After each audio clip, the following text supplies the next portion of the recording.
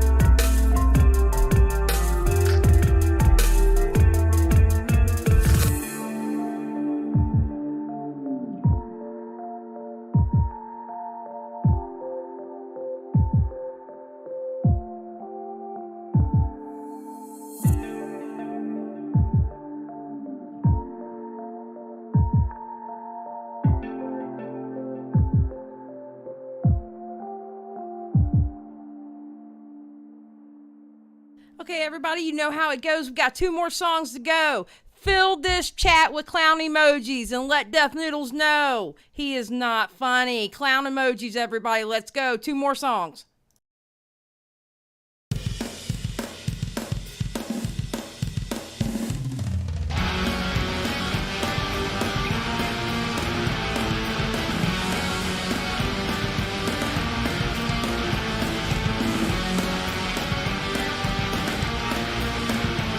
Yes, let me see them. See, coat, let's go.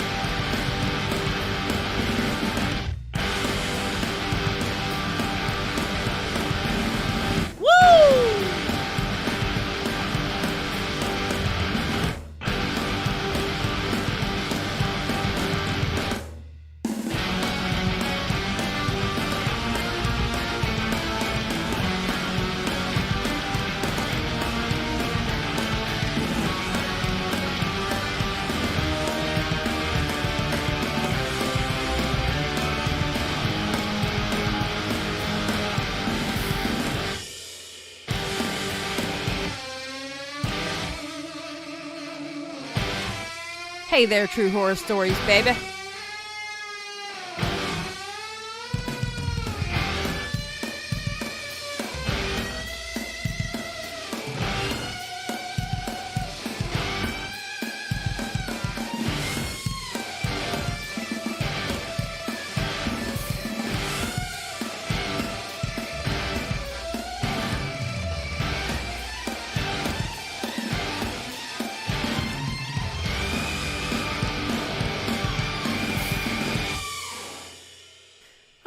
So everybody who's been watching me for a while, I see some new people in here. Y'all know what this last song means. Go get your snacks. Go get you a drink if you're a legal consenting adult.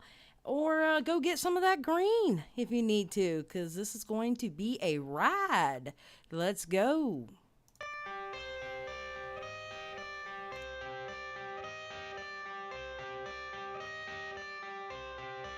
I got the cash in the bag, stadium packed. Born a rock star in this life, gonna live it up on the attack. Baby, I'm bad. I just wanna come on, let's get hyped with this song. Let's go. I'm bad, doing no cap. Only God wants you, better go live it up. Hell yeah, school bus. Baby, I'm bad. Baby, I'm bad. Baby, I'm bad. I just wanna stay bad, stay mad. Shit on my shoulder cause they treat me like an outcast. I ain't gonna take that, stay back. I'll be swinging hard till the hits come in all caps. I ain't gonna lay back, pray that someone's gonna help me. Ain't nobody like that. I ain't gonna wait, that's all fact. Give me one shot and I'll never get the throne back. I'm sick of being cautious. I'ma go cause something, can't stop this. I'ma steal everybody's lane, call it shoplift. Sick of hearing everyone complain when they thoughtless. Taste the pain, it's like candy canes. It makes me go change into a better frame, into a better name. Society's insane, we all live. Come on, give me buses in the chat. We ready to take that ride? Give me buses. Come on, give me buses in the chat. Buses and clown faces. Let's go. Crazy, I'm mad, do it no cap. Only God wants you, better go live it up. Cash in the bag, stadium packed. Baby, I'm bad. What's up, Tipster and Paige? What's up, Not Another Housewife?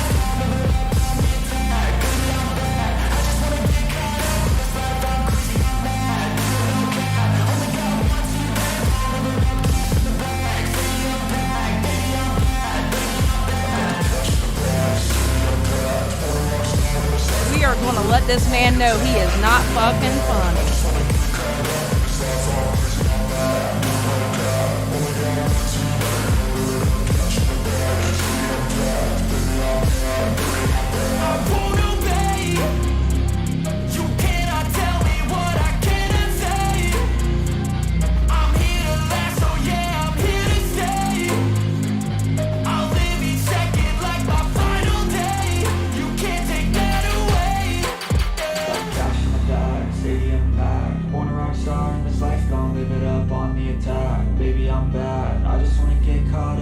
Life, I'm crazy, I'm mad, do it no cap. Only God wants you, better go live it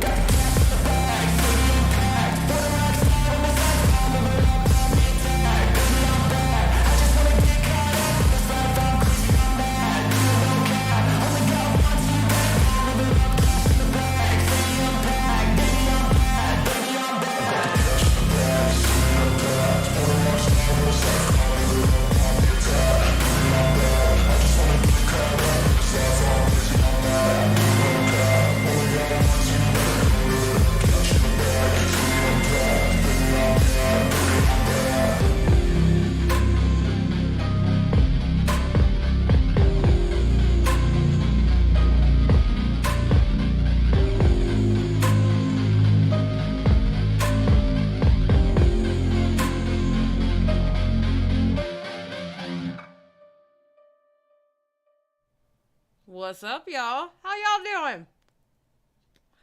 How we doing in chat, everybody? How are we doing? Hopefully my mic is working. It is. Let's go. What's up, Skip? All right. Before we start this, some of y'all don't have Twitter, may not follow me on Twitter, so I'm gonna fuss y'all out here. How come I got 4,000 subscribers and not a damn one of y'all gonna tell me that Wawa, because I know some of y'all have a Wawa, nobody told me that Wawa had peanut butter flavored coffee. I am thoroughly hurt by that. How could y'all not tell me? You know I'm like pumpkin spice queen. Y'all couldn't tell me about peanut butter coffee? What the hell's wrong with y'all? Rude. Rude. Just saying. Rude. I can't blame you if you don't know what a Wawa is, but I'm pretty sure out of the 4,000 people that are subscribed to me, somebody knows what a damn Wawa is, and y'all did not tell me that there was a peanut butter flavored coffee. Y'all obviously don't know me.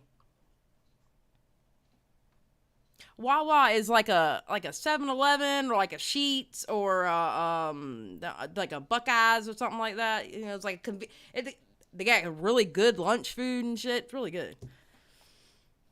So, any of all of you who knew about this, you are now dead to me. I do not know you. I do not condone the behavior of not telling me. I am not living that life.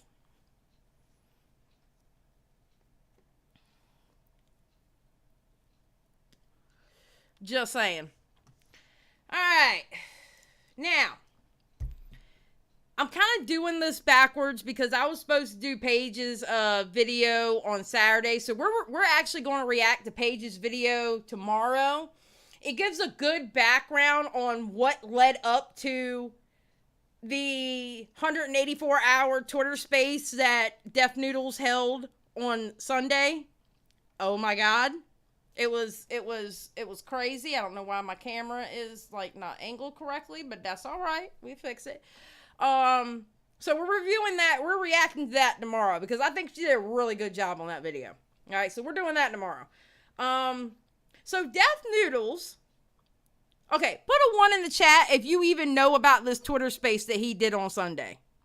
Put a 1 in the chat if you know about the Twitter space he did on Sunday. Put a 2 in the chat if you do not. What did Amber do? She stayed doing the Oh! You know what?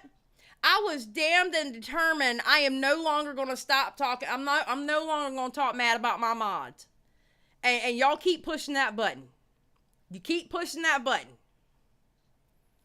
All right, so ones. I got some 2s in here. All right, 2s. If you put anything other than a 1 and 2, I'm ignoring you, Riveter. Yeah, you get called out here.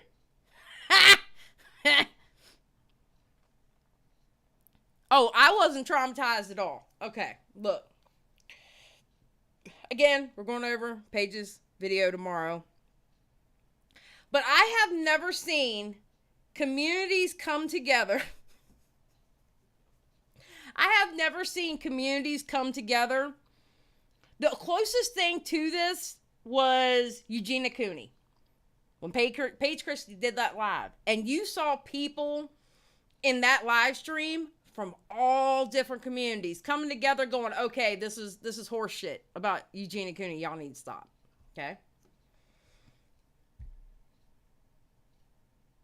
Def Noodles has managed to not only get Keemstar and Cat Timbarge to agree, but Keemstar, Cat Timbarge, the beauty drama community,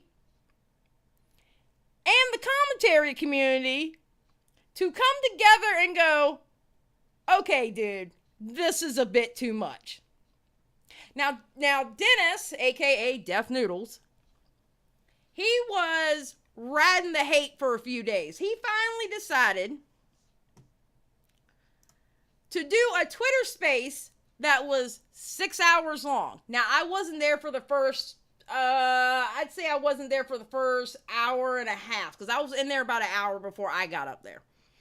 And we're not going to just be reviewing me, and we're going to be doing it in chronological order. So people who come in late, y'all going to miss my part. But I'm going to do like everybody else. I'm going to record it, and then I'm going to put it out as separate on I'm going to call it I Confronted Deaf Noodles. Yeah, like everybody else is doing. But I had missed like the first, I think, hour of it. Maybe first hour and a half of it. So 6 hours. And I have to admit, I got a little starstruck, because you know when you're in a Twitter space and like the people you follow and follow you are, that's who you see like right off bat. And I was like right beside Primic, and I have to admit, I fangirled a little bit. I was like, oh, Primic, I miss you. Primic was in there. Everybody was there. Everybody. It was crazy. So, we're going to do this chronological order. I'm not going to go over the Smaggle Daggle, because there is a clip out there on what Smaggle Daggle did, but I will say this. There was a guy in there who was running for state senate, for senator, I think one in the state of Kansas, and he was only in there because of numbers, you know, all the followers Dennis had and how many people were listening to this spaces. And I have to admit, Smaggle got his ass good. I was not... Okay, we're going to get to that, Paige Christie. We're going to get to it, okay? We're going to get to that. But we did have a conversation about it. And I understood points, and, you know, he understood the same. But anyway. But Smaggle did good. Smaggle said, why are you even here? Why? Why are you here? It was hilarious. All right, so the first one we're going to listen to is Keemstar debates Deaf Noodles.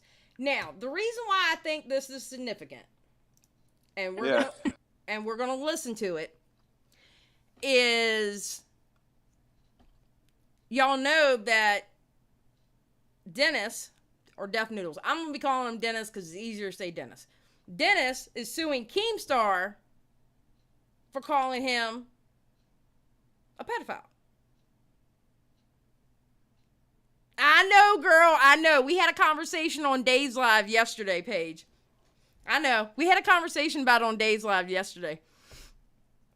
And it's funny that he is suing Keemstar for doing the exact same thing he just did to Papa Gut. But you got to understand, Keemstar can only say so much because there is an active lawsuit. But I will say this, and I agree with what other people have been saying about this. I'm pretty sure Keemstar's lawyers have a copy of this, and they're listening to every word he said in this. Teresa in Dallas, hey, how you doing? Thank you. All right, so let's go. We're going to hear Keemstar first.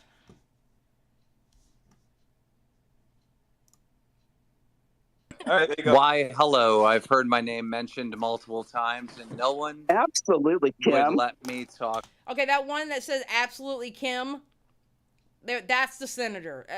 They eventually had to kick him off. They were like, why are you here? But anyway. Back. Mike, it's nice to meet you.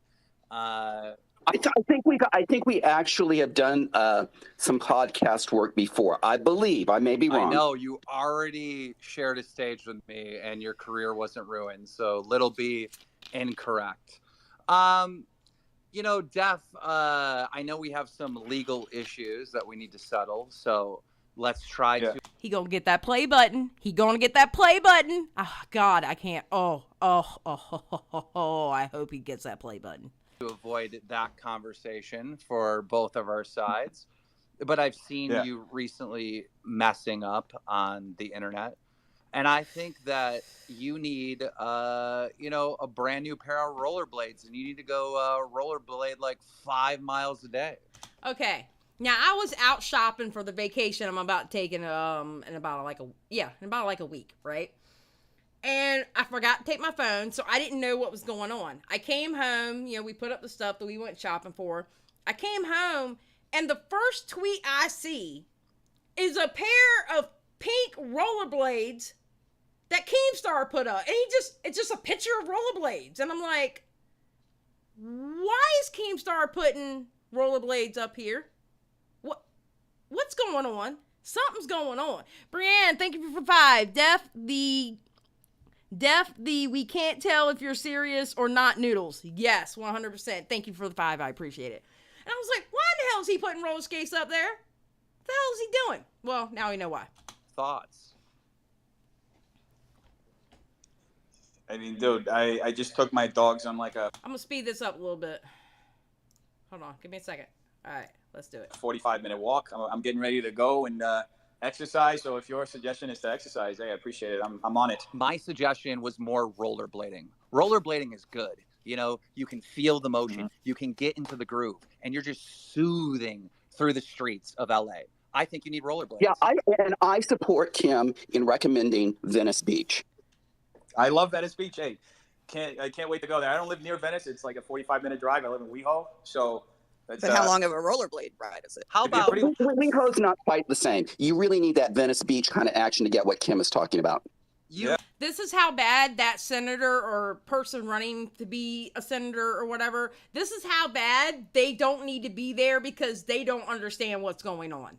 It was horrible. But do you think you've hurt people? Do you think you've hurt people, Def Noodles, recently? And if everyone else could be quiet, it's a conversation between me and him. I know you want to jump. I had to say the same thing, Keem. I had to say the same thing multiple times. Yes, you're correct. And have your 2 cents. Let me ask you, do you think you've hurt people? Oh, dude, with my 15 years in the internet, like, you're going to hurt people. You're just, that's part of the nature of the business. I mean, look at Jenna Marbles. She literally didn't do anything wrong. The nicest content creator on the planet. But some people claimed online that she hurt them. So, I mean, that's going to happen. But recently, with the controversy that you're in, do you feel like you've hurt people? Like you said, it's inevitable to not hurt people. Even when I'm trying to not hurt people, I can do something that does. I mean, you go back, I think 3 months ago, I made a joke. I reacted to the show, the Grand Cooking Bake Off or something like that. And this woman brought like stale bread, right? And I made jokes about stale bread. And apparently that day I heard a whole bunch of people who are fans of stale bread. So yeah, I mean, I think the best apology that you could put forth is the Twitter video of you rollerblading. That would let the entire internet know that everything is good with Def Noodles now. So rollerblading in Venice. Be specific. Venice Beach. Venice Beach. Is that inspired by your videos running in the middle of the woods? No. Oh, he tried it. He tried. Dead. Nobody laughed. Not even the CHICKENHEADS laughed. Yes, I called these group of women who kept interrupting and kissing his ass CHICKENHEADS. All right, and you'll end up seeing why if you didn't hear my part in this. Oh no, I pulled a bunch of people. We've been doing all different types of data gathering to try to figure out what Def Noodles could do to get out of this situation. And the people together, according to my data over at DramaAlert, suggest that Def Noodles uploads a piece of content of him rollerblading. Gotcha. I get that you're memeing right now. I don't know what the inside joke is between you guys. You guys decided it on a DM, but at least he was funny. He was suggesting rollerblades. Hey, that's funny. I'm not trying to be funny. I'm wondering if you will get down with the rolling blading. Mm-hmm. Hey, whatever you say, man. If you can run in the woods, then I can do whatever you're telling me to do. He doesn't know what to say to Keemstar. I think it's so funny that he talks all that shit on Twitter and he talks all that shit in his videos, but he does not know what to say to Keemstar. Voice, well, you can't say face-to-face because it's technically not face-to-face, but practically face-to-face. I think it's hilarious. Why is it so passive aggressive? Is it because of the lawsuit? You have a 24-hour window, Def Noodles. 24 hours. We got to see a piece of content of you rollerblading. I don't have rollerblades, and I'm going to Ohio. Oh, you can rent them in Venice Beach, right, Kim? I believe so. And I think you should ask the people here, if you would forgive Def Noodles if you saw a piece of content of him rollerblading, put any emoji up. The heart, the laughing emoji, any emoji. Any emoji. Look at these emojis through the chat. The chat is exploding with emojis right now, Def Noodles. This is the ticket. This is how you get out. We need to see you rollerblade. Look, if you want to call me In Venice. because I'm wondering if you're actually being serious or this is some kind of meme that you're trying to put together, and I can understand what's going on through your head. That's totally fine. But here's the thing. At the end of the day, tomorrow I'm doing a massive build in my office. Like I'm going to be busy all day, and then I'm getting ready for a trip. I'm going to Ohio. So, I mean, I can figure something out, eventually. I don't know. I can't tell you I'm going to do it tomorrow because I have things lined up. I run a business. You run a business. You know that. So. All right. Well, it looks like he's not sorry, ladies and gentlemen. I tried. That's what you wanted to do all along. Ladies and gentlemen, put Kim in the chat in honor of Keemstar. Put Kim in the chat in honor of Keemstar because he got him on his shit. Because it's showing he can't take a joke and make fun of himself by rollerblading. Boom. Hell yeah, let me see those Kims. In Venice. Yes, creatively. Thank you for the 5. Absolutely. I mean, I think Keemstar did good because you got to think. He can't talk about lawsuits, so he goes in there and says something stupid. All right. Now, Rich Lux calls in next, and I heard this one. I've heard this one and then everything else. So about 2 hours in, yeah, so I will say about this Rich Lux one. Like, dude, you... I think it's good that Rich Lux went up and confronted him. I just wish that Rich Lux would have pushed him a little bit more, but I think Rich Lux is the type of person that he doesn't like confrontation. Okay, which is fine. There's nothing wrong with that. Nothing wrong with that at all. So, all right, so we're getting right here, Rich Lux. Who actually did that? I can't believe you did that. Like, of course, you don't fucking know me if you didn't think that. That's a question. Okay, we don't care. Somebody else who's a YouTuber who wants to talk, who can bring more context into this. I'll bring in Rich. Who wants to drop out of the chat? Somebody who... All right, I'll just I bring can go. you. I just wanted to say something before I go. It was a while ago, but you were just talking about making mistakes. You were talking about the tangerine thing. Every human, that's, to err is human. And I think it's just like, one is just that they're learning. You don't want to keep making the same mistake. So just to try and take a lesson from each mistake. I understand, and also it gets to a point no where, comment. like, my intentions have been clearly drawn for years at this point, and people either accept them or they have to move on and forget about them. Okay, but so do you think it's kind of like tripping over banana peel to keep, like you keep saying, like for the past 2 years, I've been saying like, oh my I'm God, a comedian. This is I don't like care.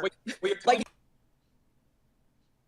I keep explaining it because it's not coming through to people. Okay, so try a different way to explain it. Do you know what I'm saying? Like it's just like it's repetitive. So I'm being my authentic self. What people are demanding from me is for me to be somebody other than that. Who he is. I'm just saying to change if what you're doing isn't working. As much as I can, as much as a person humanly can, I am flawed. I'm going to continue being flawed as long as I exist in this world. Everybody's flawed. I'm never going to say everybody's that I'm flawed. In I'm fact, flawed. I've admitted and said numerous times here that I emulated. In fact, I ended up seeing one of these guys at an ayahuasca retreat once, and that was fucking hilarious. But yeah, like, it is what it is. Like, I have my limitations as a person. I try my best to bridge the gap. But all I can promise to anybody who follows me and is watching and is listening, whether you love me or hate me, you're always going to get my authentic self, and that's it. Okay. That's a very important statement, and I'm glad I caught it because I didn't realize that was said before Rich Lux. You're always going to get my authentic self. So how authentic was it that you perpetrated calling Papa Gut a pedophile?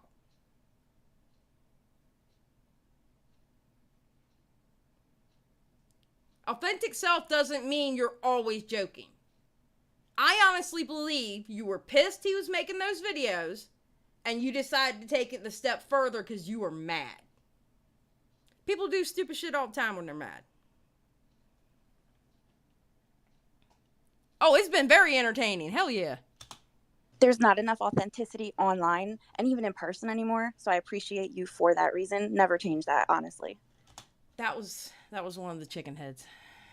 Thank you. Yeah. I think Rich Lux is here. Does he want to say something? Yeah, I have one thing to say. Hello, everyone in the chat. I'm coming up I next, wrote this Dion. question down. It says, I understand now even further that you have a comedy gig, and sometimes as a comedian, jokes don't land like we want them to.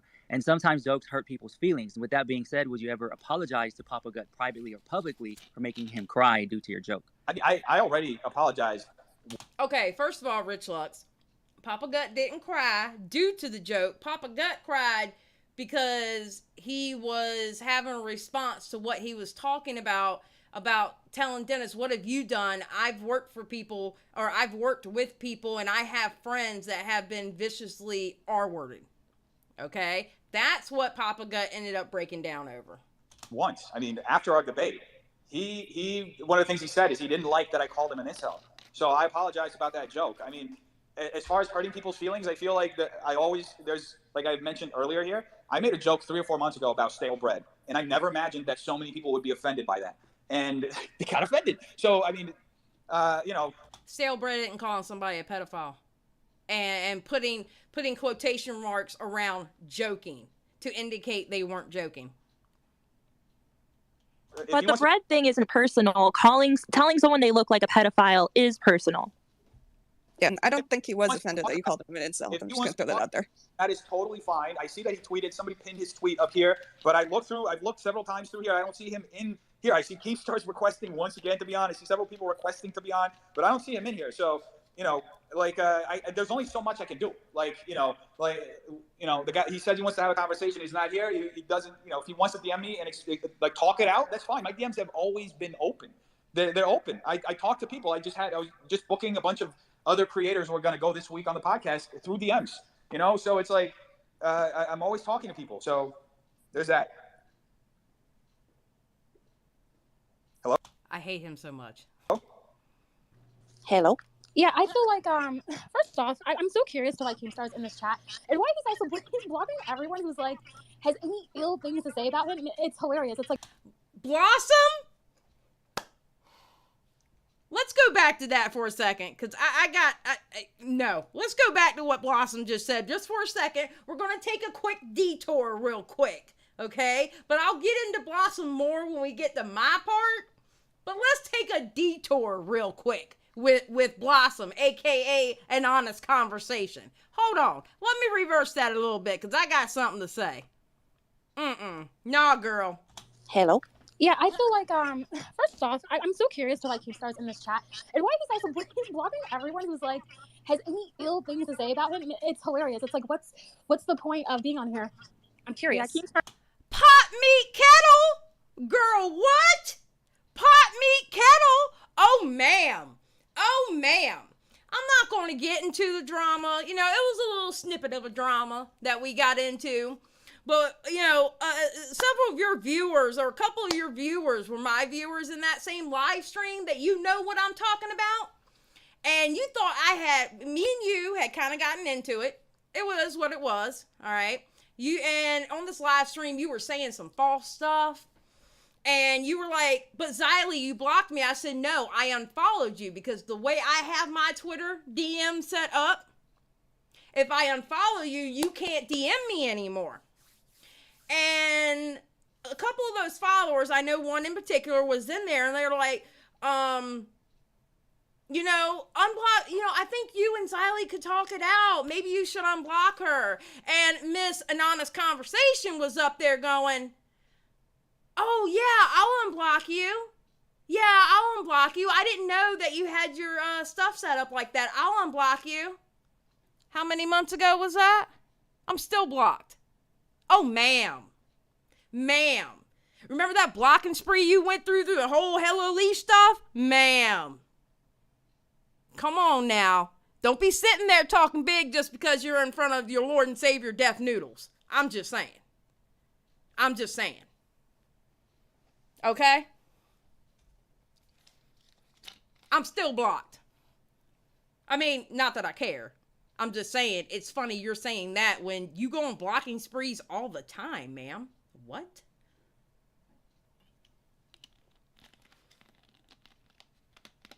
She's the just plain devil's advocate kind of person. I mean, if that's how we want to put it, Paige, then that's how we'll put it. That's not what I'm thinking, but you know what? I'll go with that too. Just saying. Blocked me, which I think is very Yeah, funny. asshole. I bet Not he probably probably blocked blocked me me. too. And this is when I put out my tweet. When I heard her say that, this is when I put out my tweet. Damn, y'all talking a lot of shit for somebody who can't talk back, not up there not talking back. You didn't say that shit while he was up there, though, did you? Anyway, all right, so we're going to go on to my next thing, because Rich Lux was like, I just wanted to talk to you, say something about that. Oh, wait, no. Actually, no, Rich Lux. Yeah, I didn't didn't go say say anything mean about him. I didn't say anything mean about him. And he The internet needs less. All good. How you doing? You got kicked out of that event. How did that happen? You want to talk about that? I think I got kicked out of Ace Fest because I was with Matt Caster and he was making a lot of videos about the Ace family. And so as we were leaving, we saw you. Okay, y'all are impatient as shit. My section is next, okay? My section is next, and I'm going to put it on real-time speed instead of fast speed, because you know my ass talks too fast anyway. So my section is next, people. Coming in, so I for sure thought you were gonna get kicked out. For sure. The fact Yeah, that you got definitely let in, got kicked. I was literally on the way back to Beverly Hills and I was like screaming, "They let No, him Dion, in, I'm not. and not me." But I was at Ace Fest, and so you want to know what happened? I was I at Ace couldn't Fest too. understand it. What? Sorry. What happened was the security, they were just kind of waiting for the first people. Oh my God, who cares? But they just happened to notice.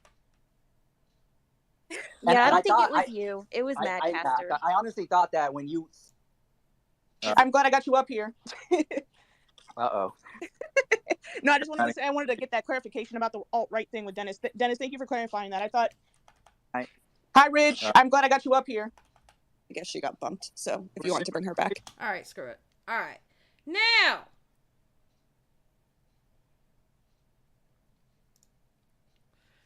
All right, hold on. Let me put this on real time.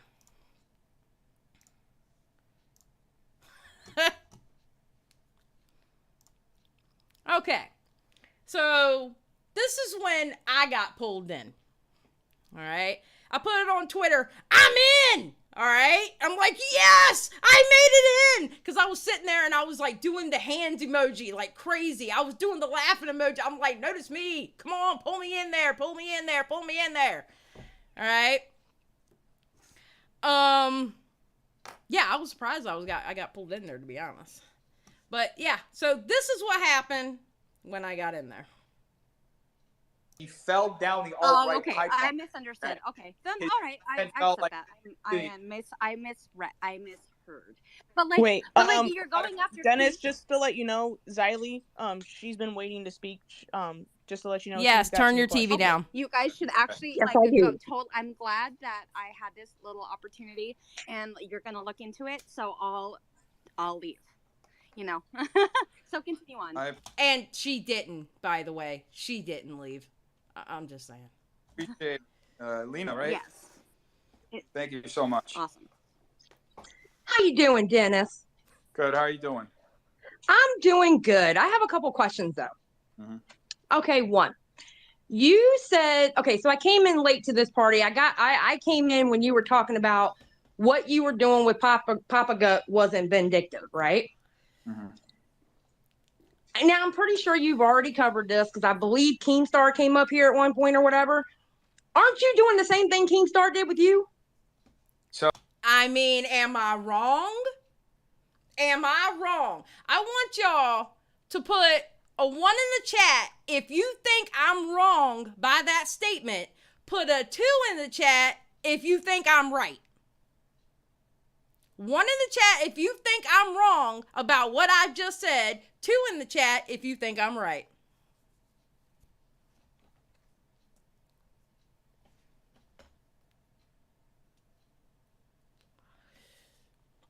Look at all them 2s.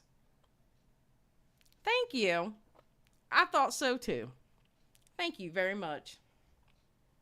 So let me explain the difference about this again. I shouldn't be the biggest difference is you tagged the FBI, my dude. So let me explain this once, because we already talked about this in fragments. Okay. So the difference between, the only reason why I'm discussing it is because I've said this in videos before, right? So there's a very clear difference. Amber Chick, thank you for the $4.99. Hashtag no talking to side characters. Yeah, that comes up too. Between what I did and what Keemstar did, right? What Keemstar did is he knowingly and maliciously, according to a confession of his, published this information, right? He published it on an account that from the banner, it says the most trusted name in social media interactions or whatever.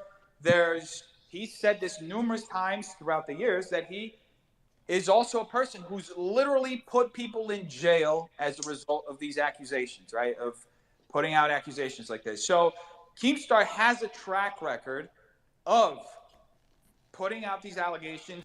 Keemstar also has a track record of being a troll. At one point, he called himself the villain of YouTube. In that tweet, he also said his source, big YouTubers. It was an obvious joke, a good joke. I don't think so, but it was an obvious joke, just like your obvious joke there, Dennis. In a serious manner and getting results out of it, right? Mm-hmm. He published that tweet with there's no indication whatsoever within the context of it that it's a joke. In fact, if you look at hashtag DramaAlert, you will find 99.9% of the tweets that are under that hashtag are tweets relating to breaking news and serious news. Now, to contrast that, my account, you can go as far back as 2.5 years ago from an interview that I did where I told this, I told the Vulture, they said, I'm doing a parody news show. I'm essentially parodying Keemstar, Perez Hilton, other independent news personalities on. I have a question, Dennis, and I wish I would have asked you on this stage. Why are you always trying to parrot someone else? Because it's obvious you're failing at it. Like you mentioned Stephen Colbert, I don't know, 1,500 times during this 6 hours. You're nothing like him. You're nothing like him. He's funny. All right? And you're always trying to parrot someone else. Stop trying to parrot someone else and actually be yourself. Why? Why are you trying to be like everybody else? On the internet. So go to my banner. It says a comedian. Have a track record of talking about the context of it being my show being a joke. Also, saying that somebody looks like a pedophile isn't an accusation. Somebody can look like a fire extinguisher and they're not a fire extinguisher. Yeah, but you turned around and said someone who looks like a pedophile is a person who actively works going against people who are actual pedophiles. So you literally called someone they look like a pedophile against someone who actively works against assholes like that. And mind you, listen, I started off defending you back in like probably a year and a half ago. Okay. That's where the Paige Christie video is going to come in, because Paige actually goes through all the steps of Death Noodles leading up to this, right? Pretty good. And I still have my foot in the door in the community that we started defending him with that first go round. So that will be explained. But yes, I defended Death Noodles at one point. I absolutely did. I mean, I'm not going to take it back. It's what I did. It's how I felt at the time. I defended you until we got to the point where I got tired of hearing Keemstar in your videos. It was like you were obsessed. You were obsessed with Keemstar. And now, let me tell you something. Some people didn't take that as comedy. Some people actually took that tweet and go, oh my God, he tagged the FBI. Is he really trying to get Papa Gut in trouble? Because I know people who don't understand this whole drama shit. And they looked at that tweet and was like, oh my God, what is he doing? Your jokes are not landing, dude. They're fucking malicious as shit. Here's the thing. Yeah, some jokes are malicious. I mean, the hamburger looked like he steal hamburgers. Ain't You know nobody what? canceling With all, him. with all disrespect, Steven, I'm not talking to you. I'm talking to Dennis. Damn right. With all disrespect, Steven, I am not talking to you. I'm talking to Dennis. I meant every single fucking word in that statement. But it makes sense you being friends with Deaf Noodles because you know what? Your comedic ass ain't funny either. Tipster, thank you for the 10. I love how his ex-defenders now see what us commentary bros saw for a long time. Listen, it's how I felt at the time. No need to smudge it in my face. Plants, thank you for the 2. Oh, Sidekick? I call him Sidekick. We're about to see. I call him Sidekick. He got on my damn nerves too. It's okay, please. If you want to talk about being disrespectful, what about you and your friends making fun of me for having an OnlyFans? Honey, I don't know who you are. I don't make fun of people with OnlyFans. I have the sex workers that are tweets friends. with you co-signing. Y'all are harassing me. I hope you're enjoying it. Nah, honey. What you had was one tweet. You weren't tagged in because I didn't say anything in the tweet you were tagged in. What you had was one tweet that you weren't tagged in that I said you were annoying as fuck. And you were. Why? Because you're about to hear the reason why, but I'll go ahead and say it first. You were sucking his virtual dick the whole damn time. That's what you were doing. I'm sorry. And this whole getting on you because you have an OnlyFans, I have friends who are sex workers, okay? I have friends who are sex workers. I think sex work is legit work. As long as it's 2 consenting adults, I do not give a shit. And with today's society, you gotta do what you gotta do to make that coin. I do not give a fuck. Okay? So nice try, little girl. Nice try. But honey, I'm not harassing you. I thought it was funny you're up. I thought it was funny you're up here standing and sucking somebody's virtual dick. But I mean, I haven't been harassing you. I didn't know who you were until this Facebook party. So if you want to go toe to toe with me, let's go. And I meant that shit. You a creator too? You got an OnlyFans. You're a creator. You want to go toe to toe? Let's go. Why are you so miserable? I do not give a shit what you got to say. You got to say, or you got to say. I'm talking to Dennis. Why are you so angry? Because I can be. That's why. Because I can be. That's why. Smoke some weed That's and his chill. wife. You're too angry. That's his wife. That's his wife. Who's wife? Who's wife, Steven? That's Papa Who's Gut's wife wife, am I? man. Y'all don't notice her voice, man. Well, I am definitely not Papa Gut's wife. That's for sure. Papa Gut's wife is a lovely woman. You know, he loves her. I am definitely not Papa Gut's wife. Hell, Papa Gut don't even know who the fuck I am. Okay? So, yeah. Man, come on, man. You stupid man. Shut up. Anyway, Dennis. So wait, hold up. Let's calm down for a second. Let's not derail this. Okay. So first off, please do not harass anybody who's. I'm not harassing anybody. Paige, you're 100% correct. It's using the angry woman trope for me. That's exactly what it was. Oh, it gets worse. It gets worse. Dude, I don't harass people. I've been getting on your ass for the last couple of days because of your stupidity, but I don't harass people. I'm saying, in general, this is not directed to you. I'm saying, please do not harass, do not DM, do not, please. No, I don't do that shit.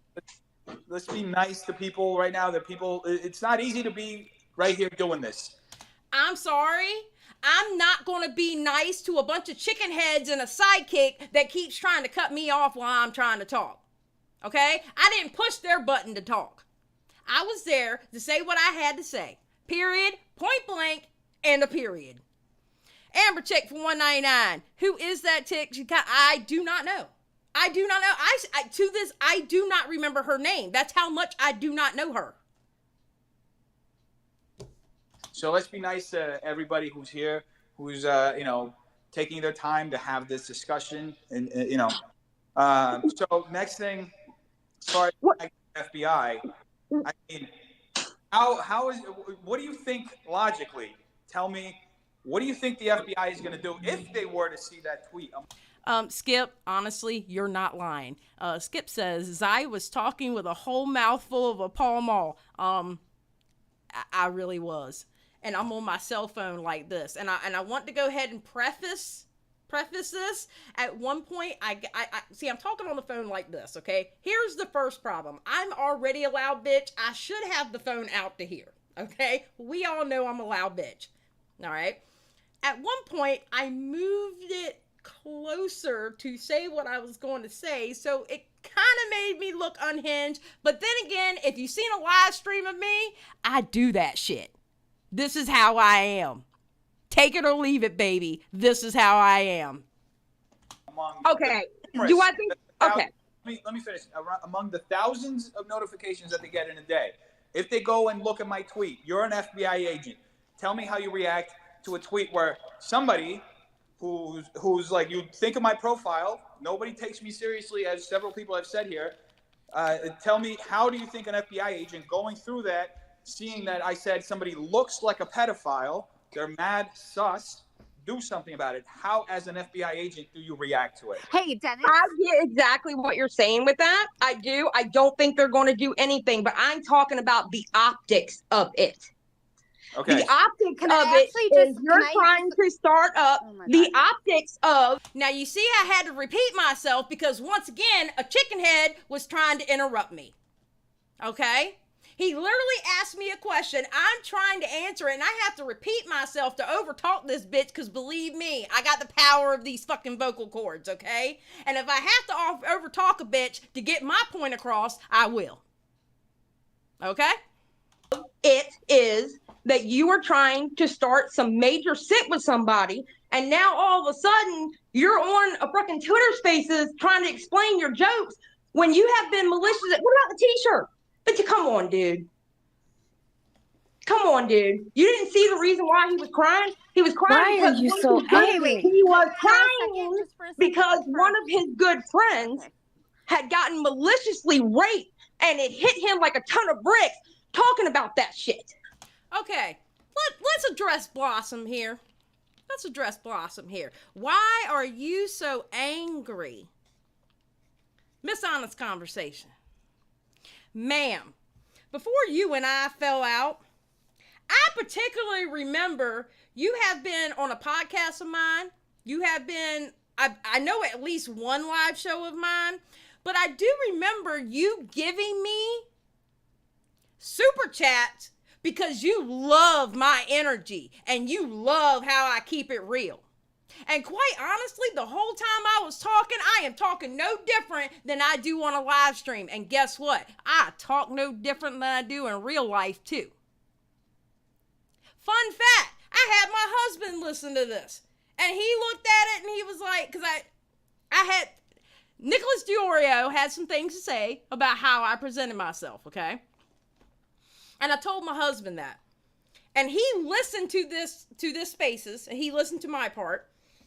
And he looked at me dead in the eye and into my soul. And he said, honey, if he doesn't know you in real life and if he's never seen your live stream, no wonder he thinks you're psychotic and was screaming because he doesn't know you. And I'm like, yeah, fair. I mean, honestly, fair. You're right. You're right. I've heard this shit all my life. You know? That's why I didn't even get mad at what he said. It was like, it is what it is. I thought it was funny because I've always heard it. But Blossom, I remember you giving me super chats, $5 super chats, talking about how you loved my energy, and now all of a sudden I'm mad? What? Why all of a sudden are you changing shit up because you're in front of Deaf Noodles kissing his ass? All of a sudden you're going to change shit up?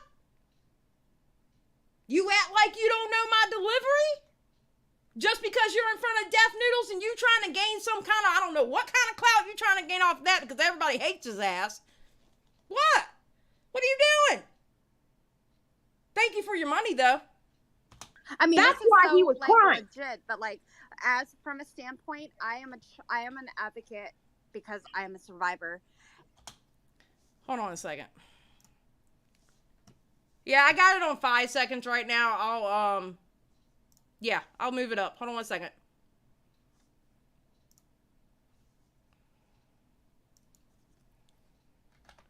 All right, hopefully this will be good for you right here.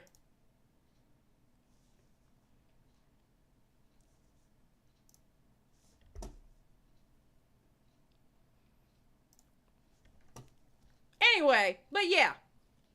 All of a sudden, we're going to switch things up because you're in front of Deaf Noodles. Acting like you don't know how I present myself and how I put myself out there. I can understand if you thought I was angry and you didn't know me or my content. I get that. I get people saying that about me. Because, listen, I sound like I'm angry when I tell somebody I love them. Because I love them aggressively, okay? I get it. I have an aggressive personality. I have an aggressive voice. But, honey, you used to give me super chats telling me you love my energy. You should have known I wasn't angry. I wasn't angry. Just saying. Oh, wait. Huh, my bad. And, Me too, honey.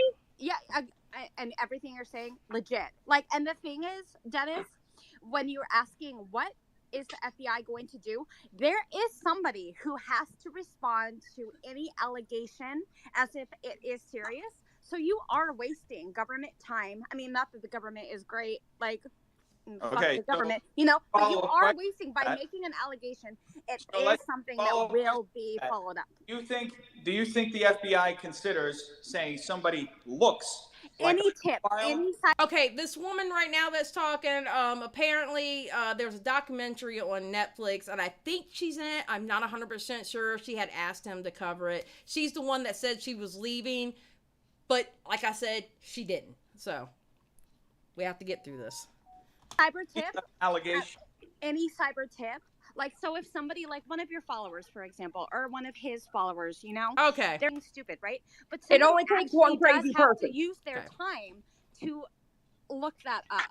So it's just silly. Like, you know, I don't understand. It's like you make fun of somebody's appearance or whatever, I guess, like, or maybe not, you know, but like when you make allegations about crimes, including sexual assault, and it's to be followed up, and it's. So you believe that saying that somebody looks like a pedophile is the equivalent to a serious allegation? No, absolutely not. But you're setting them up for. Not. You're right. Absolutely. You're setting them up for harassment. Your post. You're setting him up by but okay, listen. It only takes one crazy person to do some dirty shit. Yes. Okay? And it only takes one crazy ass person to see your tweets. And I'm talking a crazy person to see your tweet. Take that shit serious. And before you know it. Okay, but Daphne said that he would be willing to talk to Okay, Blossom, shut the fuck up. Conversation between me and him.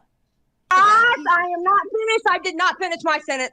Thank you. It only takes one crazy person to see your tweet. Take it serious, and before you know it, while Papa Gut is live, he could get swatted because they doxed his ass. Here's my follow-up to that. Where was this energy when Keemstar made the false allegation against me? Motherfucker! I was defending you back then. Calm down.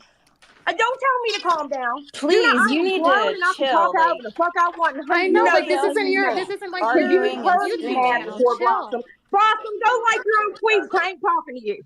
Yes, Blossom. Go like your own tweets, because I wasn't talking to you. And I meant that so disrespectfully. I meant it with my whole ass chest. Go like your own tweets and shut up. Period. Yes, they sensitive as fuck, yo. It's funny. You can't take... Woo! This was, okay, so Nicholas DeOrio's argument was, and when I say argument, there was no disrespect. We talked about it on Dead on Dave's channel. And he was like, you know, he made a comment, something like, I can't remember the exact quote, so please do not come at me for not getting the correct quote, excuse me. He said something about, by going in there the way I did, I wasn't going to appeal to Deaf Noodles' audience. And listen, I understand that, and I totally respect it, okay? Because most people, they're not going to take somebody like me, like, oh yeah, they're right. You know, they're going to do exactly what these assholes did. Oh, you're being too aggressive. Why are you being so mean? But that's fine. And my point to that was, I wasn't going in there trying to appeal to his audience. And the reason why I wasn't trying to appeal to his audience, I don't want those pearl clutchers here. Because if they had a problem with that, they're not going to handle the shit I say on my live streams. They're not going to be able to handle it. Period. Just saying. They're not going to be able to. They're not going to be able to handle what I got to say. So I wasn't trying to appeal to them. I understand trying to, talk calm and talk logically and stuff like that, but that's not me. I have an aggressive personality, But we talked about it's good. He understood where I was coming from, and I understood where he was coming from. No hate, no beef, Anyway. Okay? Well, it only takes Dennis, one did you or did you person not say to fuck somebody's life up. Dennis. One crazy person, and you set that crazy person up. You hear her constantly trying to cut me off? You hear that? Is what I'm saying. I said it crazy. Nothing has happened as far as everybody knows. As far as you know. I'm saying it could have happened, Dennis. That's what I'm saying. And not only could it have seen that tweet. So someone could have seen that tweet. I have to keep repeating myself because as I'm talking, chickens are clucking. As I'm talking, chickens are going cluck, cluck, cluck, cluck. Dennis sucking dick, cluck, cluck, cluck, cluck. Hold on. Someone could have seen that tweet and took that shit serious. So right now, we're talking about the speculative. We're like speculating, right? About things that could happen. Dude, it's no different than you speculating thinking you're funny. It's no different than you speculating that you're funny. Period. Period. I know I'm not wrong there because you spent 6 hours defending that you were funny. 6 fucking hours defending that you were funny. That is a horrible speculation on your part. Isn't there a defamation lawsuit all the way around? Dennis, did you not say that you would, you would be considered, you would to Papa? You hear how Blossom's out of breath? Blossom, why were you out of breath, girl? Calm down. Calm down. Do like the other girl said and smoke a blunt and calm down. Why are you out of breath, girl? Why are you out of breath? Papa, whatever his name is. Didn't you say that you would talk to him, right? Yeah. I love how I'm getting cut off. Can we get him in? Is he here? He was here. He wasn't dragging. I think that maybe just let him, speak. Like this right. can be damaging, and people get their kids taken away for things like this because of a scrolling false through- allegation. It's so silly. I'm scrolling through right now. Like Dennis, I think you and me know it's so silly. Like what you said, it's so outlandish. It's satire, but like somebody is gonna there's weirdos out there. Yeah, so essentially we've arrived at a point where jokes hurt people. And I understand, we've already talked about this before. People can get feelings hurt or things can happen. At the end of the day, everything we're saying is speculative. Yeah, you're right. Dennis, wait. Dennis, I never said jokes are evil. All right? I'm in a goddamn community where they do jokes all the time. Okay? They joke on people all the time. Jokes aren't evil, but there is a point in which you go too far. It's a crossing the line. Went too far.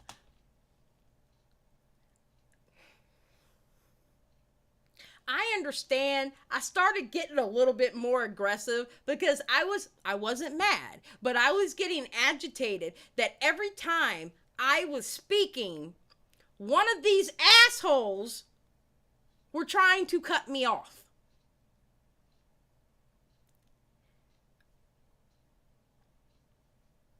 And it's funny that I kind of noticed from my point on, I don't know what they did, until I listened to it.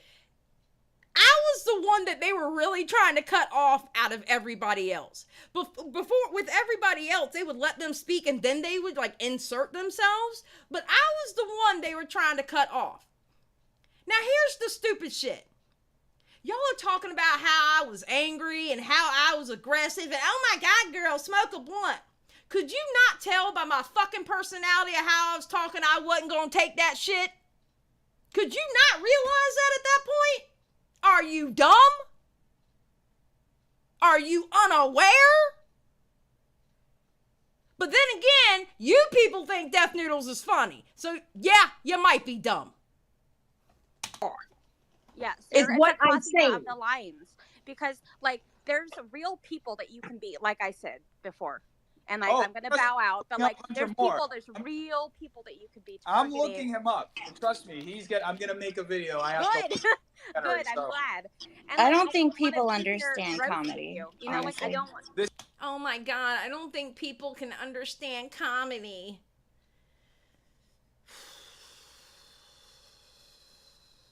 Okay.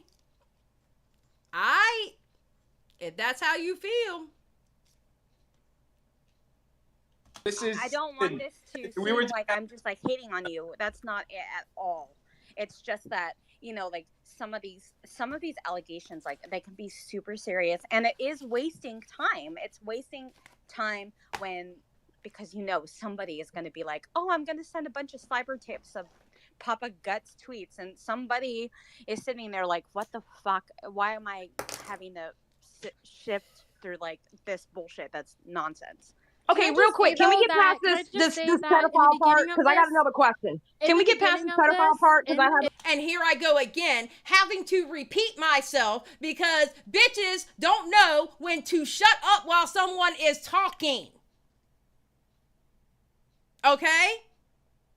They do not know how to shut up while someone is talking. It's called being respectful. All right? When somebody's literally having a conversation with somebody else, you don't overtalk them like that on a constant fucking basis. Are you fucking kidding me?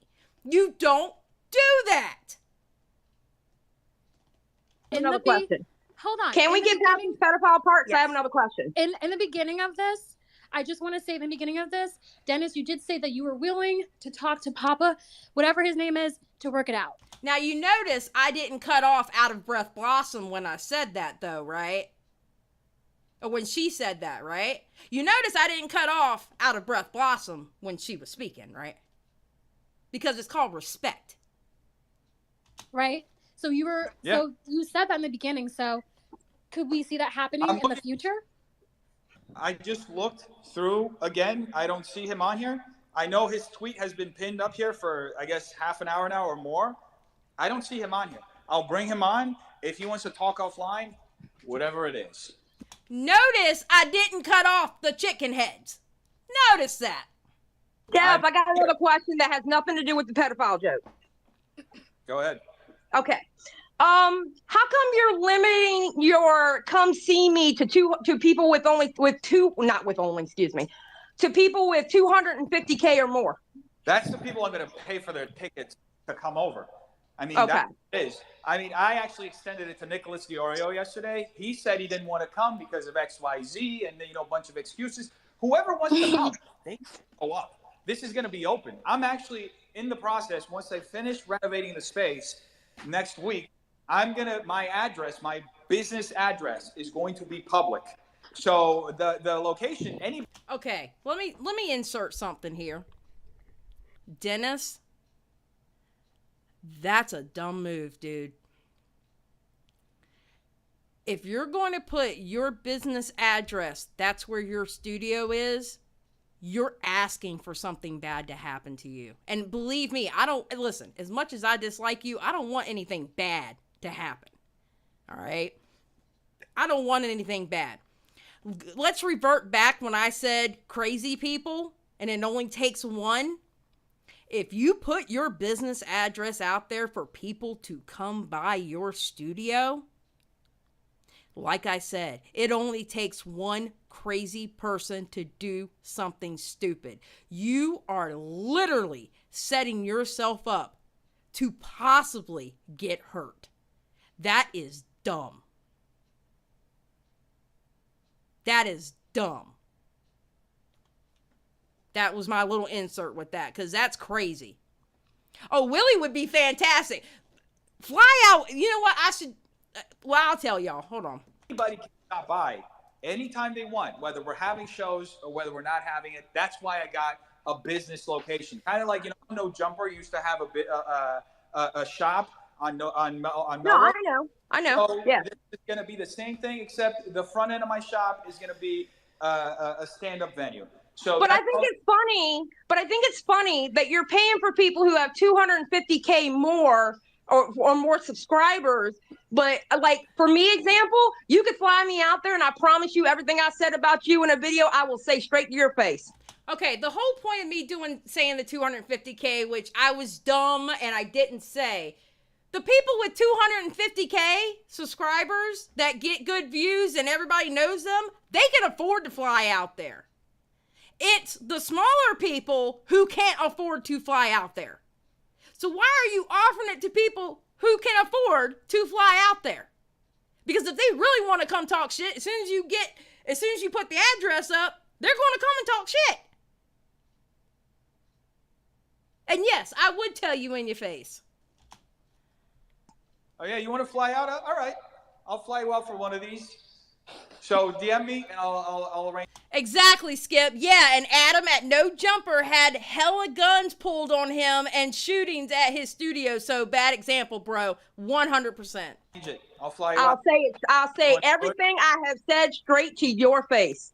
All right, 100%. Would love to. I would love to come out.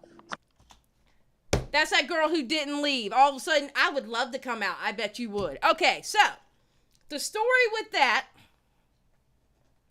Death Noodles, he DM'd me the following day, and he offered to fly me out in September. I would fly out there one day. He would pay for overnight hotel, and I would fly out the next day. Okay, and he said he would pay for it, and I told him my husband don't even know what's going on. So I need to kind of let my husband know what's going on with this, right? And so I let my husband hear all this. When he heard this part, and then by the time he got done, because I kind of get into it with Sidekick, he looked at me like I had lost my damn mind. He's like, do you think I'm going to be comfortable with you flying across the country and confront two men, which I don't think I would lose, but still, confront two men that you just got into an argument with? Do you honestly think I'm going to feel comfortable with that? So,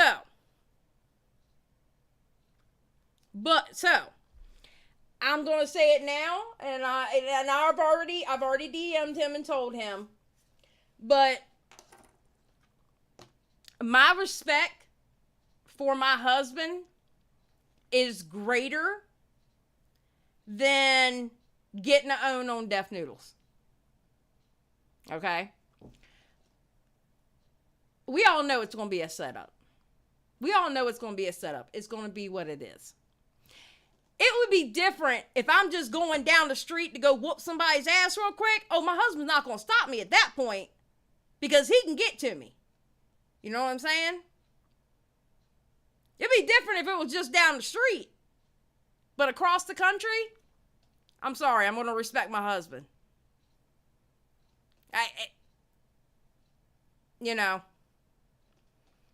could take Pumpkin. Pumpkin would have my back. Tell Mr. Xylie I'll be your bodyguard. I know that's right, Amber Chick.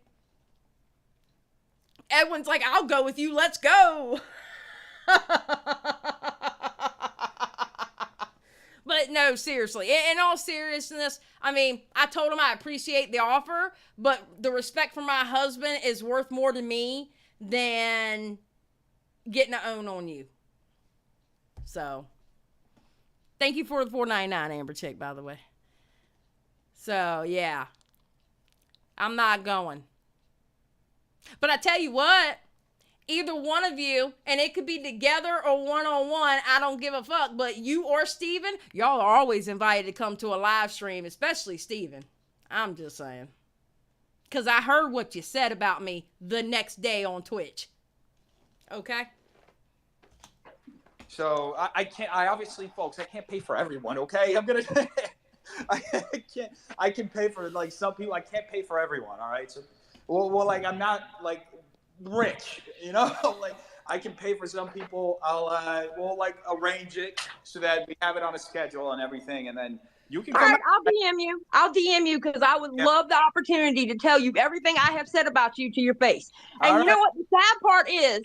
And I really meant that. I really meant that. But I wasn't thinking how my husband was going to think about that.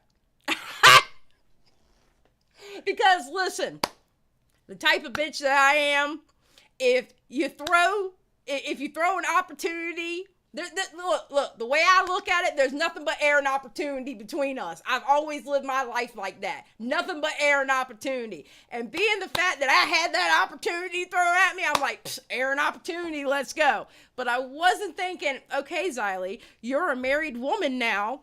You've only been married for 2 years. You know how your husband is. You know how you are. He knows how you are. Because my husband, he knows how I am when I get angry. He used to work in the shop with me. He remembers me throwing pry bars and wrenches at people when I got angry. He remembers me taking chips out of the concrete wall from throwing stuff.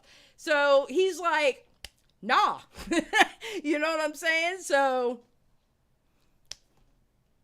I used to say good things. I even voiced over, before you lost your Twitter, I even voiced over a video that was defending you.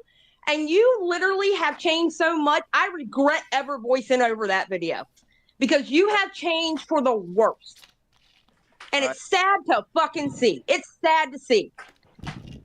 Cab, $5. I truly hope he doesn't give out that address. He is not Adam for real. Beyond dangerous. Shake my head. Yes, 100%.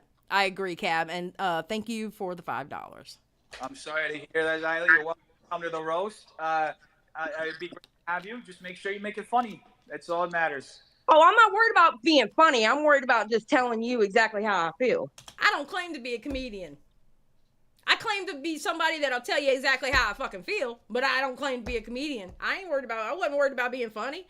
Bitsy Sarcastic Mom 499. Can your mods go? Will that make Mr. Xylie feel better?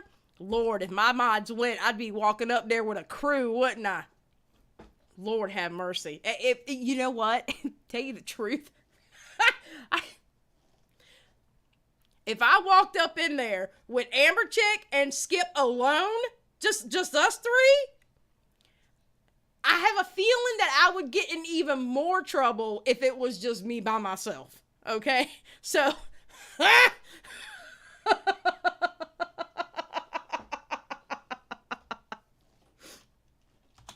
okay. In front of the camera, in front of everybody.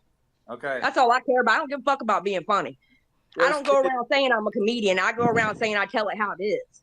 Okay, Steven, you hearing this? It's gonna be great. I'm excited. Like, do you think that Papa might I'm come excited.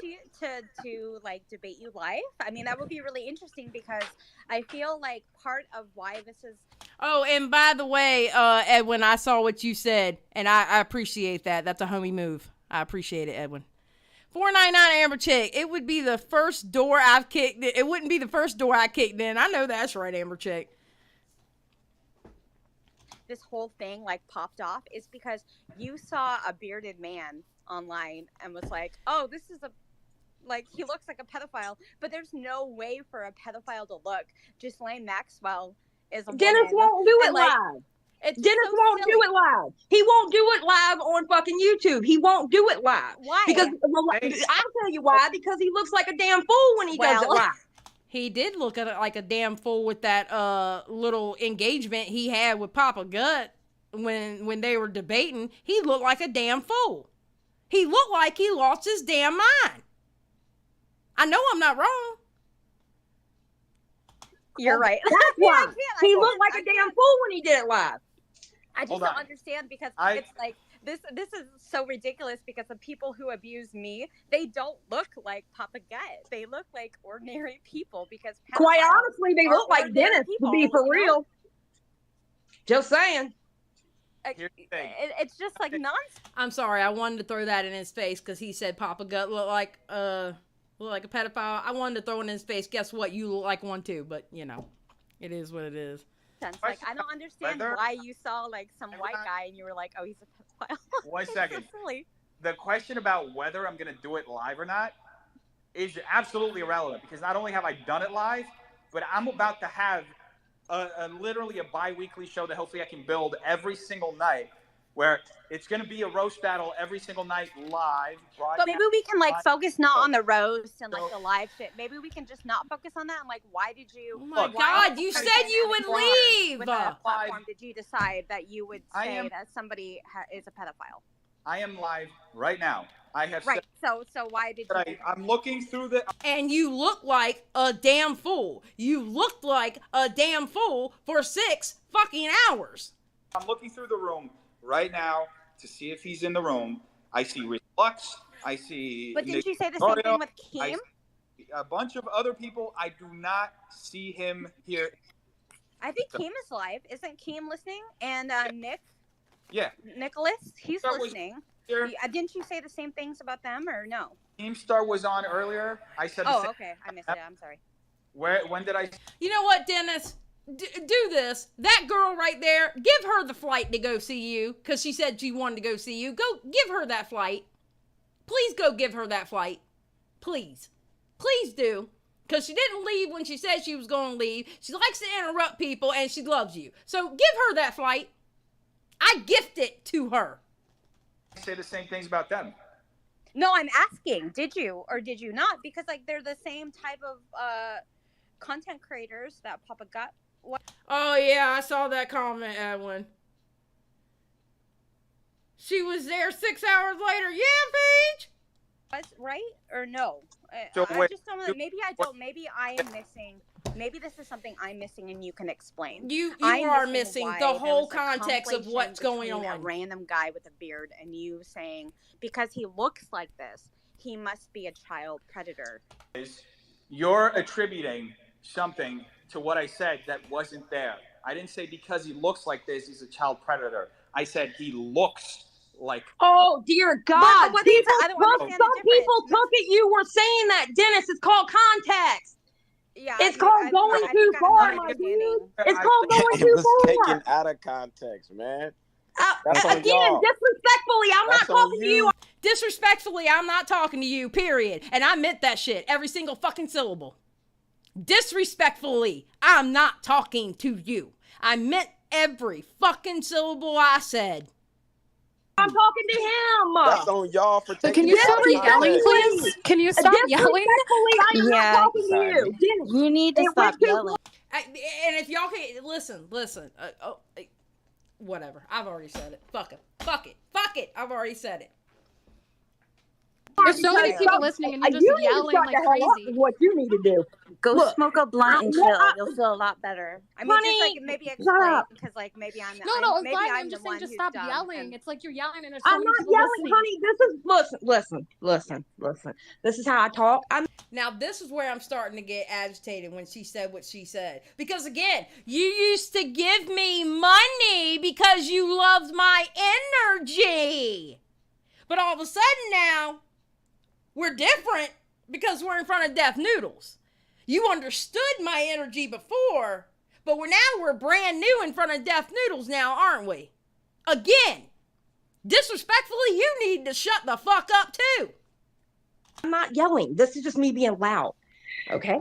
Learn how to being loud, not yelling, whatever. Tell me you gaslight. It's so loud. Steven, you're such a fucking joke. You're a side Thank you. I appreciate that. You're a side man. Shut the fuck up. I only talk to main characters. Period. And I meant that disrespectfully. Every syllable. You're a side man. I only talk to main characters. Shut the fuck up. I meant every syllable. I don't give a fuck who you are. I don't care if you're Deaf Noodle sidekick or not. I don't give a fuck. I don't care. I don't care about how many Twitter followers you have. I don't care that you ride the little Deaf Noodles train. I do not give a fuck. You were disrespectful as fuck. And I told you what you are because that's exactly what you are. Instead of having your own shit, you're a fucking sidekick. So, step off. That's great. That's great. No, we love Steven. Love the podcast. No, there's Blossom. No, we love Steven. Love the podcast.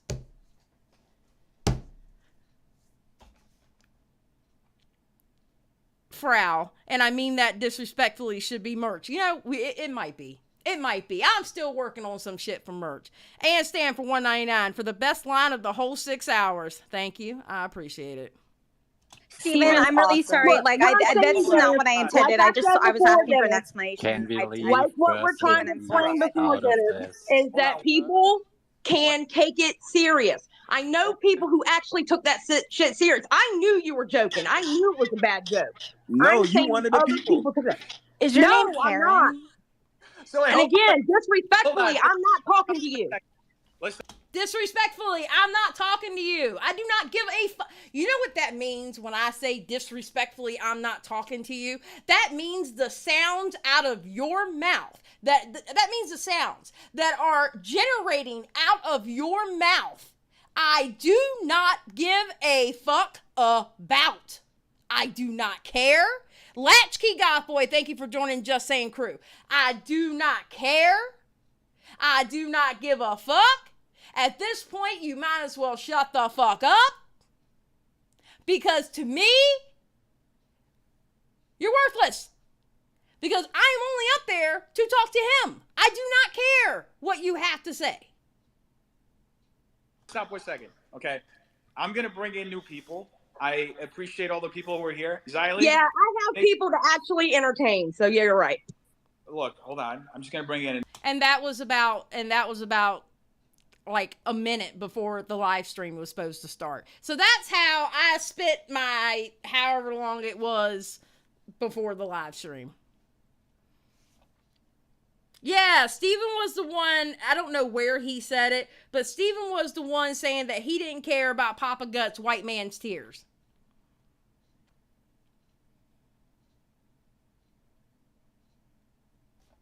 Yeah, Steven was the one that said that. Steven was... It's hilarious to me that obviously y'all couldn't handle how I talk.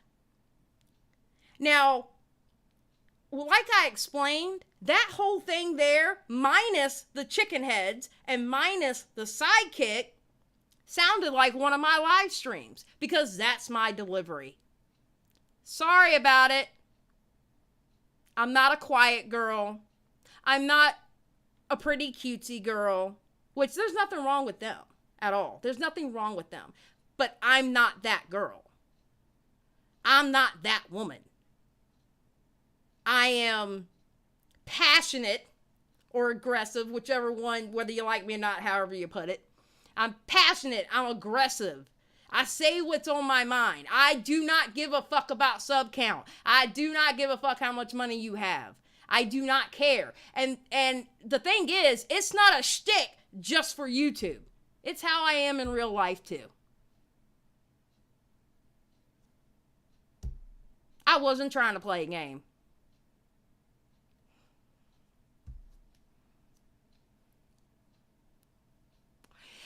You know what, Kay? That's funny that you say that. I'm not yelling. I have a t-shirt that says, I'm not yelling, I'm Puerto Rican. I actually have a t-shirt that says, I'm not yelling, I'm Puerto Rican. So. Skip's dat me, quiet and cutesy. That's a fucking lie. Skip in this damn chat lying.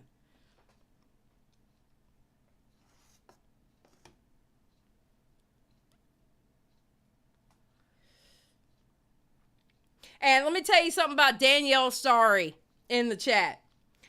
So after this, I come back and there was a troll that was trying to get me, right? Danielle was out there going, and what's your point? What's your point? Why you saying this? Danielle was getting them. And good on you. Because they were saying some nasty shit about me.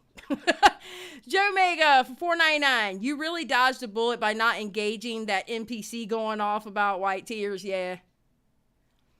Yeah. I thought that was I thought that was actually ridiculous that he said that about Papa Gut. But he's trying to be a little badass under Dennis. He was a little badass. But Steven, if you so happen to see this, because I know y'all don't have time to watch everybody's videos, but y'all can hold a goddamn fucking Twitter space for 6 hours. Listen, Steven, you are invited anytime you want to come here. You are invited anytime you want to come on the show, honey. I will gladly have you on. Just saying.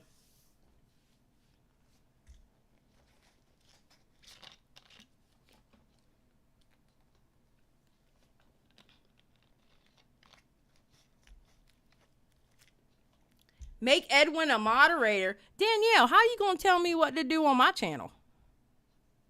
Miss Danielle. What? I'm not even a moderator on his channel. What? Plus my moderators got it. They're doing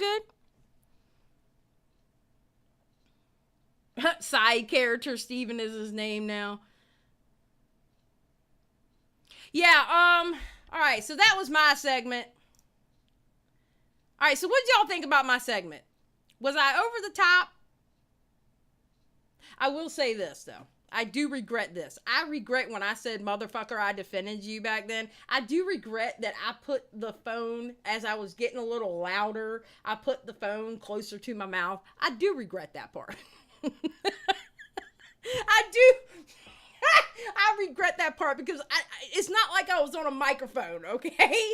I was on my phone, walking back and forth, smoking a cigarette and talking like this, trying to fight off chicken heads and a sidekick.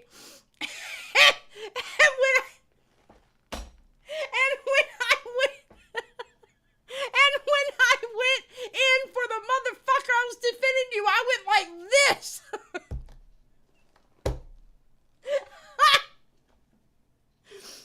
I thought you were a raging cunt. Well done. Thank you, Skip. I'm gonna get me I'm a raging cunt t-shirt. I'll wear that shit proudly. Dion's like over the top, but that's all good. I'm always over the top. That's me though. Daniel. Oh God, Daniel. I'm sorry. I read it as Danielle. I am so sorry, Daniel. Please do not take me out of. I'm sorry. I apologize, Daniel. Daniel is a man name, and he was referring to moderating Steven versus you. Wait. Oh, Edwin. Oh, actually, yeah, that would be a great idea, Edwin. Which I wouldn't do as good as I would do at instigating. Well, actually, Edwin, you are. Yeah, that's true, Edwin, because I've seen debates on your channel, and I see how you instigate as the debate is going. That's true. I don't know who you know what? I'll get Paige. Yeah, Daniel, I am so sorry. Please, please, please don't take me wrong. Please, please, please, I'm so sorry. I'm canceled now. It's okay. I get canceled every fucking day. No big deal. Edwin is king. All right, Daniel, I'll give it to you. I'll give it to you. I'll give it to you. You know, I got out of pocket there for a second because I read a name wrong. I'm sorry. You were angry that he thinks it was okay to do the same thing on 10 to Papa Gut that Keem did to him. I appreciate your feedback and direct approach. Thank you. Rebecca from 199. Loved your segment. P.S. Loud girls rule. Fuck yeah, we do. Daniel forgives. Awesome. All right. So, what else do we... I don't care about technicals. I don't care about Cat Timbarge. I don't care. I definitely don't care about no damn Stephen A. Sarge. All right, Adam McIntyre. I want y'all to listen to Adam McIntyre because I think Adam did pretty good. Like you're just pulling teeth. You know, it's antagonistic. It can be angry. So if you're trying to take that same approach to like being a YouTuber, not the same approach because any comic who graduates up to other. Wait, what did Joe Mega said? Motherfucker got so angry she nearly swallowed her mic. No, I didn't. I'm not even angry now. I think this shit's funny. Adam made some good points. Oh yeah, he did. He did really good. You know, shows whether you stand at Eastville and like even my own comedians like I who was one of the finalists on last. Yeah, there are a lot of comics. I'm sure that Steven can also attest to this. So it's not my interview. I was interviewed on a hold on, I'm long trying to get time sometimes for the breaks to come. It takes a long time. That's why I started myself so that I could kind of control my own career. So you know. Yeah, I think that's the same I'm with not any saying that. profession. Nobody cares, Blossom. More pop culture politics. What does that mean? You've uploaded 4 videos. Digital content, and I used to pump out 50 sketches a week. We would throw away 99% of them and keep 3 of them, and then work them to the fucking ground, and then we would go on and film them and ended up improvising 99%. Yeah, Latchkey, I agree. Adam's last video was pretty solid. Yeah, no, I agree. Of it. It's just what it is, you know, and I did that job for a long time. I also edited and did a bunch of other things for them. But yeah, that was my job. I also, you know, I was involved in a bunch of different comedy communities in New York because it's how it works. It's how, you know, you bring each other up. I was an improv. Oh, but that's what, so that's what he's saying though, right? Like, Verified Steven is saying that you shouldn't be saying like you're a comedian, like you were a big shot. Is that what he's saying? Yeah, I'm clearly not a big shot. I have a niche audience on the internet. I'm not like a Bill Burr. I'm not saying that I'm Bill Burr, but if that's where we're oh, we know. You don't have to go without saying that. Just saying.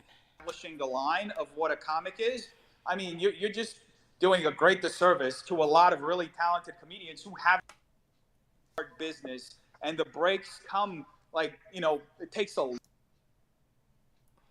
Okay, I guess I have no point, Dennis, and good luck with this. Great, thank you so much. Thank you. Wait, Dennis, I want to ask you something, and I go. want to completely take it away from the conversation of if people think this about comedian, and even going further, like, if I'm not speaking about the Papa Gut, to give a different conversation here, because it hasn't been kind of focused on, especially as a drama channel, kind of the pivot you've made in the past couple days on how you no longer identify as a drama channel, and I would love to hear more about that. What's your question? The question is, what's the sudden change? Because the question listen to this, kind of focused on, especially as a drama channel, kind of the pivot you've made in the past couple days on how you no longer identify as a drama channel, and I would love to hear more about that. What's your question? 3 hours and 48 minutes, I think he was starting to go downhill, because how did you not understand what Adam McIntyre was saying? The question is, what's the sudden change? Because you tweeted out that you're now grateful because of this, because more of those kind of audience are leaving you, and you've spent... I've been trying to pivot to less YouTube drama-oriented content. I've been trying to pivot to more pop culture politics. What does that mean? You've uploaded 4 videos about James Charles in the past 2 weeks. So here's the thing. A lot of the content that I've been posting that's pop culture politics oriented, you can go through. I've done reactions to Ben Shapiro and other thing.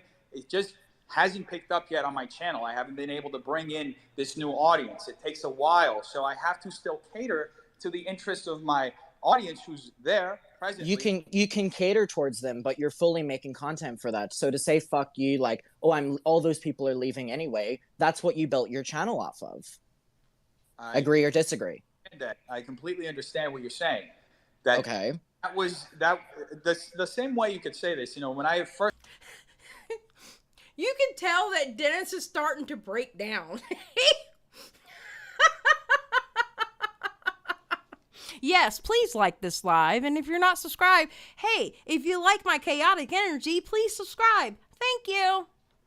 First started doing this channel, I started doing it mostly I was reacting to music videos and things that were completely unrelated to drama. And then I started reacting and commenting on memes and other things like that. And it evolved around the end of 2019 into talking about YouTube drama and covering internet scandals and all this stuff. And then the character started being developed as well around that time. The character play the cat in the Minecraft house thing. So the channel has gone through a lot of different phases. Even Amber Chick, no you didn't. Hit the like button if you wish Blossom would shut the fuck up.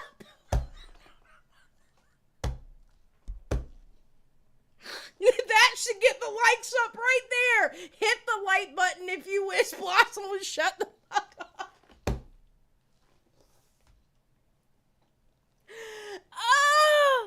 Oh my God, girl. Oh, I I love that chaotic energy. I swear to God. Phase of me talking about internet scandals and all this stuff. It's gone through a lot of different phases. But it's still circled back to you making videos about, like, James Charles. So we're back to square one. So in my understanding of how the algorithm works, I can either kill my channel by essentially just serving my audience. Do you not think this shit is killing your channel? Do you not think what you're doing right now, I'm trying to be serious, I'm seeing all these thumbs up, it's killing me. Do you not understand the shit you're doing right now is going to kill your channel? Dude, you literally have whole ass communities that spend their time on YouTube fighting each other, and they spend their time on Twitter fighting each other, coming together like the fucking Avengers on your ass because they don't like you. My God, H3 fans don't like you anymore. You know, as much as you have been ass-licking Ethan Klein for this whole damn time, for them to turn around and not like your ass, do you know how bad you fucked up? Do you not understand you're killing your channel right now?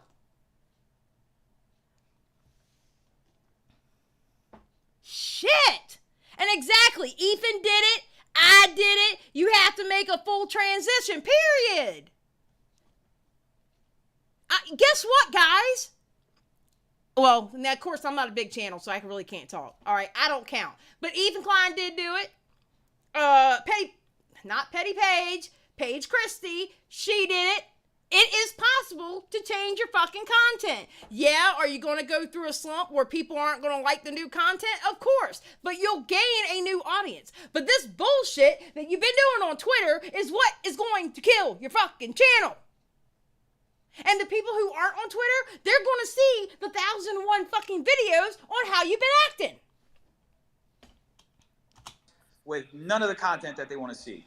Or And Edwin's generation. Sorry, Edwin. I am so sorry I did not mention Edwin's generations. He switched up too. He is now known as Alabama Edwin. You don't want to know why. Okay? I'm letting y'all know now. You don't want to know why. I'm just saying.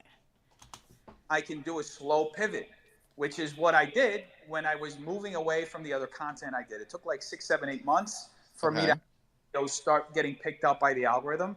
So I had to try a lot of different videos, a lot of different titles and thumbnails and things. And so it's not easy to pivot to anything, especially when you have like people who consume politics or pop culture, like general American pop culture, don't want to hear about YouTube drama necessarily. And people who consume YouTube drama don't want to necessarily. Joe Mega for $9.99. As somebody who's recovering from a nasty injury, this dude has been bringing up his credentials for so long. You'd think he'd get better parking with how long he's been leaning on that crutch. 100%, Joe.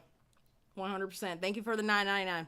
Hear about the Kardashian drama or the Kardashian situation or that, you know, Ted Cruz is a scumbag. So it's, you know, it takes a minute for me to be able to position the channel and have the algorithm distribute my content to this new audience. I have to have enough of a base to get you want to get technical, I have to have enough of a base. Edwin, he wants to be everybody. He is constantly talking about how he's trying to be somebody else.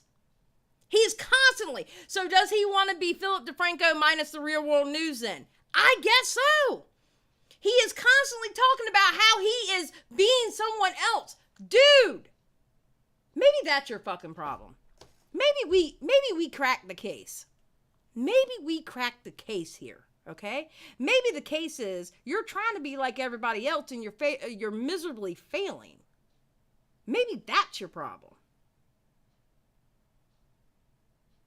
Honestly, maybe that's your problem.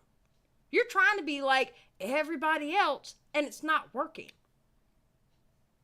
Maybe that's it. You know? Good night, Skip. Maybe that's it.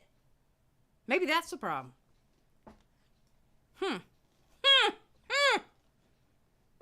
Detective Xylie is on the case. So people are going to consume the content. 100%, Dion. So I can get the view velocity I need so that the video can rank in the algorithm. Paige says, if I respect Augie more than Def, there's a problem. At least he's upfront about his bullshit and he's funnier and authentic. You know what, Paige? I have to agree with you there. At least with Augie, even though I don't agree a lot with Augie, I don't, and I don't find a lot of his jokes funny, but you know what you're getting with Augie.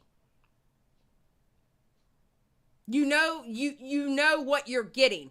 I can respect that more than the bullshit that Dennis does. 100%. I agree. I really do. I have a hell of a lot more respect. You're right. In a way that people find it, that it's discoverable, and it actually builds this new audience base that I'm trying to reach out to. So that's getting very technical. Yeah, Dennis, I'm doing the exact same thing, and that's a lot of words for something that's very easy to describe. Yeah, I mean, it's what I've learned throughout the years in my conversations, not only with people here in LA who, are specialized in this, but also, I at one point, I have a really good friend who's very good friends with somebody who's an engineer at YouTube in New York. I got to ask him a bunch of questions, years ago before I even had followers. So this is just my understanding of. Listen, Dennis. Okay, who's that? Herschel Walker, son. Dennis got obliterated by Christian Walker. Of all people to get obliterated by, you got obliterated by Christian Walker. That tells me you have no business to get into the political sphere. Just saying. You got owned by Christian Walker. Just saying. Just throwing it out there. I'm not saying it's correct, but this is what I'm trying to do. And, I wish I could just pivot completely. But here's the thing. Essentially, I need to serve the audience that's there. Some of the content, so I maintain my channel. Wait, Dennis, sorry, I really don't mean to cut you off, but if you're there to serve the audience, then why are you telling them that you're glad to get rid of them, which you tweeted yesterday? Boom. There you go. How can you serve the audience but want to get rid of them at the same time? Come on now. I'm moving outside of that. So by having Dude, answer the question. You tweeted yesterday that you're glad to get rid of them, so why are you... Standing ovation. Look, I want clappy hands in the chat for what he just said. Dude, answer the question, because you spent 6 hours not answering shit. Clappy hands, y'all. Round of applause for Adam McIntyre for that one. We're going to hear that one again. That was so good. Why are you telling them that you're glad to get rid of them, which you tweeted yesterday? I'm moving outside of that. So by having... Dude, answer the question. Very you tweeted good. yesterday that you're glad to get rid of them, so why are you still catering towards them? Period. I'm explaining to you exactly what's happening. So by having less of the people to serve who want the old content, I'm clearing up. That's right. Hit that like button if you wish Dennis would answer the goddamn question. Period. Hit that. If you haven't hit that like button already, please hit that like button if you wish Dennis would answer the goddamn question. If telling Blossom to shut up wasn't enough for you, maybe this one will make you hit the like button. Thank you, Amber Chick. A runway for me to actually be able to place the content that I want with just the people who are there solely because they want to watch my content. So if people are there solely for the drama content, then they're leaving because of the change. And there have been a lot of people who left because they were either apolitical, or when I started talking about politics, they were more conservative. This has been happening since March, right? It has been happening. When I started making fun of Ted Cruz or talking about other situations, there were a lot of people the Kyle Rittenhouse thing. A lot of people were very angry with me because I had never really been that political on my channel. But then I started talking about politics and these things, and it pissed a lot of people off, understandably. They're not leaving because of your politics. You know when people started leaving Dennis's channel? Because we would even look at it.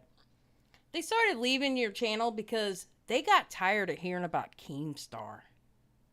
Because there was a point that every fucking video you did, you had to say something about Keemstar. That's when they started leaving you. They were literally telling you in your comment section, I have screenshots. They were literally telling you in your comment section, Dennis, we're tired of hearing about Keemstar. Please shut up about Keemstar. You seem obsessed about Keemstar. Literally. And those people Totally left. So that ends up opening up a runway to the people who are my core audience, who actually identify with me beyond just what I do, like talk about, that they stay. And from there, I can build up this new audience base that Hell actually yeah, aligns Alexandra. with the things that I'm trying to talk about now. I totally get that. Okay, my final thing I'll say to you, and then I'll leave, is I completely understand about garnering an audience. I completely understand about different subgenres and stuff.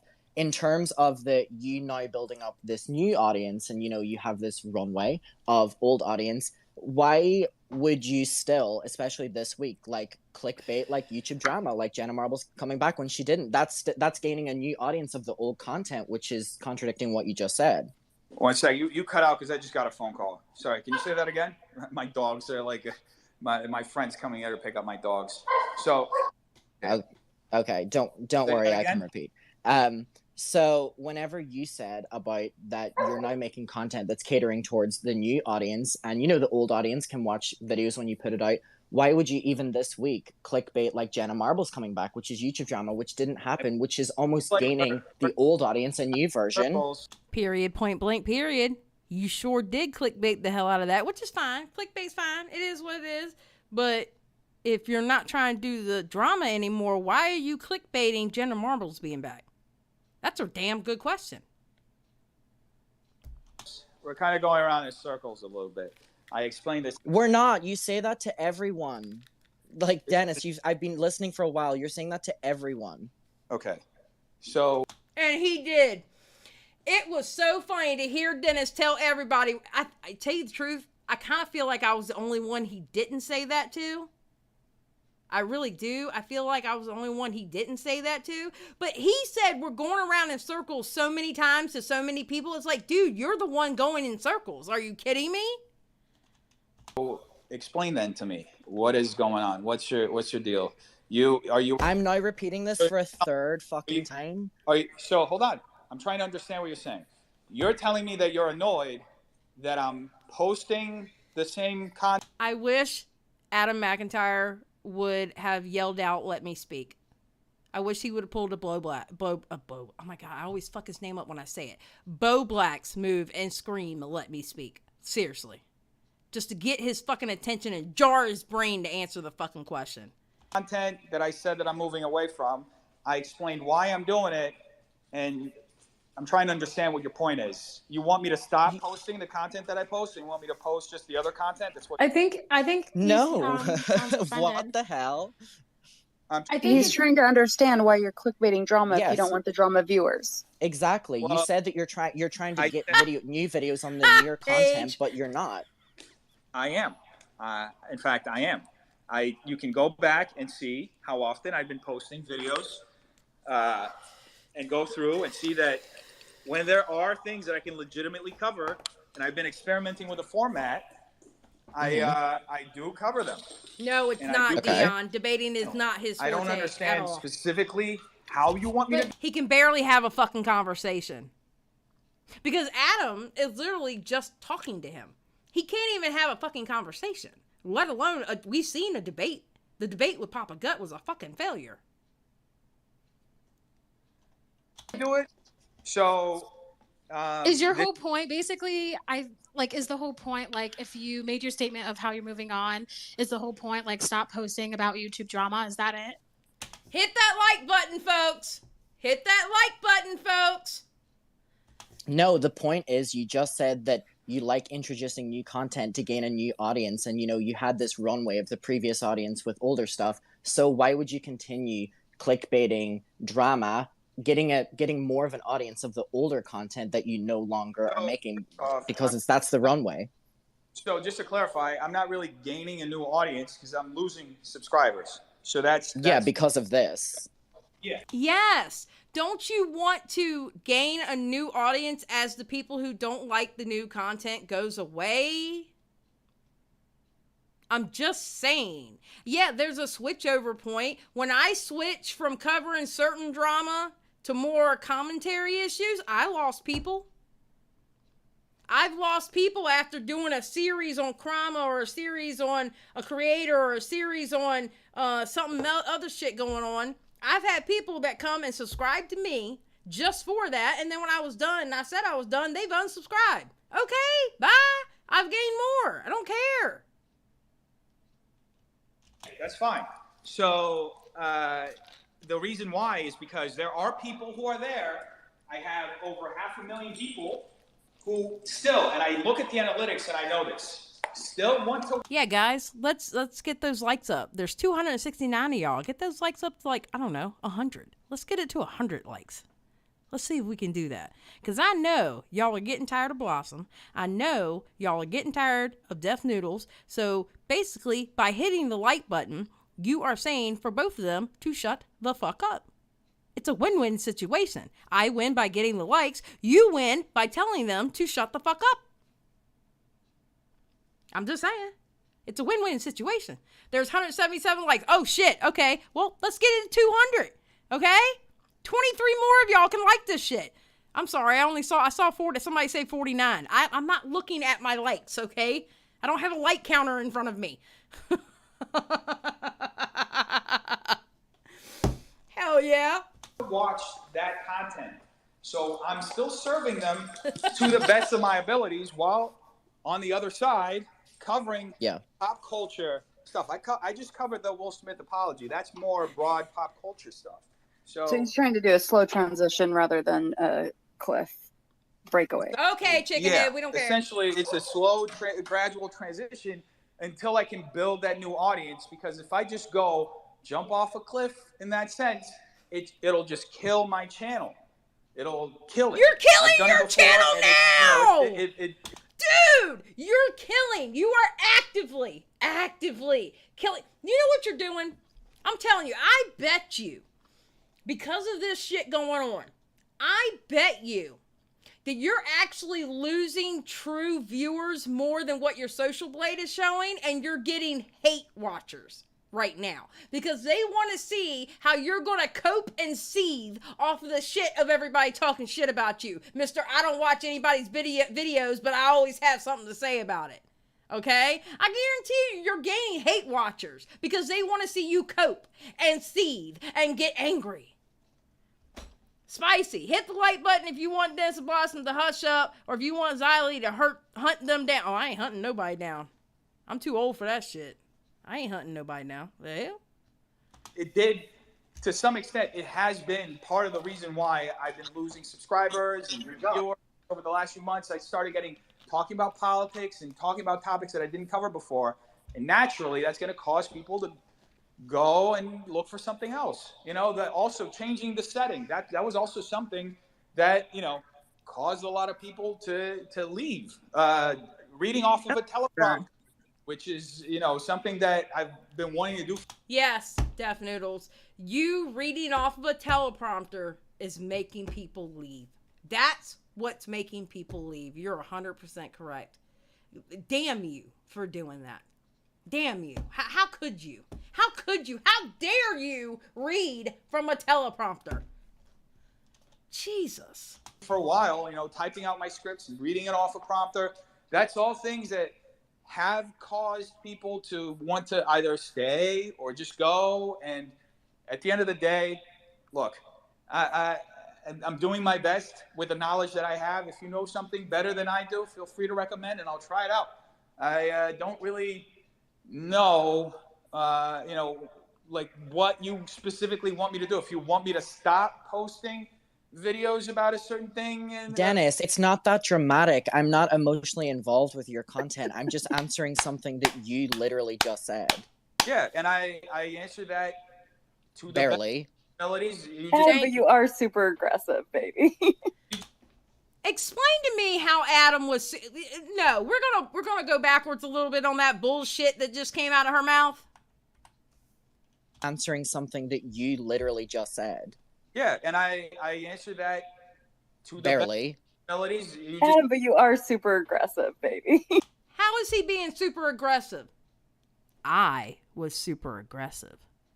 I'm the one that had y'all in there panting and cutting people off and freaking the fuck out.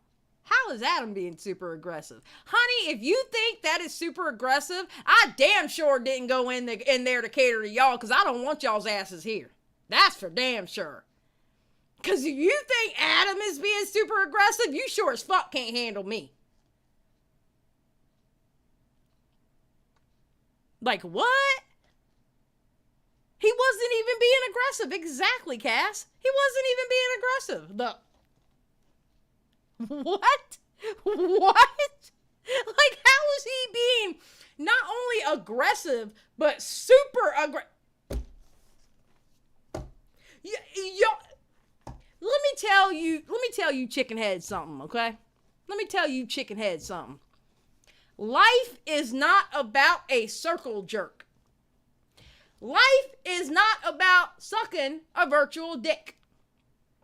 When someone is wrong, they should be able to be told that they are doing something wrong. And not one community, not two communities, not three communities, but at least 4 fucking communities have come together to tell Deaf Noodles, you suck. Life isn't about a circle jerk, rainbows, and fucking unicorns. Get real. Get real. You just seem very invested in like me publishing content in whatever way you see that I should, or if I should But stop. did you offend people when you said you weren't going to do drama anymore? Did that like offend some people? Like, oh, drama's, I'm too good for drama. Hit that like button. You know what I'm saying. Now? Probably did. Everyone's getting offended at everything. Because I feel like, Adam, you sound like you're offended. Oh, Paige, I'm watching that. Okay, I'm watching that Tommy C video when I get done with this because I heard it was good, but it came out like 15 minutes before the live stream, so I wasn't able to watch it. So I'm gonna be watching it. I can't wait to watch it. I'm not offended, but it's ironic for a lot of you to be... No, let me speak. It's ironic for a lot of you to be on here being like, we're talking about the same thing over. We're going in circles, you main people that are speaking, and then someone provides a new section of conversation, and then you're like, oh, well, come on. Like, No, all right. I thought your question was great. I just think Blossom, we don't care if you understand him or not because you're not the subject of the fucking space. It's more important for Dennis to understand things than you. Nobody cares. Nobody cares. They are in there to talk to Dennis. They don't need your interpretation. They understand the words coming out of Dennis's bullshit ass mouth. They don't need you.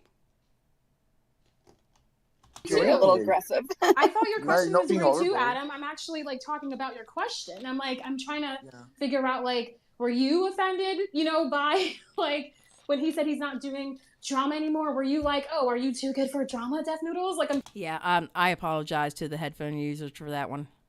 I apologize. I get a little passionate, all right? Look. I'm Puerto Rican, okay? If you know anything about Puerto Ricans, all right? We get a little passionate sometimes. We get a little into what we're talking about sometimes, okay? All right? So cut me some fucking slack. I'm just trying to figure you out because of your tone. I went. Okay, Edwin's generations. Edwin says, okay, now I'm understanding the bus lady from South Park impression people were bringing up. You know what, Edwin? I'm starting to consider you a homie. You've let me up on your platform. I don't know. I think I've been up there 3, maybe 4 times now. And you're cool. We talk, we joke. You always are trying to get me. Hell, you called me a T-channel the other day, which, by the way, I won that poll. But respectfully, Edwin, respectfully. I'm not doing it disrespectfully. This is respectfully. How about that one, buddy, pal? But I do appreciate you saying you go to California with me, though. I appreciate it.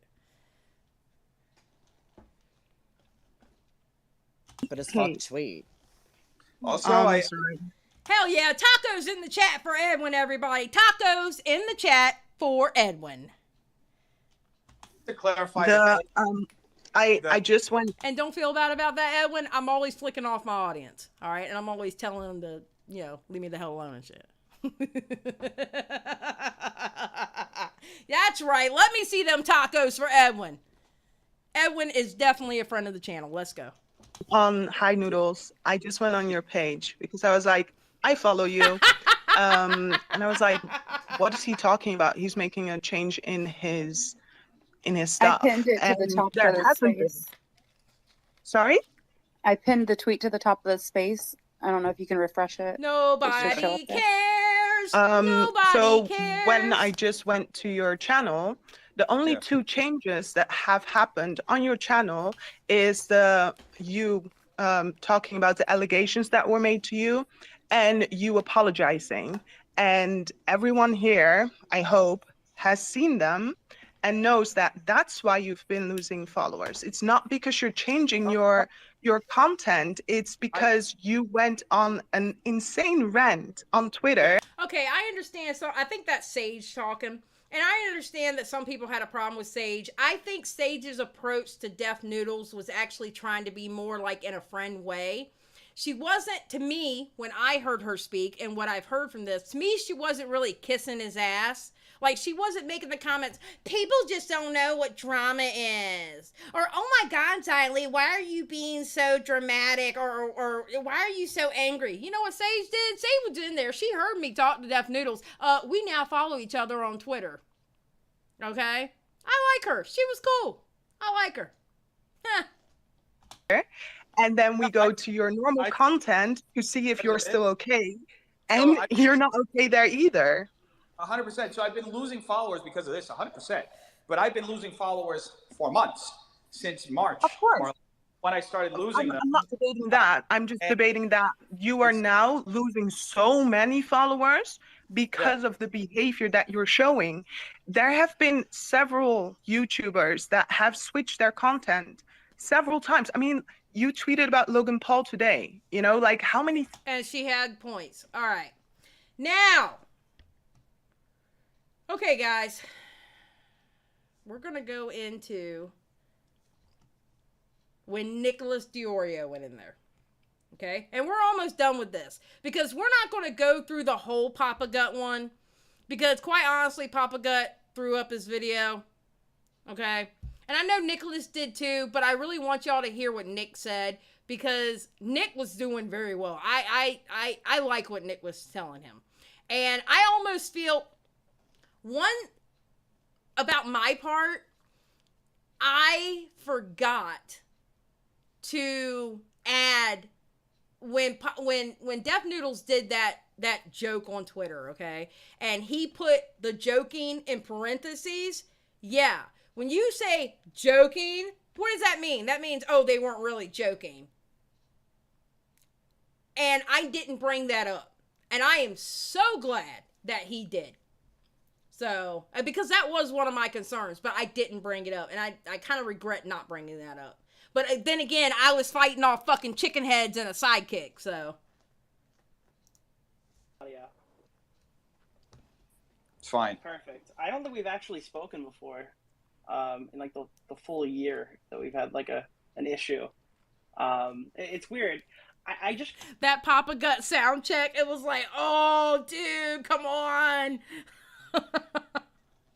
Kind of Hold up. So, sure. Understand what issue do you think we have? Because I think you're kind of assuming. Wait, you like me? I honestly, I don't know you, so how can I form an opinion about you? I don't know. It's kind of seem to weird. Be, pretty uptight about it a lot, so I don't know. pretty. So what leads you to that conclusion? Probably like the 4 tweets about the Michelin Man that you didn't know it was like made out of tires, so you thought it was soft. When you meme stuff, you according to your interpretation, you are doing it because you're tight with a person. Okay, first of all, one, wait, somebody said something. Yes, he's about the gaslight. Papa Gut was doing a sound check because he was streamed. No, I know that. Believe me, I don't think Papa Gut maliciously went in there to do that. No. He didn't. It was just funny because Nick was in the middle of talking to Deaf Noodles and Papa Gut going, hey, can y'all hear me? Can y'all hear me? Can y'all hear me? I mean, it was inopportune when he did that. It was actually painful. Oh, we hit 200 likes? Hell yes. Hell yes. Thank you. I appreciate it. Let's go. Yeah, I typically don't like a lot of the people I make videos on. That's why I say mean things to them online. All right. Well, I guess we differ in that sense. Sure. I guess I kind of just wanted to ask you if you're like, are you self-aware in this? Do you kind of understand why people think you're a little crazy? Look, I've been talking to people. That pause. And then he said, look. You know what that tells me? He is self-aware. It tells me he's self-aware. He knows what he's doing. I don't even know how long this has been going, but, you know, I'm listening. I almost feel bad for you because a lot of these whether or not conversations have been people insane. think I'm crazy, like you mean like mental institution No, crazy? no, you no, mean no, like no, but people just think that you're like, crazy, kind of like rocker recently. beat? Like how crazy? Like what do you mean? I mean, like just off your rocker recently, not like fucking put this guy in a cage. Off He's my gonna rocker. hurt somebody. Crazy. Okay. What Thank makes you, you think Inklet. I'm off my rocker? Because I feel like we've been looping for like the past year or so. I feel like the same critiques that I've made in, I don't know, like fucking December of 2020 was that, are like the same ones that you're hearing now. It's the same thing. What do you think? Like, I mean, I pretty much outlined everything I did before you even made, I think, your videos. I agree, Christina. Christina says Nick finally got him cornered too, and it was about to be so beautiful. I 100% agree with you. I do. I don't remember specifically when you published them, but I remember end of 2019. It was before a lot of people on commentary started making videos. I did an interview with John where I Swan, literally right? talked about the exact same things. Oh, that I'm you're talking about the that. Vulture one, right? This actually circles back to a point that was made hours ago, which is, you know, Edwin. to what extent do people want to accept what I do or place what they want it to be on it? Okay, yeah, like, but Dennis, I watched. I'm the only one on the call who's listened to your Vulture interview. I'm the only one here who has. Okay. Have you ever seen my videos on you?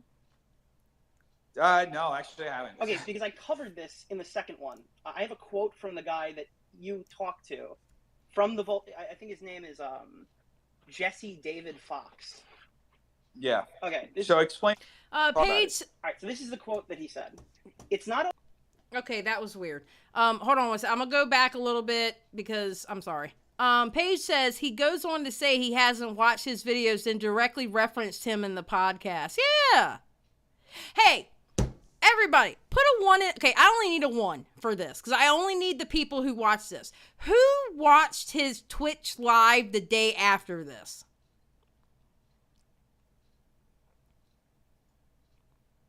Who watched Dennis's Twitch live the day after this? Okay, so I'm hearing rumors that Steven, Deaf Noodles Ace, okay, so if y'all heard it, is it true that they called me a country bumpkin? Is it true that they called me a country bumpkin? Because I heard Steven call me a country bumpkin. I haven't had a chance to go see it, though.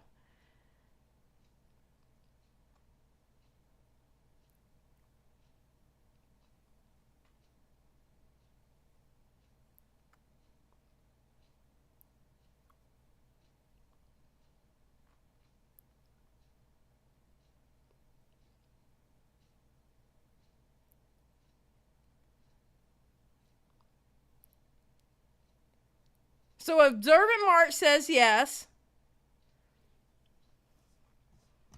Maybe, but not those words exactly, but yes. You know what? I must have really affected you by calling you a sidekick, huh? Did you get mad, boo? Did you get mad that I called you a sidekick? Did I affect you? Did my small ass channel have an ass? I don't even have 5K. Did my small channel have an ass affect you to the point in which you called me a country bumpkin? And for those of you who don't know what a country bumpkin is, you might as well call them a hillbilly or a redneck. Just because, you know, they have a southern accent, that must make them dumb. Okay? He was calling me dumb, but, you know, expressively. I affected you that much where you had to talk about me in the live stream the next day? Well, damn, I guess I did my job then, huh? You know what? I'm going to go back. I'm going to listen to that and, You know what, Steven? Whatever you said, because I'm sure you said something. I'm sure you're the one that said it. You are going to be my new dono sound. Congratulations. Congratulations. And you can kiss my country bumpkin ass. The whole thing. The entire thing. Like, starting from end to end, up, down, ass crack, and asshole at the same time. How about that?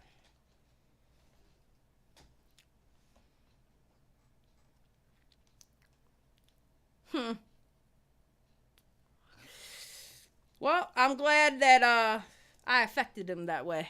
That's awesome. From the vault, I think his name is Jesse David Fox. Yeah. Okay. So explain. Talk about it. All right. So this is the quote that he said. It's not always clear which part is real and which part is a joke. And even what the joke even is sometimes, as much as he says it's just a character, I don't know if I always Paige Christie, he's used to kissing ass, so. Believe him. You know, he clearly gets something out of reporting in this world. And even after talking to Dennis, my producers and I were unsure which parts were real and which parts weren't. So you're saying that this is like the biggest comedy podcasters. I heard you say that earlier. And even they don't understand your gimmick. So, I mean, at what point do you kind of go insanity? I mean, that's fair to say about Colbert, too. People thought Colbert was 100% real when he was doing his shit. Yeah, but there are people who also think Colbert is, like, funny. You're getting, right now, you're getting, like, a summary of what he said. And if you go through, he actually asks me that. He asks me, he said, are you serious? Yeah, but this is his post-interview summary. Exactly. So he doesn't believe of course, you. He's teasing his interview with that summary, right? Now, I mean, the full context of... Dennis, they don't even believe you. They don't even believe you. No one believes you, dude. No one. Everything I explained isn't presented there because otherwise you wouldn't listen to the podcast. But I explain it very clearly from A to Z, how I arrived at the concept of the channel, how it evolved, and what is real and what isn't. And that's fine that was his conclusion. That seems to be the conclusion that a lot of people arrive at. That's totally fine. The intention is still the same. Now, but it's not just a lot of people that arrive there, Dennis. Now, like, there are people who are like ontologically like they're like opposed to each other. If I'm agreeing with somebody on the H3H3 subreddit and Adam McIntyre and Cat 10 Barge, people who are completely different than me that I disagree with almost everything else they say, there's like a large sample size of people who have this issue with you. 100%. He is 100% on that. He has, I will say this, the Death Noodles should be considered the UN of YouTube because he has brought communities together that tear each other apart all the time. He has literally brought communities together that hate each other and they can agree on him. He is the UN of YouTube. I'm telling you, he's the fucking UN. Like, what do you want me to do? I want you to realize that you're the problem, not everyone else around you. He's like, what do you want me to do? What we want you to do is chill the fuck out. Is what we want you to do.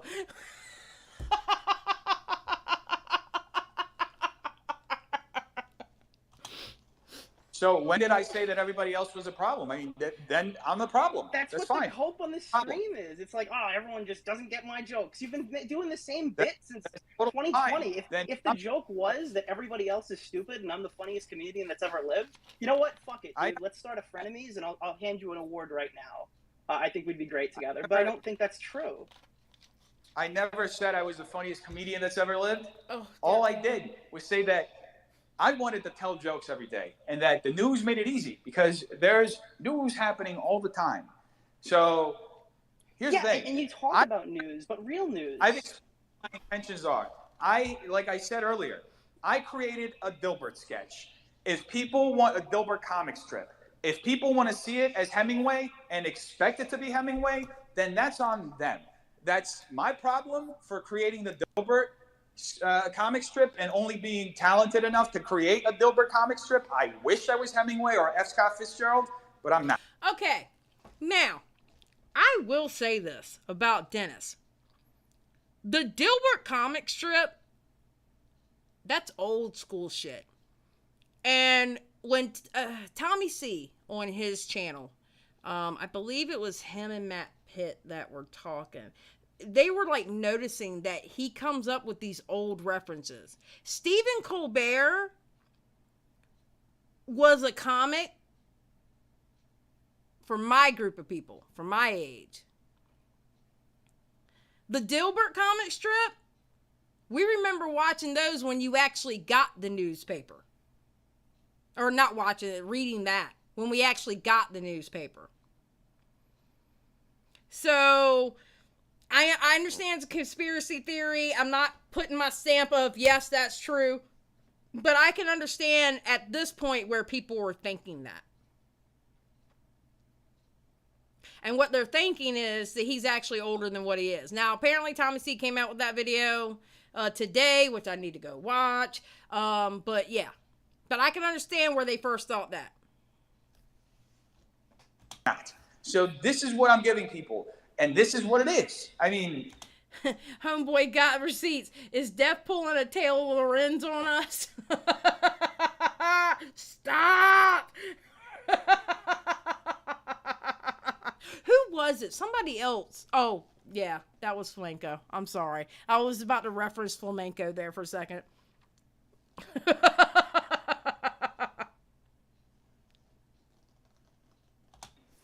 People are legitimately asking me to be something that I'm not. This is my authentic self, my ideas, and I don't know how else to be something else. All right. Well, we're not going to agree on this one. Want to move on to the next point? Hold on one second. Here's the thing. If you don't like what he does or what he says, you can block him, mute him, don't watch him, and then stop complaining about it. Preach. Yeah, that's fantastic. Yes, I know. Sometimes he says things that are way too inflammatory. Like that still reaches I don't out care if things after are the block. inflammatory. I don't agree with everyone who got on the stream tonight and said that your joke was too mean. I don't think that you can. Okay, first of all, let's address the chicken heads, okay? Chicken head 1, shut up, no one cares. Blossom, chicken head 2, preach, preach, stop kissing ass. You're not going to gain anything for being a deaf noodle ass kisser. And I think the other lady, I want to say the other lady was talking about deaf noodles, to be honest. Because he has been saying a lot of inflammatory shit, okay? I want to say she was talking about deaf noodles. But chicken head 1 and 2, shut the fuck up. Shut up. Just zip it.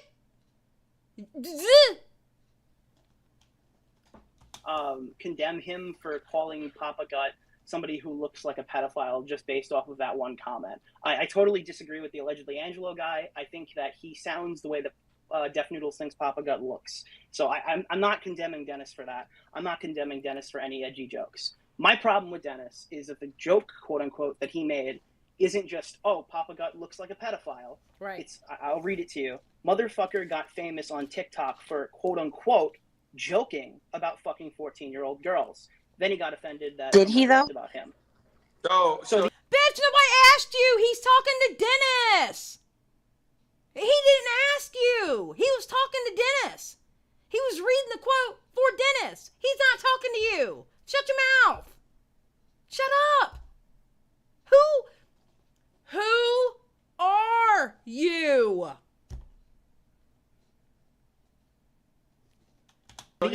Is that how he got famous? That he was serious and wanted to fuck children. So here's the thing. And contact the FBI. We covered this before, but I'm happy to walk through it again. Sure. So, is fucking children funny to you? Could be in certain circumstances of a joke. Absolutely. Okay, so talking about a grown man from the point of view of a grown man fucking a 14-year-old child is objectively funny to you. That's Depends on objectively the funny. context of the joke. Absolutely. So tell me a context where it would be funny. I think that it's funny that you made a joke about Papa Gut fucking children because it makes you look like an idiot. Okay, so I mean, what? Not wrong. Yeah, that was a W. 100%. That was a W.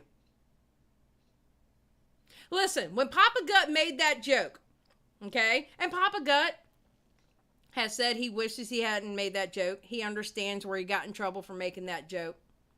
But that joke was literally towards someone who was supposedly fucking a 14-year-old. He made that joke towards them. Towards that person.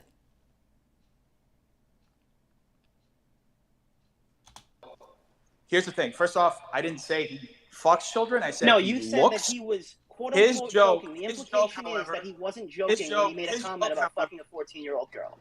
So his joke, we're talking about the quote-unquote joke part, which is what you brought out. Yes. Yeah, exactly, Dion. Papa Gut lost his platform for that joke, and clearly he doesn't stand by it anymore, 100%. He does not. And he has talked about it multiple times. He doesn't shy away from it. He does not shy away from that subject. And good for him for not shying away. He's like, yeah, I did it. I regret doing it. I lost my platform with it. I understand. And I shouldn't have done it. People can change. People can change their viewpoints on things, and they can learn and grow, no matter how old they are. You're clearly not getting it, dude. His joke was, Again, chicken head, shut up. if she bleeds, she breeds. Shout out to Andres Lopez for the life tip or some shit like that. And your implication is that he wasn't joking about that he actually wants to fuck children if they bleed. Okay, so essentially the joke is, thank you for teaching me that I should fuck children, Andres Lopez. So now my question to you is, objectively. I'm going to be honest. Papa Gut's joke, I don't think he should have lost his platform because of it. Papa Gut's joke, to me, wasn't that bad because he turns the attention to the pedophile. He turns his attention to the pedophile with that joke. As in, dude, in a sarcastic way, dude, you're fucked up. That's the whole point of the joke.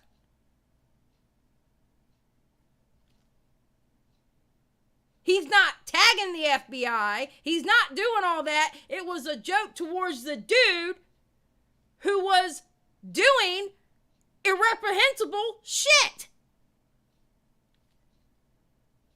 Jesus Christ. Is fucking children funny to you from that point of view? I mean, I don't think Papa Gut's a fucking comedian. But my point is, you're saying that statement that you're describing... And you know what, Dion? It is an old nasty joke. Because when my husband heard this part... he was like, ooh. I was like, what? He goes, I remember that we used to joke around like that in the Marines. And they weren't out there doing that, but they were joking. Like, they would joke about shit like that. Because, I don't know, somebody was dating a younger girl, not literally a girl, but someone a lot younger than them or something like that, and they would make a joke like that. It's an old-ass joke. They've been saying that for a long-ass time. The Marines are canceled. Good good luck with that one. Yeah, it's not a new joke. Exactly. Is it objectively funny to fuck children? Wait, I'm so A confused. 14-year-old girl Wait, what does for it matter a guy? if a joke is funny? Is your like ethics on whether I'm you just can asking- make it, whether the joke is funny or not? Yeah. I'm trying to understand. To you, is it objectively funny to fuck for a grown man, imagine Papa Gut, to fuck a 14-year-old girl? Is it objectively funny to you? No, I don't like going to sleep at night thinking of Papa Gut having sex with a child. Is that your thing? So that's why I put it in quotes, because I don't think Couldn't answer it. Did you notice that? You notice he's completely skipped over what Nick just said. It's funny to you. No, I don't like going to sleep at night thinking of Papa Gut having sex with a child. Is that your thing?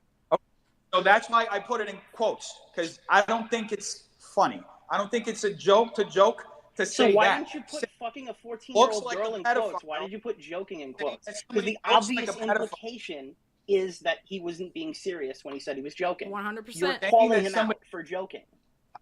Saying that somebody looks like a pedophile is it's called a... I don't care Somebody about say the looks like a pedophile part. I think that joke's fine. I care about you with the implication that Papa Gut actually wanted to fuck kids. You're literally talking in circles, dude. Chickenhead, shut up! Okay, now, let me insert something here real quick. Have you noticed Steven hasn't talked yet? Have you noticed Steven hasn't cut into it yet? Have you noticed that? Have you noticed Steven hasn't interrupted Nick?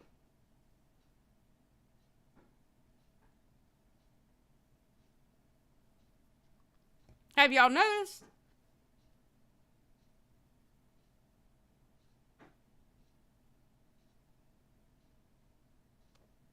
I think Steven was there at the time. I really do. I think Steven was still there.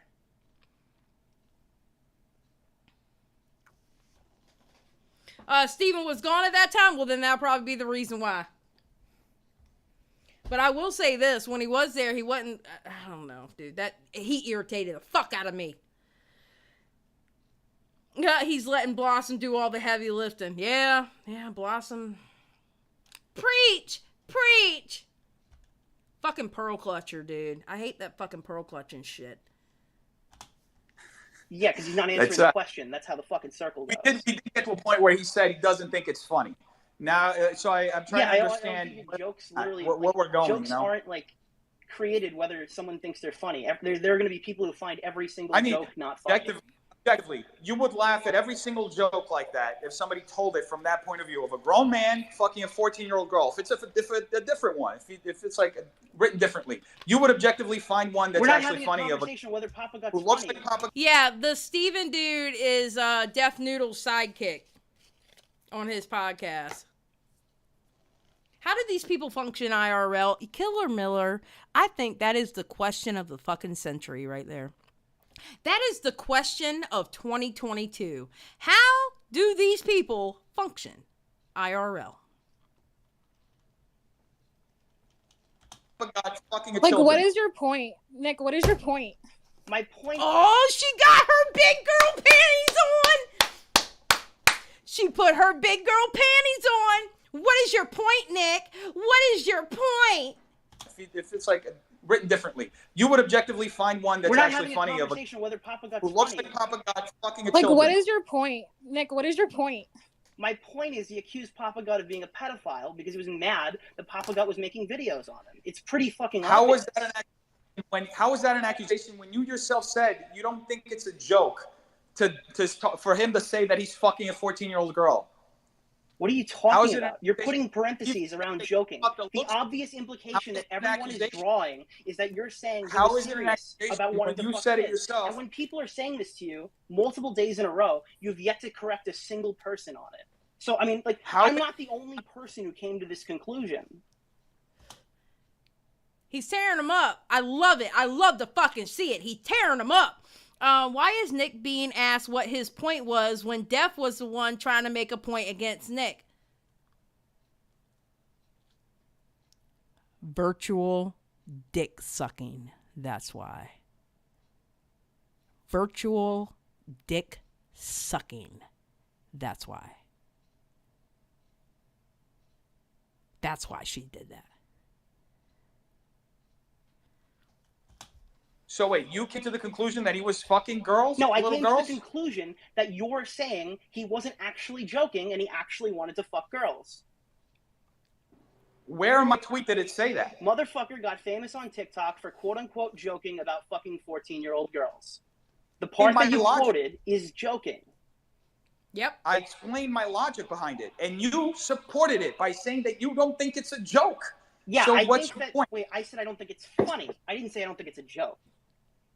Okay, so I guess we kind of agree. We kind of have somewhat of an agreement. Subjectively bad. Like, and I know that you. By you putting the parentheses around joking, you're indicating you're not joking. I do not understand how many ways Nick has to say that. I don't understand how many other ways he has to put it. Fucked up multiple pedophiles. You don't sound like you know what you're talking about Okay, at thank all. you very Chickenhead, shut the fuck up. much. But can we get the peanut gallery to stop? I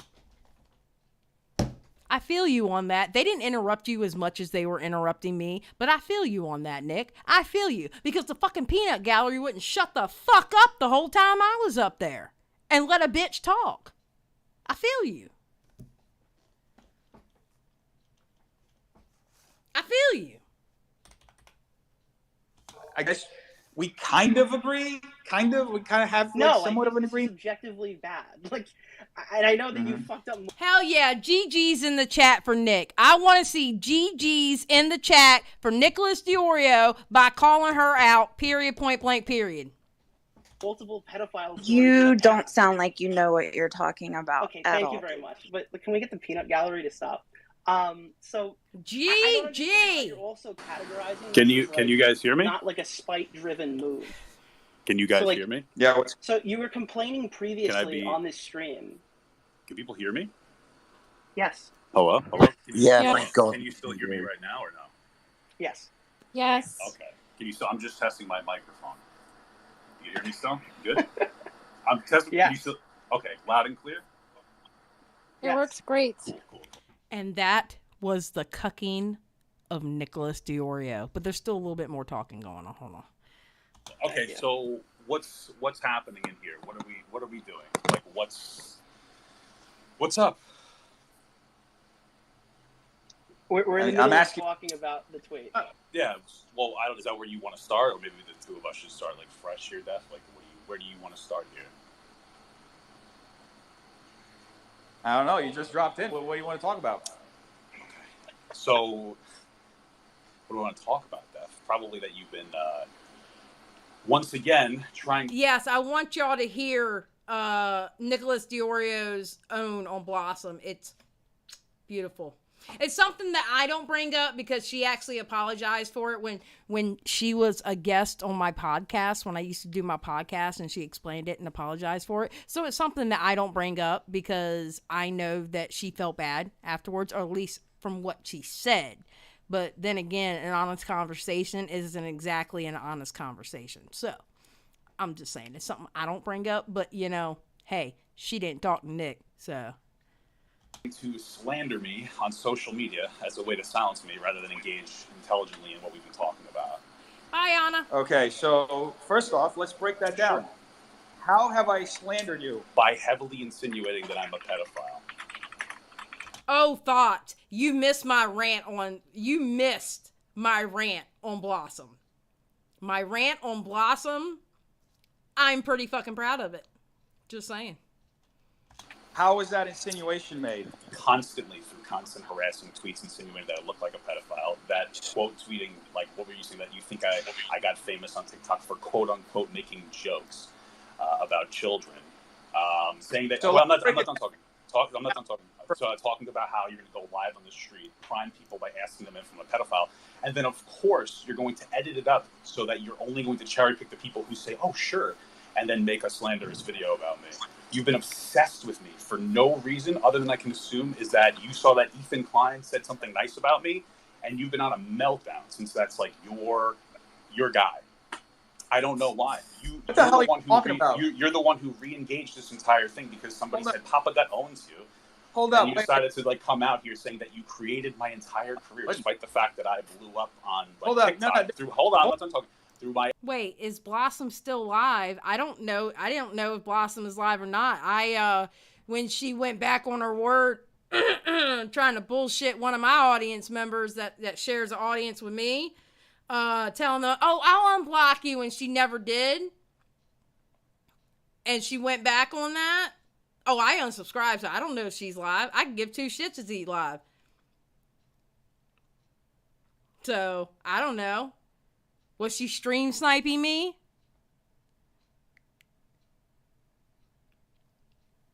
I don't know if she was live. I hope she was stream sniping so she can hear what the fuck I said. Because I meant every fucking word of it. My own efforts, and now it's spiraled out of control to a point where you're mocking me getting emotional for expressing a situation where somebody told me about their violent rape. So like this whole angle where so what's going on? You've already outed yourself for not caring about assault survivors. So like where are we right now with this like ridiculous like slanderous fucking campaign? That's pathetic. Hold up. There's a lot to unpack here. First off, sure. I had no idea that Ethan even complimented. Congratulations. I mean, what? Cool. What? All right, let's move on. I don't. Dark Magician says, Xylie gets real. In my opinion, when you are a special guest extra, you should remain silent while the main cast is performing. Period. Point blank. Period. Wait, was she really stream sniping me? No. Was she? Please tell me she was stream sniping me. No, don't just say it. I need to know if she actually was. I will laugh my ass off. I subbed to her too. That's how I see most of Wait a minute, kids. Okay, kids, we're on the bus and we're going to go on a field trip real quick. We're going to go on a field trip real quick, kids. Hold on.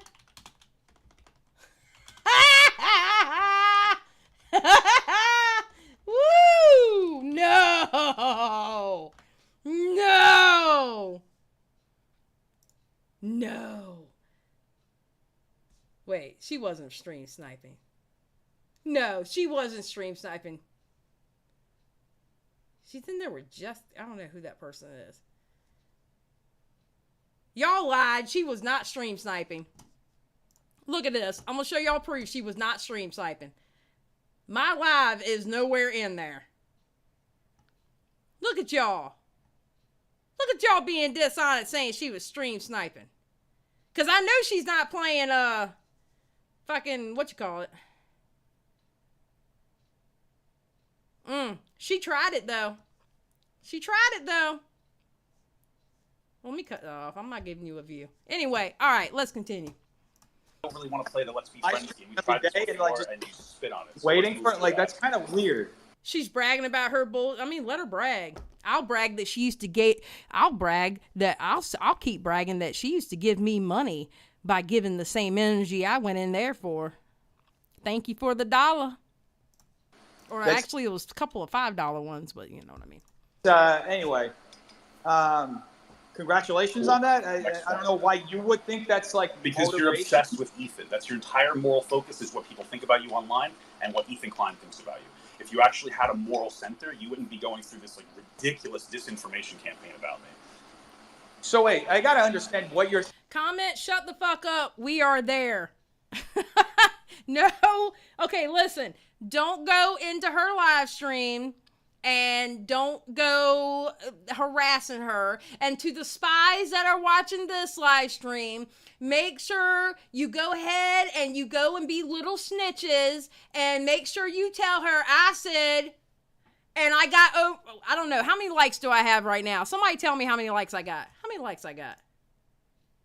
Tell her that my 221 likes mean that 221 people wanted her to shut the fuck up during this whole damn thing.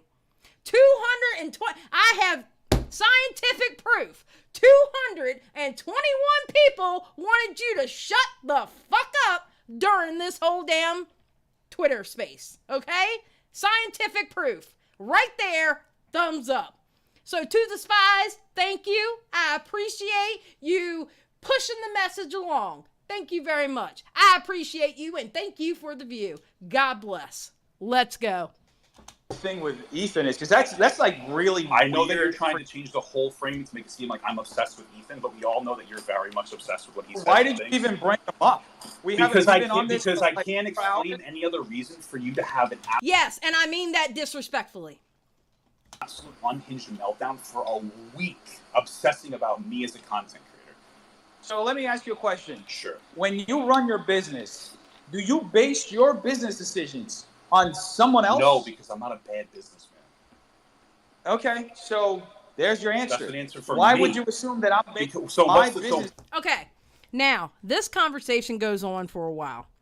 Put a 1 in the chat if you want to hear the whole Papa Gut conversation. I'm fine. Believe me, my adrenaline is pumping now, so I'm good. Put a 1 in the chat if you want to continue the Papa Gut conversation. Put a 2 in the chat if you just want to go watch it on Papa Gut's channel.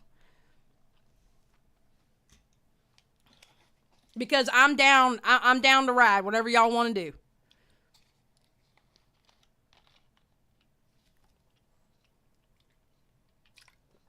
Thoughts? You want me to quit? What? What thoughts?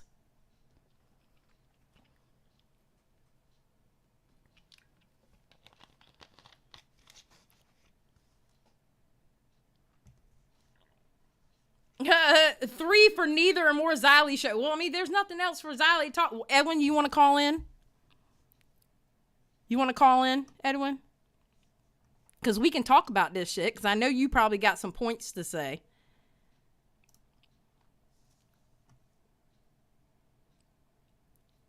Hold on. Give me a second, Mr. Edwin. Because I've been meaning that this is the whole reason why I gave you a friend request on Discord.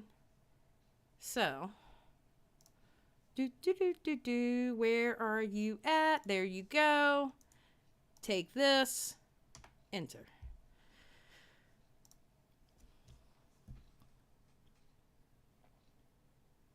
Paige, do you want to call in? Yes, call-ins I want to hear. Okay, hold on. Let me get in. Well, let me get into my own damn Discord so I can, all right. You know what? Fuck it. I'm going to go into general. Because nobody else really knows. I don't think they know to call in or whatever. Let me get Paige in here. You know what? Hold on, Paige. Let me send you this too. Okay, this is a Paige. I just sent it to you on Discord. Just in case you want to call in, you can come in here and just go straight to general chat. What's up, right, Edwin? No, this is a creator space that I have for like call-ins and stuff like that. So it's a dead server in the sense of we normally don't speak in it, but when I do call-ins. So what's up, dude? How you doing? Good. Welcome Feels like to just my yesterday show. we're talking about this. Let me first tell you, fuck you for that statement earlier, sir. I did not appreciate that. The one where I said, let's go to California and do the roast battle with Deaf Noodles? No. That one I actually appreciated.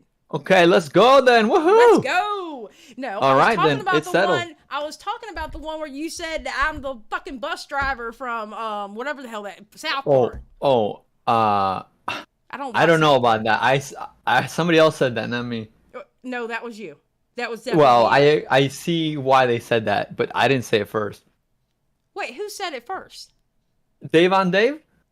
Oh yeah, Dave did say that. That's right, because he did it in his Cartman voice. That motherfucker. So what did you think about all this?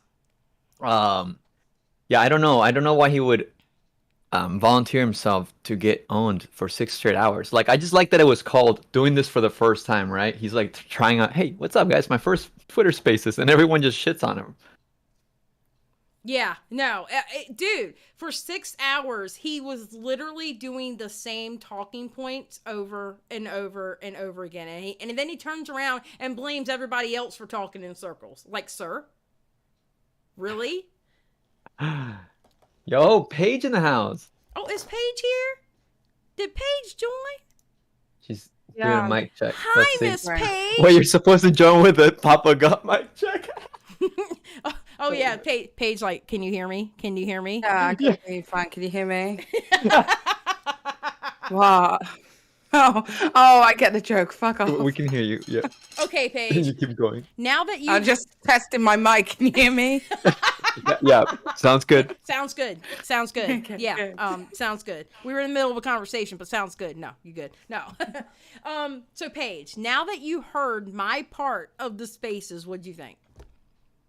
It's difficult because on one hand, I'm just kind of like, yes, Xylie, fucking go, eat him alive.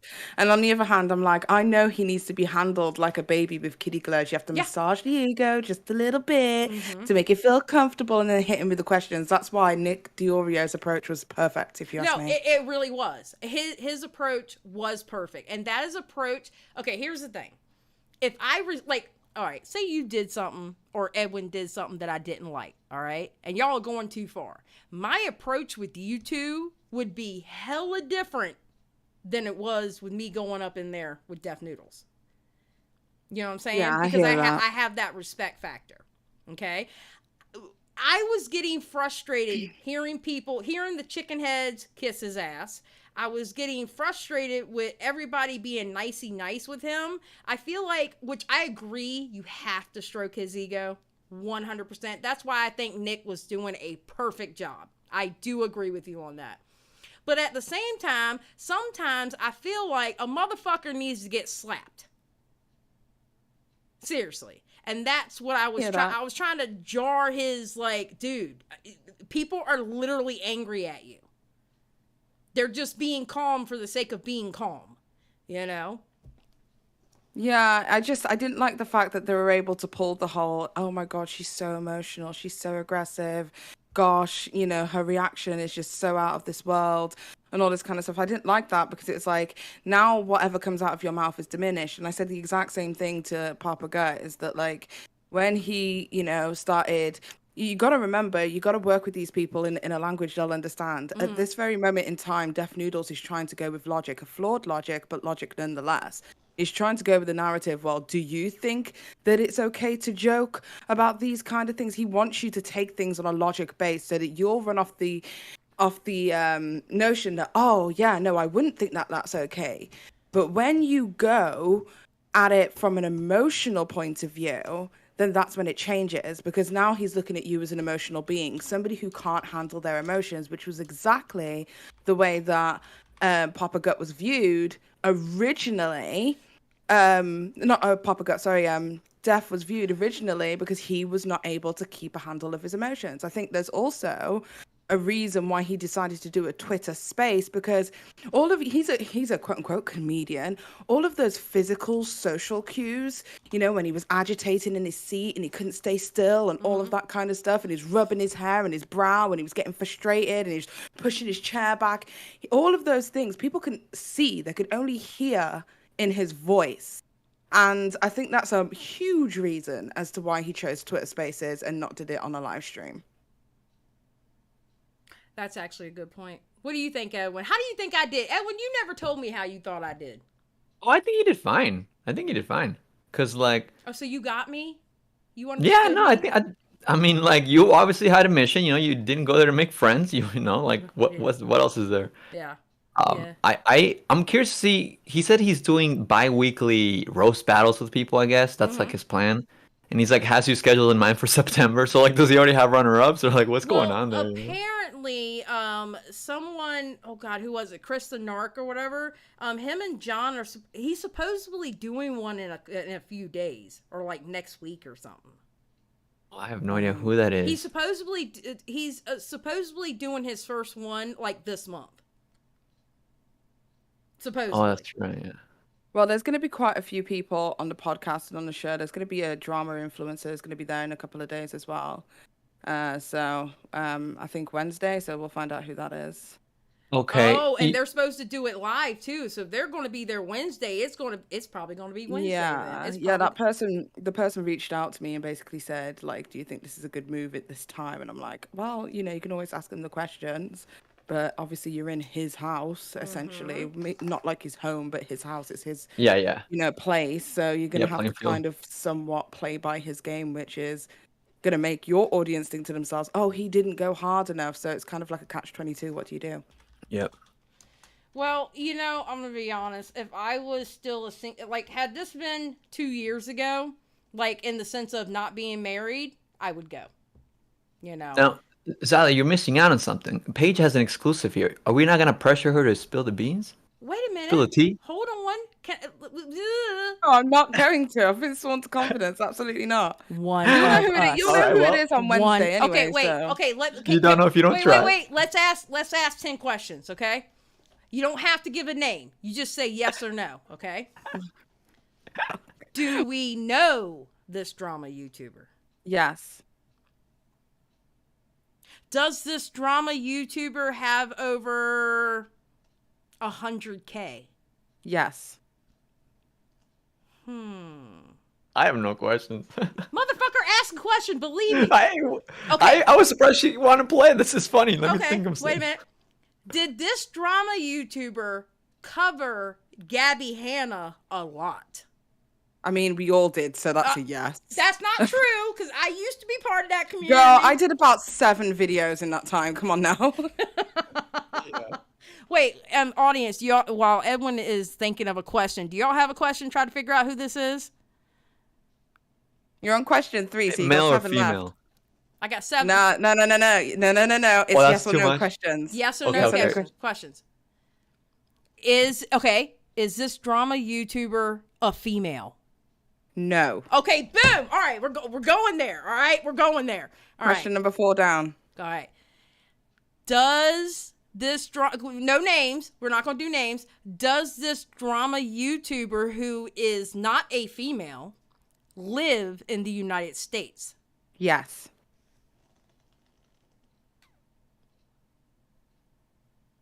Dion, that probably, if they covered Gabby Hanna, I'm pretty sure they covered Jeffree Star, because all the drama. When you, okay, all right, I'll go ahead and give this is a layup. When you say drama YouTuber, you mean a beauty drama YouTuber, like a DC, right? No. Without giving too much, they do a lot. So they're not just a beauty drama YouTuber. A broad spectrum. I'm going to count that as question number 5, though. No, that's fine. That was the layup question. That was the layup question that I was going to give you.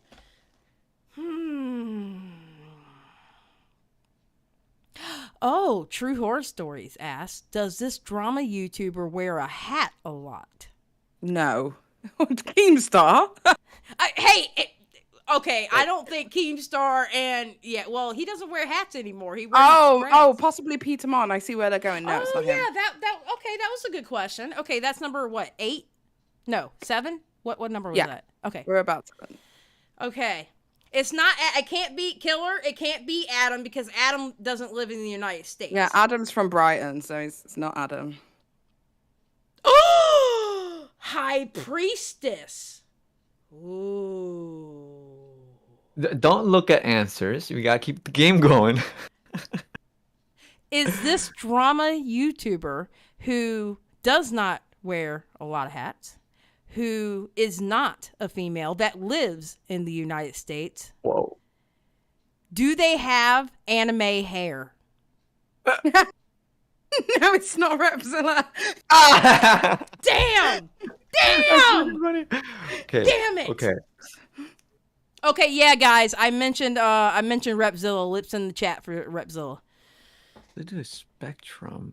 Okay, you got 2 more. Okay, it can't be iNabber because iNabber doesn't live in the United States. Yeah, he lives in London. Yeah. Oh man, I'm running out of questions. Edwin, you don't have a question? Okay, I was gonna ask, does this creator wear makeup on their content? To the normal eye, no, but to my eye, yes. Oh, okay. So okay. Oh, it's not heavy makeup.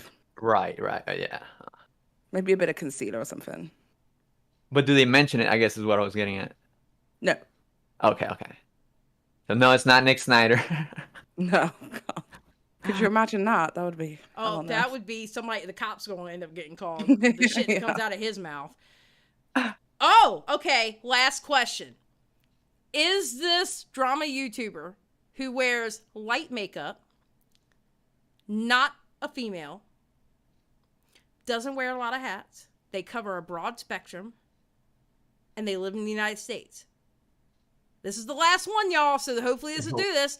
Is this drama YouTuber overweight? No. Son of a bitch! Inklet, thank you for the 199. So let's make a guess who's bored of Drama Channel. I just saw somebody say, has Paige ever had a beef with this YouTuber? That really, like, just narrows it right down. I've had a fucking beef with everybody. Yeah, okay, listen, y'all. I don't know if y'all know this about Paige, but Paige has pretty much had beef with a shitload of people. Okay? Yeah. Just saying. Well, that was fun. You'll find out literally in a few hours. You'll find out. I know, that's crazy. Like, but thanks for playing. But yeah, I'm an impatient, aggressive bitch. I can't help it, okay? Leave me alone. Yeah.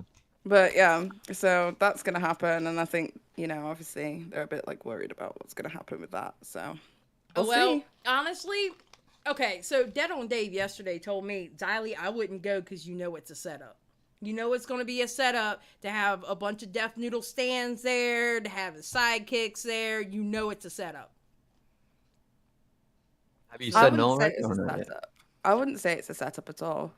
I think he's trying to create legitimacy around himself where there is none. He wants to create it's like, for instance, my cousin, right? He's an aspiring tattoo artist. He's been wanting to do tattoos forever, his whole life, but he's just not quite there with his artistry. So he's bought a tattoo studio so that other people can work there to legitimize himself a little bit more and give himself more credibility as an artist. Do you understand what I mean? So it's like buying the store that you essentially want to work at. Right. That makes sense. It's just, I don't know. And Edwin, you did hear it, didn't you? That I said no to him. I DM'd him today and said no. Look, like I said, I gotta respect the husband. I'm a married woman now, so I gotta respect the husband. Is there any budge for like changing your mind? The only way I would change my mind is if, I'll pile everybody into a hotel room, but, my husband has to feel like I'll have backup. Oh, I don't have to sleep in the same hotel room at all. I can find a place. So we're going to walk up there like the two badass Latinos that we are? Is that what you're saying? Yes, exactly. By September, we already know what we already know what it looks like because he's going to have one already. Yeah. And no, to say it's a setup, I guess would imply that he knows, he will know who's coming, but, it's not like he's gonna get dirt on us, It's obviously just gonna be in his favor. Like, he's got his friends there and everything. But that's why I would think there's nothing wrong with having someone so, Yeah. But, obviously, I'm not like a roaster. I'm like an instigator hype man, So I'm like, oh, shit, oh, fuck. That's what I'll do. Well, that's the thing, though. I'm not a roaster either. Well, as you can tell. You did some roasting. Give yourself some cred. Did I? Because I wasn't. Homeboy was looking a little darker by the end of that. Inklet, thank you for the 199. I'm a cheap bitch, but would make in send the game. I know that's right. Thank you. Yeah, dude. I don't think my husband would. I think he's more worried about if something would happen to me. Like if you roasted a little too much, like with more than just your mouth, started busting. No, believe me, I don't start swinging first. I'll tell you now. I never swung first. But, he ain't gonna. What? Oh shit! Then we're fine. Well, you gotta think though. My husband is not about. My husband is not about this internet life. My husband works off of the real world, so he's thinking about it not as a YouTuber. He's thinking about it through real world experience. You know what I mean? So I get where he's uncomfortable with it.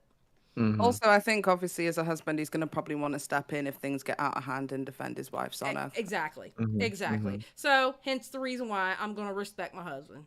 Because I'm not going to sit here and tell Death Noodles, because we're about to go on vacation. My husband's going to be actually on vacation for 10 days himself from his job. All right. He can't turn around and ask for two more days off the next month. So it's not like we can just get him a plane ticket back, from there and back, and he just stays in the hotel with me. We can't afford that because we're about to go and be gone for 8 days, So we're working class over here. I'm just saying. Over there. Yeah, I hear that. Over there in the I'm gonna be in Texas the end of September for 2 weeks. So if you do end up changing your mind, I'll make sure I'm in the audience for sure. Hell yeah. Oh shit, that even Paige is gonna go, dude. This is a hella posse squad now. Paige, listen, I think you should go. I think you should go. I really If he gave do. me the opportunity, I would give him the roast of his motherfucking life. Listen, Paige, you're already going to be at Texas, right? He's doing a show in September because he wanted me to go out in September, okay? You can tell him I'll be in Texas. He can book you a flight from Texas too, because all you're doing is 2 days. One flight there, you do the roast, you stay in a hotel, and a flight back. That's what he was doing with me. So you could technically go. Yeah. That would be Just funny. saying. I mean, I would 100%. But he was looking for people with 250, and I think I'm at 208 or some shit. So Girl, I'm not even at 5K, and he I'm not offered even me. fucking famous or anything. So He offered me. I'm not even at 5K, and he offered me. You're Petty Paige. Yeah, exactly. I think it's because you've got a YouTube presence, so a YouTube presence. Everybody knows who you are within the community.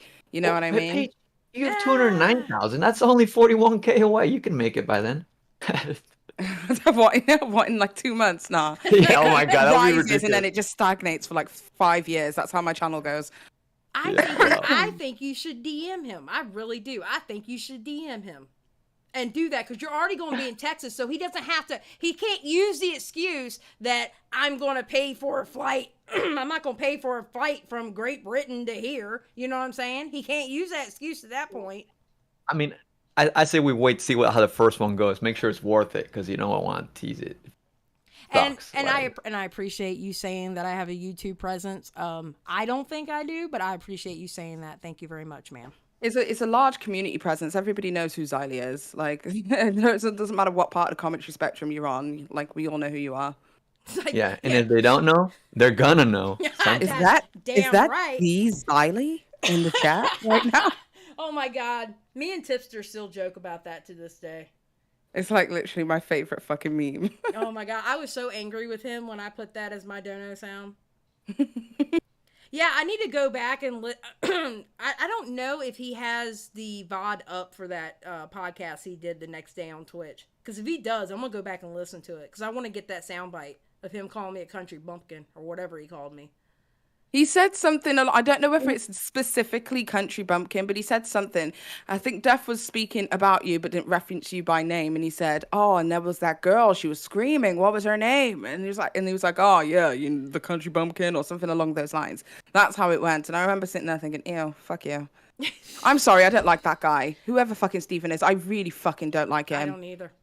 He's got bad negative energy jujus, and it's so clear to me that he's using Def in order to platform himself, because he now has a podcast called Y'all Should Have Been There, which is to promote his I guess comedy show with his 4 friends or whatever. And they use the same studio, they use Def Studio in order to do that, and it's there's a reason why this guy's around. Oh my God, that's funny. Because he wouldn't have those facilities otherwise. Yeah, no, I agree. That sidekick, that's why I don't even like saying his name. I just call him the sidekick. Because that's what he fucking deserves with that bullshit that he was saying in that Spaces. Yeah, the whole white tears thing was just don't bro. get me wrong. I understand the whole notion of white tears, but that was not the appropriate place. No. You know what I mean? Because unless Def Noodles told you that he was Brazilian, you wouldn't know. You get what I mean? So it's when we're talking about privilege, they pretty much would get the same level of privilege in this world. So it's what are you even talking about? And the white tears weren't even directed to you, you moron. It's such that dude was such an idiot. He acted so out of pocket during that thing. He really did. Steven, his team, men should never cry. Apparently, Mox. Apparently. Nah, but that what was I gonna say? I was gonna say something. But I think Nick did really good. I wish Nick could have finished and then Papa Gut went. Yeah. I understand where people was saying, like, I understand both sides of the Papa Gut argument. I understand where people were saying that, you know, he was too emotional, this, that, and the other. But the subject alone is emotional for Papa Gut. You know what I'm saying? And I understood why he was emotional. I do. I can understand why he was emotional. Yeah. It's personal to him. Yeah, so it's of course very he's gonna be personal to emotional him. about it. Yeah. I don't like the fact that like Def keeps referencing that he like weaponized his wife's story in order to gain emotional leverage. It's like, no, he was trying to express to you how deep and how real that was for him, and how it goes kind of beyond the perils of what social media is all about, and person to person you should be a better human about it. Yeah. And he just wasn't getting it at all. So yeah, I don't like the fact that he keeps using that as his thing. Like, who does that? Why would he do that? It's like, no, because it's real to him. It's like if your mother got viciously murdered by a serial killer and somebody made a serial killer joke on you, would you think that that would be cool, cute, or appropriate? No, you fucking wouldn't. You'd be so upset. You'd be distraught. Yeah. Do y'all think that Def is like, I don't know, it seemed like his approach was very different from the time that he talked to Papa Gut. Like, he was very aggro. And this one, I felt like he was holding back. Like, something was like, I don't know. Because he was very awkward in his delivery. And all, like, the wellness checks that kept happening were so much more awkward. I was like, what's going on here? What is this, you know? I think the Papa Gut just kind of, like, took it to be that, like... sorry, not Papa Gut. Def Noodles took it that like Papa Gut was like super emotional about everything. Do you get what I mean? So I think that was his way, like his easy in to invalidate him, like he's too emotional for this conversation kind of vibes. Yeah, even before that, though, like all the calls, like they kept getting wellness checks from all the cheerleaders. It was just weird. Yeah, man. I mean, well, yeah, and the whole. I mean, even with Papa Gut, that was just so weird that he actually like thought it would be funny to put a T-shirt, like a mock-up. Obviously, it wasn't real, but like a mock-up of Papa Gut crying. Like, what? Yeah, dude, that was Def has carried this whole situation so inappropriately that that's why I went in there the way I was in there, because anybody like his fans, the fans that co-signed what he was doing, I could give two shits whether they come to my channel or not. Because I don't want people who co-sign and think shit like what Def was doing was funny. I don't want them here. I don't. I don't want them here. I think in the Twitter space, Def said that he didn't know why he was crying because he didn't watch it. Someone just sent him a clip and he thought it was funny. So, okay, but like once he was explained the context, like the least you could do is be like, oh, God, yeah, I see how that looks douchey, my bad, you know? But he couldn't even do that. No, I heard in the because I didn't hear the very beginning. I started like at the Keemstar part, but I heard in the very beginning somebody talked him out of deleting that tweet. Yeah, he deleted. I was looking for you, not there. Yeah, because I missed like the first maybe hour and a half, and I was like, what the hell is going on? Why is Keemstar putting up rollerblades on Twitter? What the fuck is going on? And then all of a sudden I kept seeing about Dennis doing this Twitter space, and then I heard everybody is in there, and I would go in there and poof, Premick's right beside me, and of course I fangirled a little bit because I was like 1 degree away from Premick, you know, and then I looked through the list and I'm like, oh my God, it's like the YouTube commentary, whether beauty or not, freaking summit or something in here. Holy shit, everybody was in there. Everybody. Yeah, Emily D. Baker was there, and I was like, girl. Yeah. It was DEFCON, Def Noodles convention. Sorry. But you know when somebody is doing something so bad that it's affecting everyone like that. That everyone's coming together and going, dude, you fucking suck. What the fuck is wrong with you? Yeah, I just think the idea that a comic has to go out of their way to like defend a joke so vehemently probably means that the joke just isn't that great. It's just as simple as it is. Any comic who has to go out of their way to defend said joke, the joke wasn't that funny. Yeah. Right. Yeah. And like it's funny because the joke is his career, so it's the awkward part. So he has to defend his career. Like he has to constantly tell people he's a comedian. You know what? If you have to constantly tell people you're something, 9 times out of 10, you're not that. He Just wants to saying. prove himself as a comedian because there was a guy who was in the chat shortly after you who was talking about, hey, we've worked in some of the same bars, we've worked in some of the same places. I think this is, more of a situation where you're trying to defend yourself as a comic rather than just acknowledging that the joke was harmful. Do you think that maybe you prioritize the struggle of, doing the circuits and all that kind of stuff and have like a air of like nostalgia towards that time that you see yourself as a serious comic, because for all intents and purposes you're not? And then the birds chirped in and was like, well, do you think that it's just because like you have to be like a huge fucking, what did I call it, comic in order for you to like have like a call yourself a comic? Like I have like 6,000 followers on YouTube, so I call myself a YouTuber. It doesn't make me any less of a YouTuber, you know what I'm saying? And I'm like, shut up, just shut the fuck up. Yeah, because see, after You can I left, literally, he's not a comic in the conventional sense of a comic. He even says when he was questioned whether he's been paid for comedy, he says, I've been paid as a comedy writer. There are millions of people who write comedy who aren't comics. So it's just like you can't just give yourself that title. It's like there was a part of my in my life where I was a singer and I was doing singing for a long time and I was singing at holiday parks and stuff. I can't call myself a singer. right? Like that's not what I do. Do you get what I mean? It's just so stupid. And why defend it? Prove yourself through your art.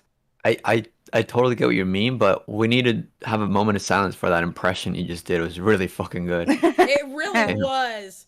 Like, Look, hand claps in the chat for Paige for that impression, because that was the I was best. like, are we just gonna keep? Are we just not gonna acknowledge that? Like, That whoa. was the best chicken head freaking absolutely. Xylie, why are you so loud? You're being really loud right now. Oh my god. Dude. Like when somebody says that it literally enrages me. So I even felt your pain because I was like, oh, she's not being fucking loud. She's not saying anything. Like, you know, because at first I was worried, like when I was hearing the pushback on me being up there, right?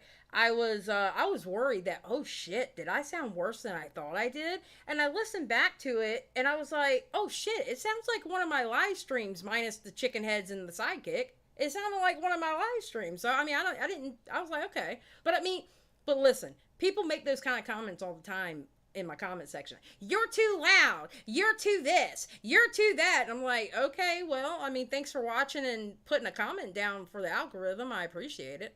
Thanks. Love you. It's a way to make somebody feel like they're overreacting over a situation. Yeah. So essentially what happened was you went in there, you were passionate and you were vocal about the things that were really upsetting you, considering, you've taken your time to defend Deaf Noodles over a bunch of other his antics and stuff. And because you were passionate about it, because it was like watching somebody that you cared about to a certain degree to even platform, the things that have happened to them. And I think it was a way for them just to say, yeah, well, it's invalid because you're emotional about it. Hence why I really didn't like Papa Gut coming at it from a point of emotion, because it was the wrong audience to appeal to there. Right. Yeah, and I get that. And listen, I understood the feedback I got back on it. That's why I didn't get angry at it, because one, my whole job on YouTube is giving people feedback. My whole job on YouTube is criticizing people. So who the fuck am I to not take criticism? Yeah, and two. Is there a two? You said one. So... Wait, there was a two, but you just fucked me. Thank you, Edwin. You fucked me up. Well, two. The one who criticized you was Nick, and if you got into a fight with Nick, game over. Edwin cucked you. Edwin cucked me. Thank you for pulling a Papa Gut, Edwin.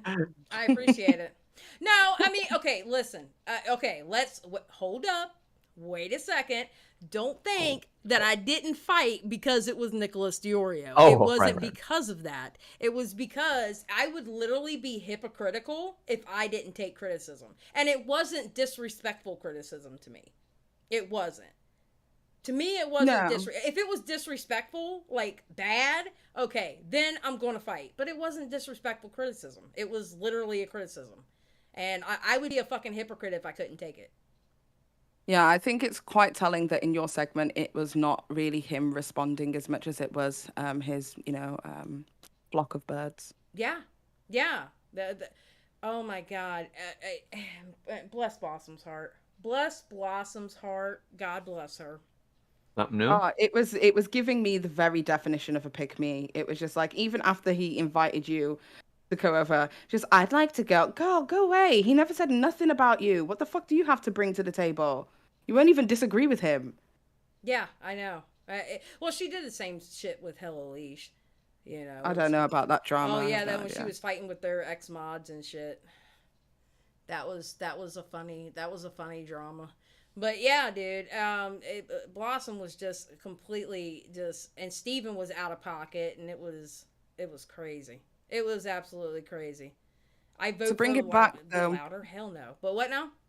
I was going to say, to bring it back though to Adam McIntyre's point, because he made such a good point that I didn't even think about how he was telling his followers to, like, you know, I'm glad these people are leaving because I don't want them to be here if they can't, you know, get out the kitchen if you don't like the heat kind of vibes. And then obviously him clickbaiting Jenna Marbles, him recently talking about Trisha Paytas and all that kind of stuff, and wanting to generate the same popularity through the old audience with old content, but then telling that they're not wanted, you know? I thought that was such a good fucking point. Adam did so good up there. Adam really did so good when I was hearing his part, because remember, I was gone. Well, actually, no, Adam was before me, I think. No, Adam was after me. I think I was in my live stream when Adam, because I did a live stream after I left. That's why I left like I did, because I had like a minute to go before my live stream was supposed to start. But Adam did so good. I was proud of Adam. He did so good. He really did. Yeah. But the whole like thing where it's like, oh, you know, I just need to like switch my content slowly. I don't want to kill my channel. And it's like, well, first of all, you're doing that already. And second of all, like, you just have to make the switch. If you start playing around with it, it's just going to be shitter either way. So you just have to make the switch. Yeah. Or if he wants to transition, he just shouldn't announce it like, I'm no longer drama, because you very obviously still are. Yeah. And I think it's just kind of like a spit in the face of the audience it is that he's garnered, because essentially the majority of his audience came there through the drama content. So if you're going to distance yourself from that content, then, you know, do it in a more polite way instead of, fuck y'all, I don't need you. Yeah. Not to mention, how are you quitting drama when you're about to host roast battles with drama tubers? Exactly. Okay, hey guys, keep talking. I have to run to the little girls' room real quick. So entertain the audience. Edwin, don't get me banned. Don't bring out Alabama Edwin, okay? Okay, what the fuck is Alabama Edwin? Oh God. Edwin, don't you get me banned, okay? My audience is how your audience used to be, okay? Remember I'm about that. to indoctrinate your audience now. Oh dear God. Guys, whatever he says, I do not stand by it, and I disavow. I will be right back. Look, at first, I was hesitant to name Alabama Edwin. I was like, what? But I guess, you know, Nick said it, and then people kept tagging. I was like, all right, can't escape it. I'll embrace it. I'll embrace the Alabama. Okay. But you know, sometimes I just say a few off-color things, I guess. I don't know. I'm not. You've got edgy. You've got real edgy. I remember when you were social justice warrior. I was never social happened. justice warrior. To a degree, you were a lot more, I guess, compassionate. Maybe more leaning in that direction, I suppose. More cleaner. I was cleaner. Cleaner, 100%. Yeah. So what's your channel? What's your channel now? Because I hear that you're mostly on Patreon. Well, I mean, I do live streams. I haven't done like the main channel stuff, but I've just been focusing on the live streaming channel. And once I finish, I just edit it and put it back on the channel. And yeah, I mean, Alabama all over the place. I guess no filters. What it means. Are you working on any new projects at the moment? Like any big videos? Because I know you like your. Yeah. I got 2 new sagas that I'm kind of working on. You know, one side is like Marilyn Manson related stuff, and then the other side is Mama Max stuff. Kind of. Girl, I've been getting into the Mama Max stuff, man. That's. I don't know. I don't know who to believe. Like, it's one of those where I'm like, I have no idea who to believe.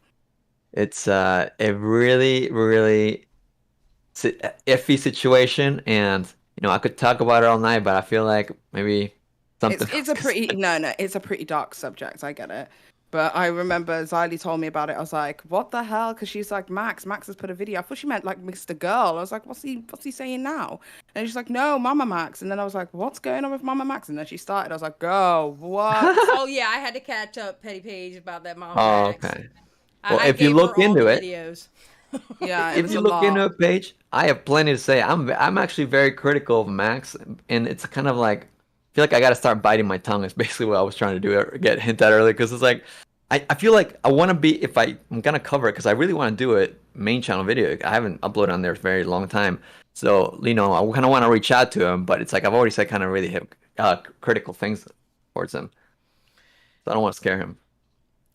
I mean, I don't think there's anything wrong with like confronting somebody directly with the questions it is that you have. Mm-hmm. I think he'll talk to you. I do. What'd you say? I think he'll talk to you. Oh, okay. Yeah, I hope so. You know. But if not, oh well. I don't know. Yeah. There's a lot of shit with that Mama Max stuff, and his video. Woo. Yeah. Woo. Yeah, I was just saying that, like, I just don't know who to believe in that situation. Like, I don't know who's right. I don't know who's wrong. I don't know what's... all I can go off is vibes, and it's like, you can't really make a conclusion off vibes. Right. You know what I mean? And that's where I'm at with it. I have vibes, but I don't have a conclusion because of those vibes. You know what I'm saying? I have vibes. I have my personal, like, about it, but I can't come off of a conclusion. The only thing I'm going to say is,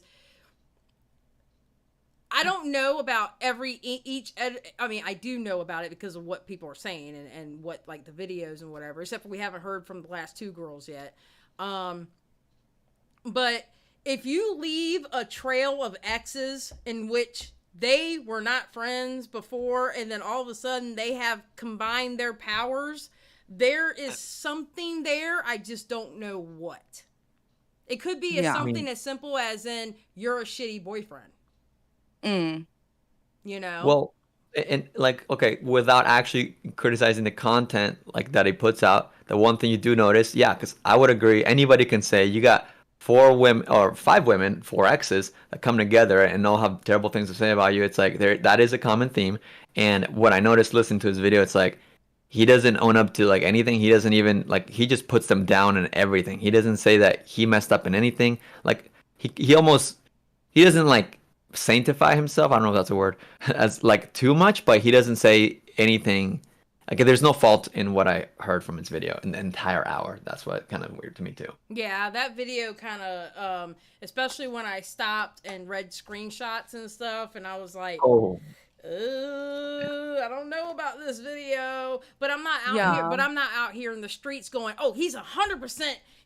I'm not out here in these streets going, he's 100% innocent or he's 100% guilty. I'm not doing that either. That's why I put my tweet out the other day going, this Mama Max shit is really bringing out stupid people.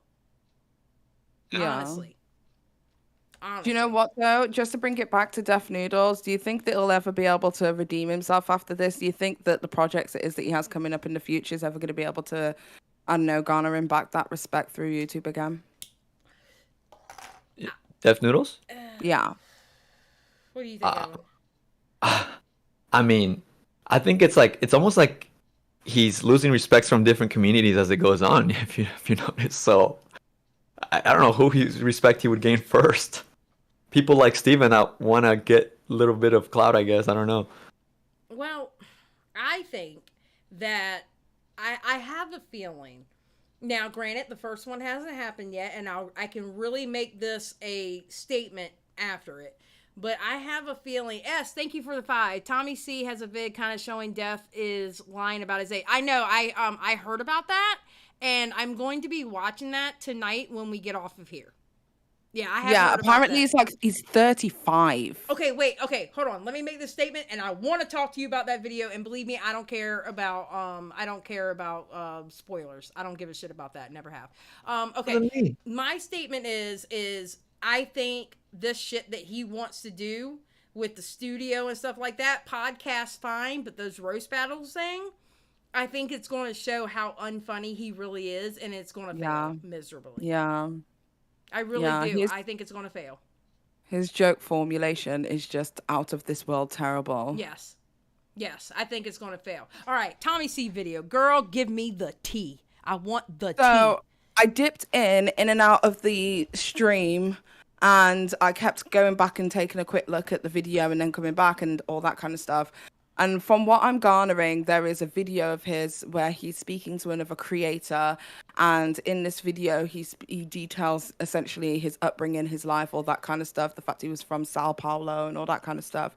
And in it, he says, I think the video itself is from like 2016, and he says something along the lines of like, yeah, I left school 7 years ago or something like that, and that he'd been working on the circuit in New York from like the day after he left university. So if we work out that he left university, 7 years ago, which he would have been probably at the oldest 21, then that must have meant that he was 28 at the time of that video. So then people worked out that he's got to be in his mid-30s. Whoa. No. Are you serious? What? It's like an old video that's been resurfaced, and Tommy's got the tea. But yeah, so in this video, he talks about like, oh yeah, I left 7 years ago, when I left uni. And we're like, right, so university, you would have been 21, 22, right? Because, I mean, most courses in universities are like 3 years long. So if that's the case, unless you were like some gifted child who got to go in there at 16, like that would mean that you're in your 30s now. Whereas all social media says that he's 26, 27. So, basically, that could establish that not only is he not funny, but he's a liar, too. They're saying, but he's old. Has he told his age before? Has he told his age before? Well, he's never corrected it, because there was also a video when I was doing my research of him in the before they were famous. You know, those people who make the videos on people before they were famous. Well, he was on one of those, and he left a comment there going, wow, I never thought I'd be included in one of these. And in that, they stated his age, and he was born in 95 and all that kind of stuff, and he never corrected them. So... And his, if you go on to famous birthdays, things like that, his age is that age. So it's just kind of weird. They're saying that my famous birthday says I'm from Wales and I'm not. So is he on famous birthdays? Like a famous birthdays-esque website. I don't think it's specifically famous birthdays, but everything. He's on famous birthdays and it says 27. Does it? Well, there you go. So like literally everywhere on social media is he's born in 95. When in fact, he's probably born in 85, is what you're saying. Oh. Because I was wondering, because I literally even said in my video, like when I was reading out that like he was born in 95, I was like, why did I think that this guy was older than me? Because I genuinely thought he was in his 30s. I had nowhere did I think that he was like 25. Nowhere. He seems a little, I don't know, not like wise or anything, but just like you were saying, like some of his references and stuff to old comics are just a little bit out of our age group. Oh. Yeah, because he does do older people references. He really does. Like he's constantly doing Colbert. He like that one comic strip that he referenced. I'm like, dude, that's back in the day when everybody got the newspaper and the kids read the comics. You know what I'm saying? It could just be that he's got a love for comedy and he knows all of these references. It could be that, but I think this is quite a damning video in terms of him not really telling people his proper age. But I don't know whether he's actually referenced his age and said, I am 27. You know what I mean? So I don't know whether he said it verbatim or just not corrected it. Yeah, Dion, you're right. Gilbert Gottfried is definitely a Gen X era comic. Yes. 100%. Yes. Yeah. Yes. For real. Yes, you are right about that. Yeah, it's well, I always thought that he was like, I swear I thought maybe he was like late 20s, early 30s. I mean, those cat ears and the glasses were totally overcompensating, dude. Like, who does that? He's trying to look young in that fucking look. What the hell? Well, he was doing that from his meme video days, though, and obviously the meme videos would cater to a younger audience because essentially his meme videos would be watching the meme and going, oh, wow, that's crazy, every so often. That's about it. Do they talk about how he got kicked out of Portuguese YouTube? No, what the hell? What? I remember Tommy saying something that he talked to somebody from Brazil, and they were saying he was on Portuguese, because they speak Portuguese there, and he was on like Portuguese YouTube, and they basically ran his ass off. Because No, maybe this is the video he's talking about. Maybe because apparently over there they thought the exact same thing we're thinking now about him. Really? Yes. Oh, I haven't watched Tommy's video in full, but in this video they're both speaking Portuguese. So the whole video is subtitled. So that might have been who Tommy was talking about, because I remember Tommy saying it was either on a Twitter video or he referenced it when they did the last SFTP, but they referenced something about talking to Portuguese guys, and apparently he was on Portuguese YouTube at one point, and they have the same feeling. They basically ran him off and had the same feelings about him there as what we're going through now with him. Well, in his meme days, he used to do like a lot of videos on like Portuguese adverts. He'd watch them and all that kind of stuff. So it was very like Portuguese centered at one point. Right. There's my baby, Adam McIntyre. There's my baby. What's up, Adam? What's up? You did a good job. You did an excellent job, Adam. He goes, I'm a comedian. You did it. Well, you've said it. It's written in stone now. We can't say anything about it. You might as well put it in your bio, put it on your channel, let everybody know you're a comedian, and mention it every 5 minutes. That's the way. Hell yeah. Man, that shit was crazy, dude. I can't believe he lasted 6 fucking hours. Yeah, and then he's like, I've got no time for this. It's like, dude, you've had an immense amount of time. 7 hours is a long time. That's editing a full video. What are you doing? Well, I like how he doesn't have time to watch anyone's video, but I'm going to do a Twitter Spaces for 6 hours and have everybody tell me the exact same thing in different ways, and you're not listening, and I'm not going to listen. I mean, tells me he chooses not to. Like he doesn't want to hear criticism. He never wanted it. He ignores it. Yeah. Well, here's the thing. He ignores it. He looks at the clips people send him. That's it.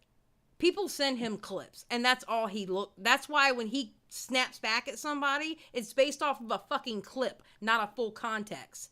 Just like with that Papa Gut crying. He didn't get the full context. He believed. Oh, I don't believe that for a second. I believe he watched every minute of that video. I'm not buying that story. Oh, God, yes. Of course he did. I bet he was sopping it up. You think he's seen all of Nick's video? Nick's video? Yes! Yeah, yes! No, I agree. I believe he watches every single video that's made about him. Oh, God, yes. Oh, God, yes. Don't get me wrong. There's people who make videos about me, and I just tune out for my own mental health. Mhm. But, it's... If there was a big video, we're talking like 200,000 views video, I'd be watching that shit. I would. Right. Exactly. Yeah. And I think Nicholas DeOrio's video, his original one, I think it has like 600,000 views. Yeah. I'm watching what is being said in that video for sure. Like whether he watches it or not, he looks stupid for ignoring it. Yeah, so he has to have watched it. Well, at the point that he took the screenshot of Papa Gut to post on his t-shirts or whatever, it's at the point where Papa Gut says, because there's only one moment where he puts his hand in front of his face like that. He says, "It's not funny, Dennis. It's not funny. And you're going to sit there and you're going to laugh. And I just feel like I've just bared my soul in front of everybody because I need to tell you that this is not funny." And then he put his hand in front of his face. So you're telling me that you watched that small segment and that was the clip that you were given and that was the moment that you chose. And you're telling me you didn't realize you hurt somebody's feelings. Fuck off. Excuse my language. What did he do? Did he put that on his second channel? Where's this Nicholas DeOrio video? Which one? The old one? Yeah, the old one. Is it on his second channel or his first one? Oh, I'm on his second channel. Hold on. I'm on his damn second channel. No, I'm not. I was going to say... No, if you put Deaf Noodles... I know, I think it's on his main channel. There we go. Now I'm on the main channel. I was on the second channel. Yeah, I think it's like a year ago he posted this video. Yeah. So you might have to scroll. Yep, 420K on the iceberg, which I love how he gave you that dig about... Nice title, Paige. Nice title.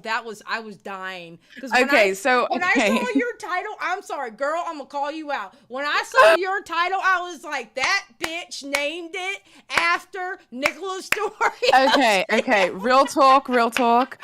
Right. So obviously I've seen Nicholas DeOrio's videos. A couple of clips of his videos were in my video, right? Mm-hmm. So I've obviously seen the video.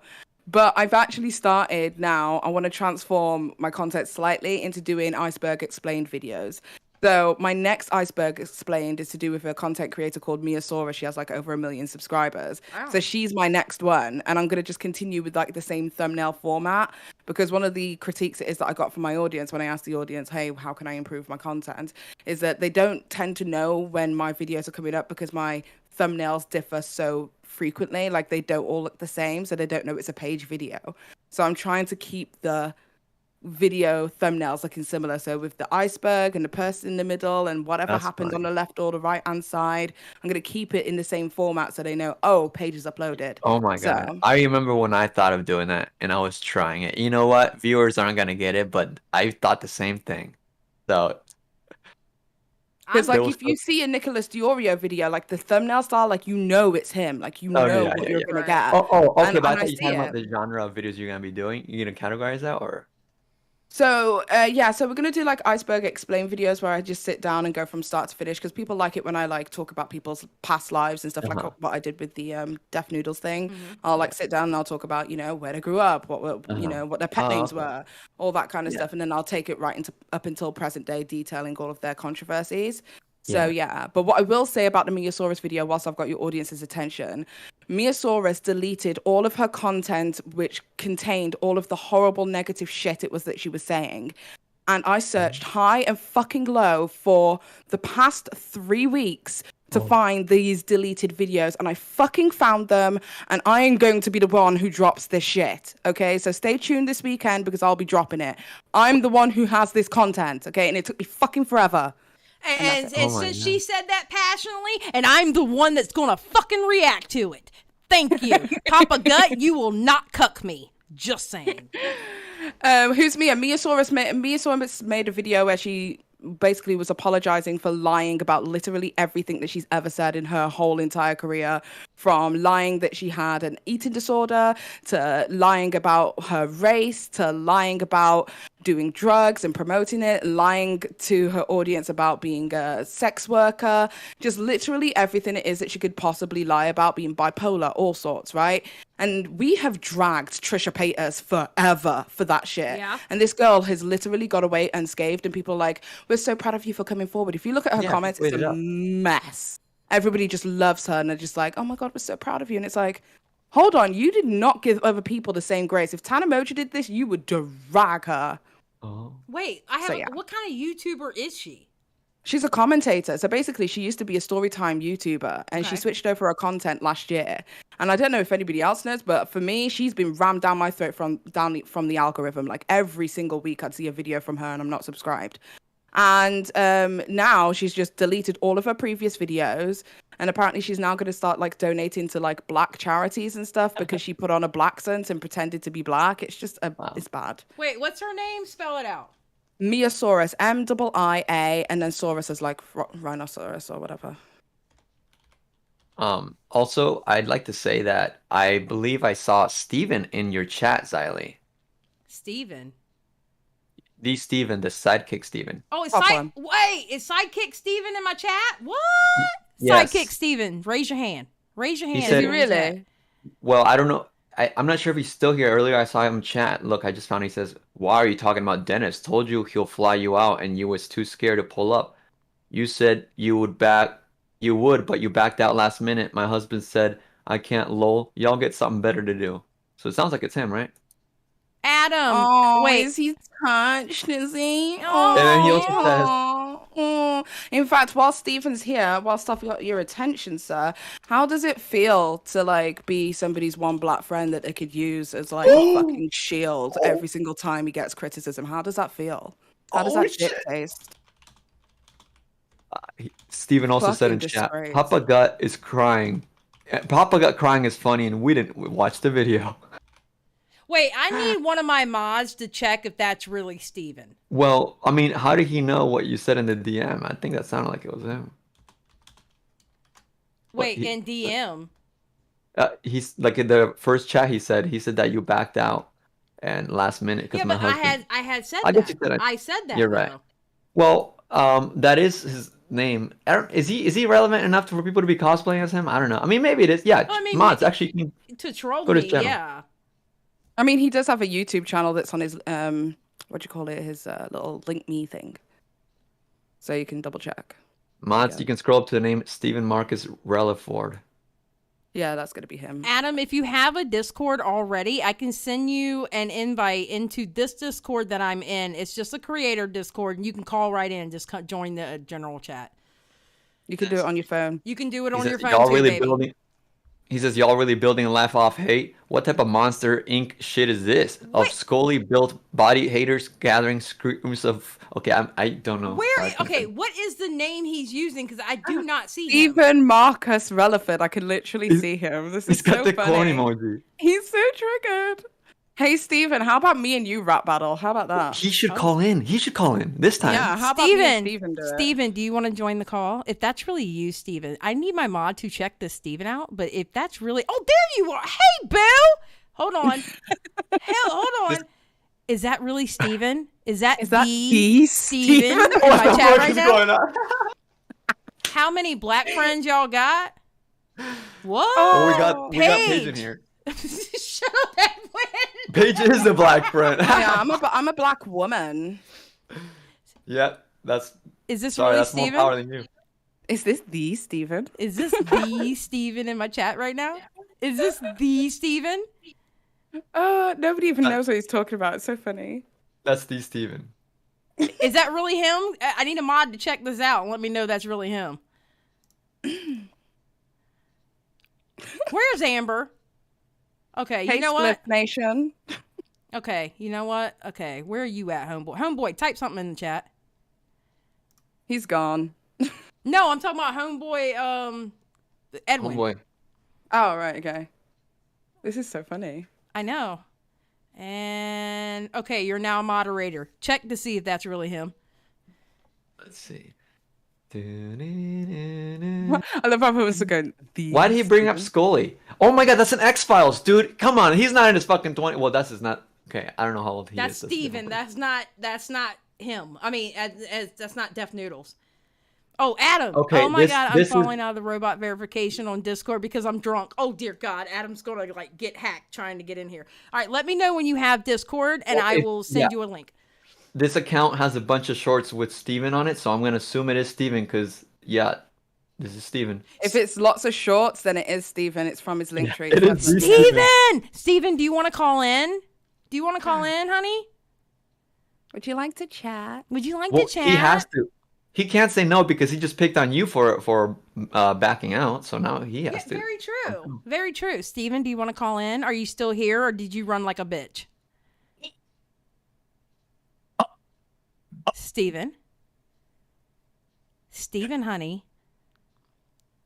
Steven, paging Steven. I guess he's gone. He's scared. Oh, no, he's scared. gone. He's scared. Oh. Plants for $5. He literally talks so needlessly for no reason, but somehow still says nothing like, how is this real life? No, you're right. I honestly couldn't understand his last message. No idea. And he put a corn emoji. I'm like, what?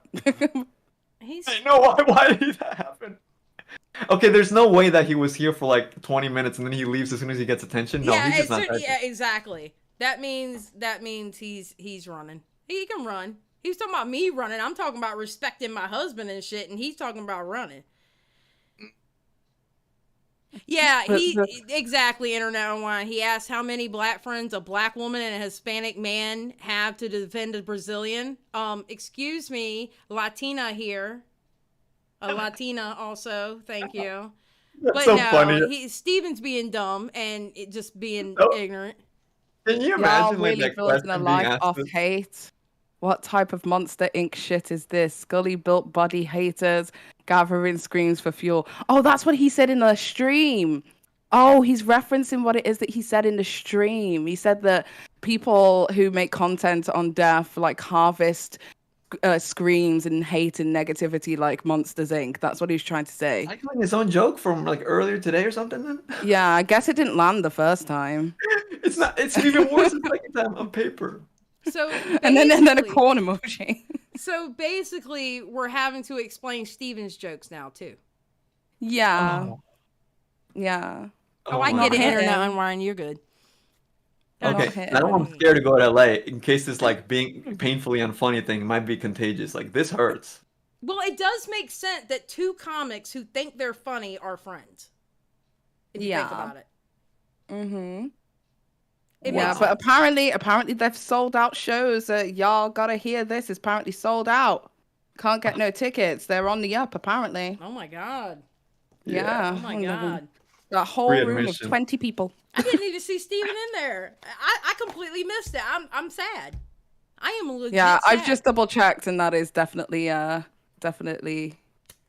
him.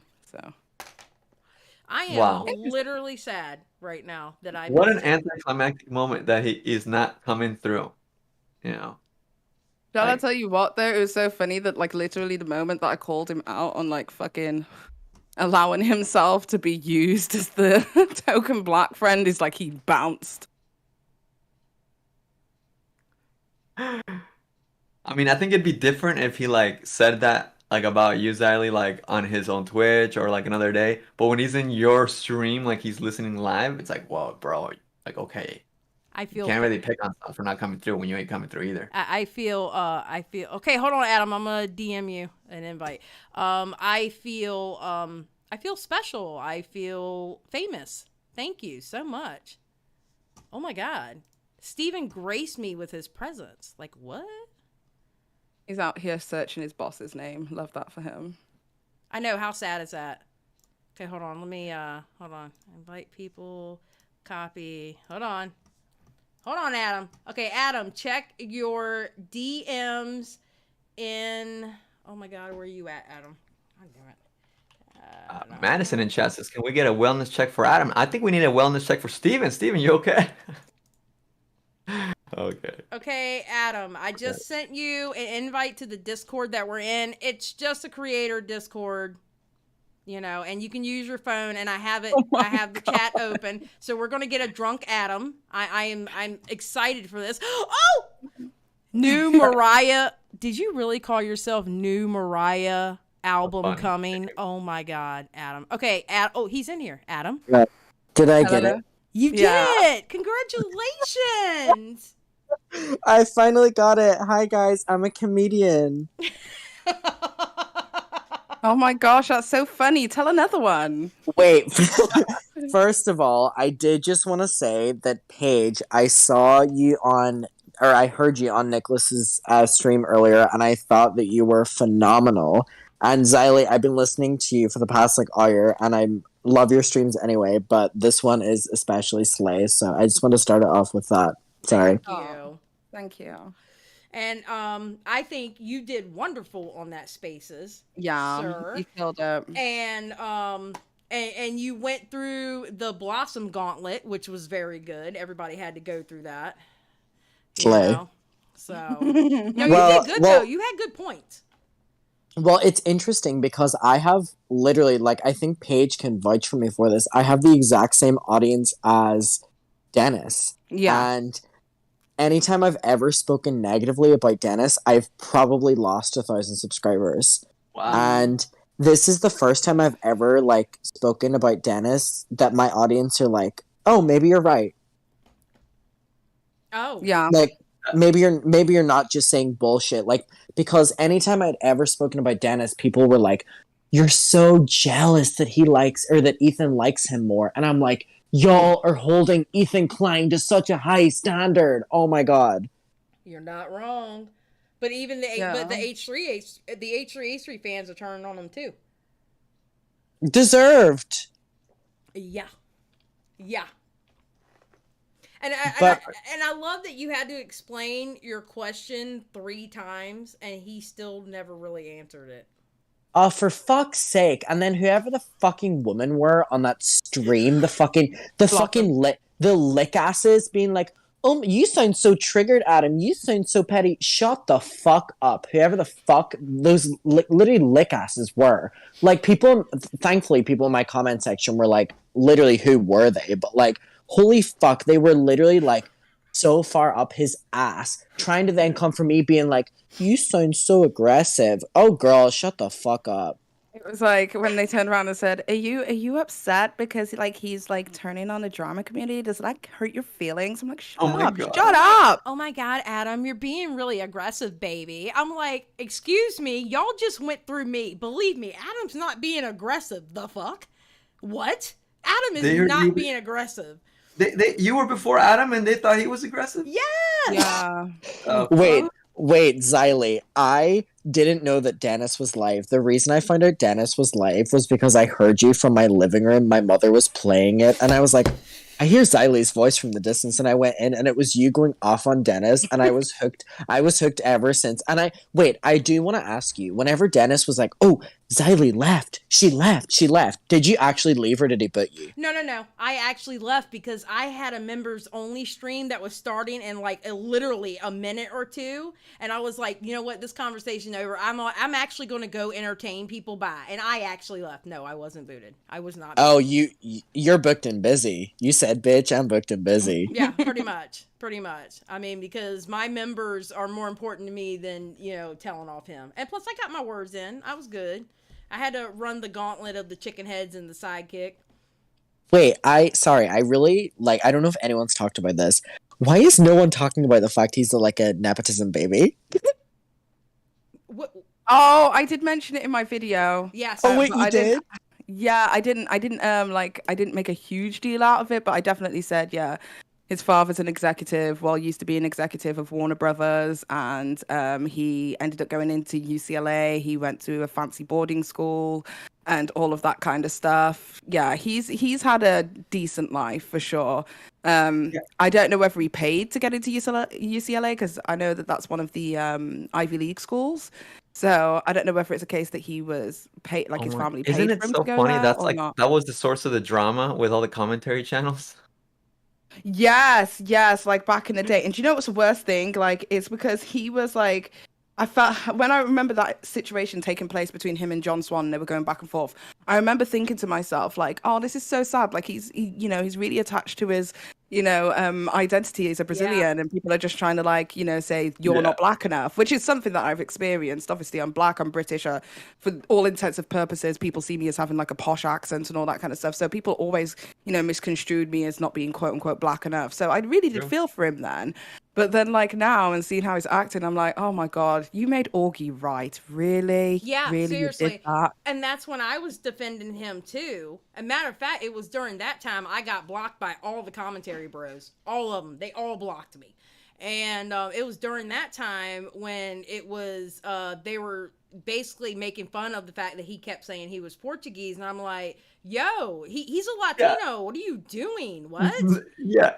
Nobody picked on him because he was Brazilian. Nobody even knew he was Brazilian. He looks white. Like, what? It's so weird. Yeah, but I think Nicholas DeOrio made a picture of him and made his skin darker or something. I was like, I think Johnson made his skin orange or something. Yeah. Yeah, and that was where same issue with the Papa Gut photo and T-shirts and stuff. Like, there's a point where you go a little too far, and I still think that's too far, regardless of whether I like Dennis or not. That's true, Internet Online. You were the only one that didn't block me. I got blocked. I literally on the same day, because I had gotten into it with Augie like a couple days before that popped off, right? And I got blocked within 3 days. I got blocked by Augie, Nicholas DeOrio, John Swan, and Jesus Christ, I can't remember the last person. I was never blocked by Edwin, though. I do have to admit, I was never blocked by you. Are you good with them now or no? I'm followed by Nicholas DeOrio now. John Swan followed me after his technicals video that I reacted to. And Augie, I'm not taking the chance with Augie, so I don't even follow him because I don't know where Augie sits with me. So you're gonna cancel. I feel like if I follow him, he might block me. So I don't do all that. But no, I mean, I'm listen. Talking about changes on your channel, my viewpoints have changed over the course of my channel. Yeah, 100%. Mine too. Yeah, exactly. I went from, after covering like really bad cases and like pedophilia and the R word and shit like that, I started concentrating more on I want to get those people off. You know, I want to get those people off the platform. Those are the people that I don't know. Just covering stuff like that made me change a bunch of views. I used to look at things so you could literally see the difference in my channel, how I used to be as far as like my thought process. My thought process is evolved so much from when I first started. Yeah. You know, I just don't want to be outraged by everything. I don't want to be angry all the time. I got tired of being angry all the time. Yeah. You know. To be honest, Adam, I've seen that change in your channel as well. Like your viewpoints and certain stances on situations have changed. And to be honest, you're extremely mature for your age. So. Well, I appreciate that, Paige. It honestly just boils down to the fact that like I'm tired. Like that sounds so dramatic to like say, and I completely like I know how that comes across, but like from like yous all making content, like I'm not saying it's like overly tiring, but like we talk about a lot of stuff, and at a stage whenever we're dealing with this, you know, BS, it's like we have a certain threshold where if something like messes us up a certain stage or something annoys us a certain stage, there's only so much we can sugarcoat it, or there's only so much we can avoid a topic. And I feel that that's like me covering the dentist thing was probably one of the biggest risks I've ever taken in terms of my content. And I know especially you, Paige, you know that because my content is very much so like not on that lines. Like it almost is aligning more with like Nicholas's videos or like Bo Black's videos or whatever. But like at a certain stage, like I'm just gonna talk, and I'm like, and if he wants to respond, he wants to call me out, he wants to say whatever, listen, I'll take it. I just like I really don't care at this stage. Good for you. Good for you. It took me about 5 years to get there. Hell yeah, good for you. Well, let me ask, Paige, why did you? Because I'm going to ask you the same thing, Adam. Because I remember you saying that you. Okay, Oh, I'll go ahead and ask you. You know, hot seat, Adam. Hot seat. Wait, is this for Paige or for me? Oh, it's for you right now. I changed shit. up last second. Oh, Are you no. planning on changing up your content? Because it kind of sounded like that when you were talking with him. In what way? I don't know. That's the question. In what way do you plan on changing up your content? I think I'm always gonna talk shit. Well, yeah, of course, I talk shit. Yeah, no, completely. And I know what you're asking. I feel that in the past I've, yeah, I would say so. And I think the main reason is I think moving forward I'm going to be a lot more unfiltered because I've definitely held myself back out of just trying to avoid fights. Like I feel like my content has always been really safe, and I mean, especially the past week, I have not been playing it safe in terms of what I'm used to online. And I feel that people have, I've gotten a lot of criticism, but I've gotten a lot of support from people who are so against me. Usually from being like, hey, I really don't like you, but I appreciate that you're at least, you know, saying something that's not just like, you know, sugar-coated or whatever. So to answer your question, I think that I'm just going to be a lot more unfiltered, and like if someone wants to fight me, let's do it. So honestly, like that.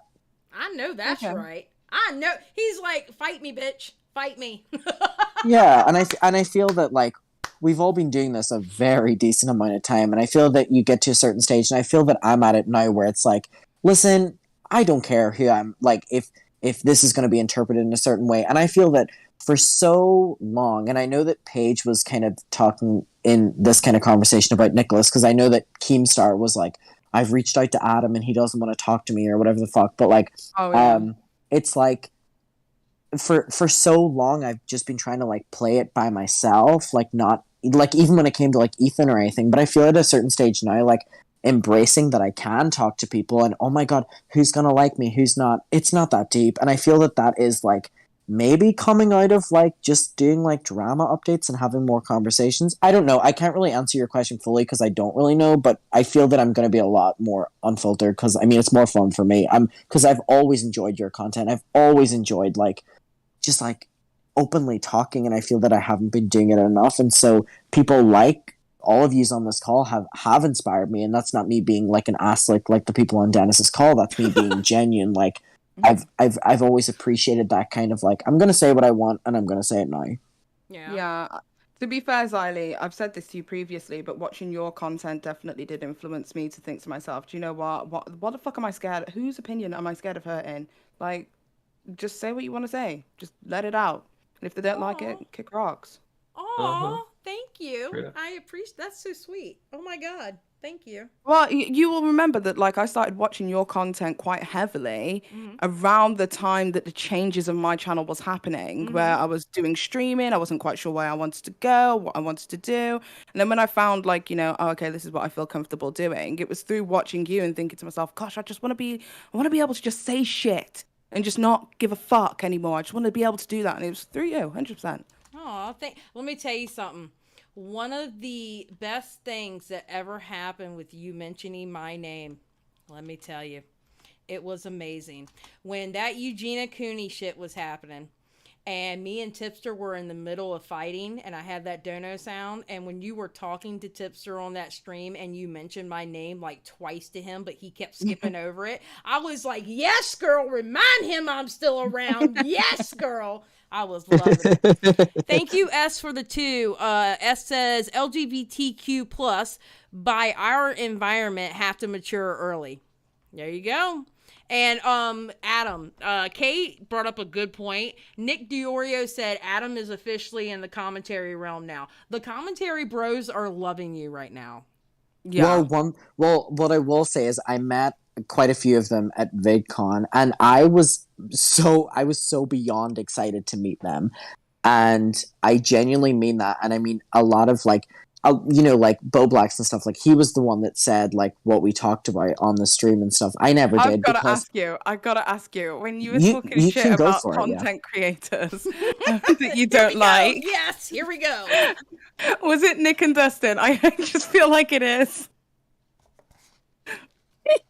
You're on Xylie Gets Real, baby. You gotta be real. You gotta be real, That's all I Adam. needed to know.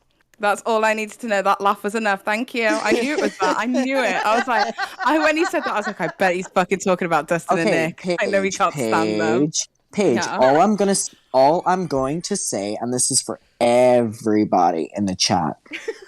whenever I started 2020, I was literally like 20k subscribers, was just starting drama.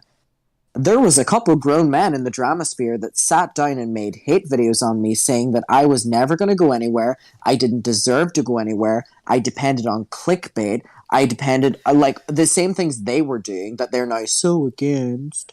And let me tell you, there are so many people within the space that have done nothing but berate me since I was 17 years old in the drama space. And let me tell you something. I don't fucking forget. Okay. I know that's right. Those are fighting words. Okay. I know that. Unfiltered Adam. You saw it here first, motherfuckers. I know that's right, baby. Speak your truth, baby. Speak your truth. Hell yeah. All right. So Paige, to answer your question, Nick and Dustin can go fuck themselves. Oh my god. That's what we needed. That's what we needed. Oh, goodness gracious. Oh, dear God. The group chat is about to be on fire tonight. Oh, good. They'll be talking amongst them fucking selves like always. I need a sip. Oh, no. I can't wait for them to tweet about this with a fucking boomer gif. Fuck me. But yes, Paige. Like, seriously, like, I don't give... Like, this is stuff that seriously, like, I was coming into this space and it was like sit-down videos, like, making fun of me. And I mean, to this day, like, they still hold this shit. So I have no problem saying anything because these are grown, Grown men. Okay, Yeah. but you know what, Adam? You know what you can do, though, baby? Let me tell you something, all right? Mm-hmm. I think you've been watching me long enough. Remember when I had that tone of Tipster saying, yes. Okay, that was from Tipster kicking me out of his chat because we had a big ass fight on Twitter. It was during the Gabby Hanna drama channel shit, right? And I just did the meme. All right, I didn't get mad about it, but I leaned into the meme. You know the reason why I have a bus. Any members out there? Can y'all please put the bus in the chat?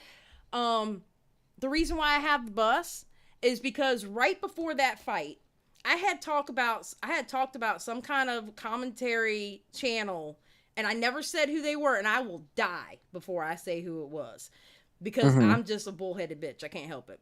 But I had made a comment about a certain commentary channel was being very misogynistic.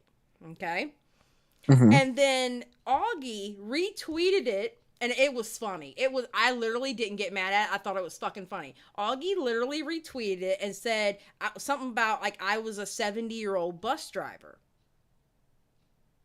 That's why I have a bus that that's where the bus comes from. I leaned into the meme. My Discord is called my Discord for my members, my tier 2 members and up. My Discord for my tier 2 members and up is called the bus stop. Genius. I leaned into the meme. The best thing to do is people got shit to say to you. Don't get upset. Don't get angry. Lean into it. Xylie, how am I gonna lean into what Nick and Dustin say whenever not enough people even know who they are?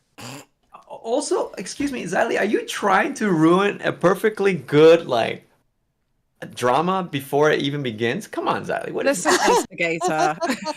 Edwin is such an instigator. He's at it again. He really is. I was thinking, is she already trying to make them friends before? No, Xylie. Adam said what he said. He meant it. He said it with his full chest. He did. He did. He stood up and said, it's on the table. There's no regrets. Oh well, what I will say is, as friends of both of these two human beings, I think it's just. God damn it, Adam. I think that it's just. I would hope that we could come to some kind of reconciliation over the past at one point. Maybe not now, but maybe in the future. Yeah, sure. In the maybe 10 years down the line. We'll think about it. Oh, my baby holds a grudge. I know that's right. My baby holds a grudge. Adam, Bruce have you ever Allen done some said, blood "Don't sports? start." Wait, sorry, what? Have you ever done blood sports? Oh my god. What is that? Oh my god. Basically, you get into a call like this, but with the intent to kind of argue, because you don't see eye to eye with one of these. Oh, people. that's just a regular FaceTime for me, baby. Oh, so have you done it like in a live stream, like on a YouTuber with other YouTubers? No, I just do that with my friends. Okay, well, it's a different vibe on YouTube. Maybe we'll have to set that up eventually. I would love to do it. I would like. Would you actually confront them and talk to them one-on-one? With who? Like Nick and Dustin. What is there to talk about with them? It's so one-sided. I guess it depends on what they say. Well, yeah, because I don't really know their feelings on you properly. Yeah, if they don't say anything, there's no blood sports. But if they want to dip their feet in, it's on. Okay, but okay, so I can have a debate with someone like Def Noodles, but to talk to Nick and Dustin, what is there to talk about? Like, it's if they've said like consistently very nasty things about me since the start of my channel, then what is there really for me to talk to them about? That's not a debate. Well, so have you ever confronted this out loud? Have you said this out loud before, or is this your first time saying it? I've responded to them on Twitter. Okay. Yeah, it's clear they don't like each other. Okay. You know what? Fun fact, real quick. I didn't even know that. You didn't know right. That I mean, I'm not versed in this. I mean, I didn't know that it was like. I thought it was like a little petty thing, like just nitpicking at each other. But I didn't know there was a deep-seated dislike for each other. Oh yeah. 2021, they went back and forth. Oh yeah. Don't worry. They've talked about me since the start of my channel, baby. I must have forgot then. Because at 2021 I would have seen that, so I must have forgot, to be honest. Good. Okay, so they don't see what they're doing as wrong, huh? I guess. No, I don't like this is I'm gonna be honest with you. Seriously speaking, I don't hold anything against either of them. Like if we're gonna be 100% like transparent here, like me saying like to Paige who speaks to them and to both of you and to the chat, it's not something I would hold against either of them because it's just like it's what we do online. Like even me on this chat being like they said all this nasty stuff about me or they never liked me from the start or whatever the fuck. Like I'm like, okay, well, I've probably said similar things about other people online. Like, I really don't think about it that deep. I'm like, I honestly just don't think I could debate anything against them because there's nothing really to debate. And if they want to, talk their shit about me, then they have every single right to, because who would I to do the exact same thing to other people and then be like, oh, they can't do it about me. So, like, there really is, seriously, like, I'm like, that's why I've never, like, it's not that deep to me. I'm like, okay, Sure. talk your shit. Like, go for it. Well, I guess where I come from in this perspective of farming. should there be a debate or not I is the already whole said that. spectrum. Go ahead. What? No, she said you're farming. I said I already put that in the chat. Go ahead. Oh yeah. No, I was just looking at the angle of like, okay, well, yeah, but where's the morality spectrum, right? Like, if someone's really in the wrong, it's like, no, I think it should be corrected or at least confronted, because if they're just picking, I mean, I don't know your history or lore between you two, but if they're like completely in the wrong, and it's like, I mean, there should be some sort of whatever, but I totally get your angle. That's like, you're in your lane and you can, like, you're free to do your subtle swipes and soak in there, whatever. But at the end of the day, one person is probably more in the right than the other. I don't know who though. Well, I responded to them first. See, but in this Yeah. way, the blood sports, it's not even. I it's not, love it's not the word just blood fun. sports. It sounds fun too, right? It's slay. Yeah, exactly. And then new audiences get to learn about this. 'Cause I don't know about this. You're getting like a fucking revival. It'll be sort of like Def Noodles, except just one person and less boring and more exciting. Oh my God, what is this? Do you think that Def Noodles is gonna? Do you think that definitely moving the conversation on? Do you think that Thank you. Noodles- Thank you. Yes, Paige. Do you think that Def Noodles is gonna do like another kind of debate style thing again? Because I mean, he's garnering quite a lot of attention, and eventually, as the drama dies down, there'll be less attention on him in that same way. Do you think that he'll, Oh, do the same the thing again? studio's coming, Paige. The studio's coming. It's gonna be used. Yes, by him and his 4 friends. Do you know what I found really interesting is like when he said that, I think somebody was asking him like, where are your friends and stuff like that in the situation. He goes, I've got people around me. And I was like, people? She asked for friends. Where are your friends? Oh my God. Well, apparently, Adam, the first one is coming out like tomorrow or something. Because I remember him saying he was going to do it live. And apparently, How exciting! well, apparently, Miss Paige Christie over here. I almost said the other one. See, I'm learning. Miss Paige Christie over here has done said we played 10 questions. We couldn't figure out who it is. I think I know who it is, but apparently that person is supposed to be a big commentator or whatever. They are going to the studio either tomorrow or the next day or whatever to do it, and it's supposed to be live. So really, the first one is supposed to be in the next couple of days. Yeah, if it doesn't happen, it means that person declined in the end. Because the person was like, should I go, should I not go? Kind of vibes.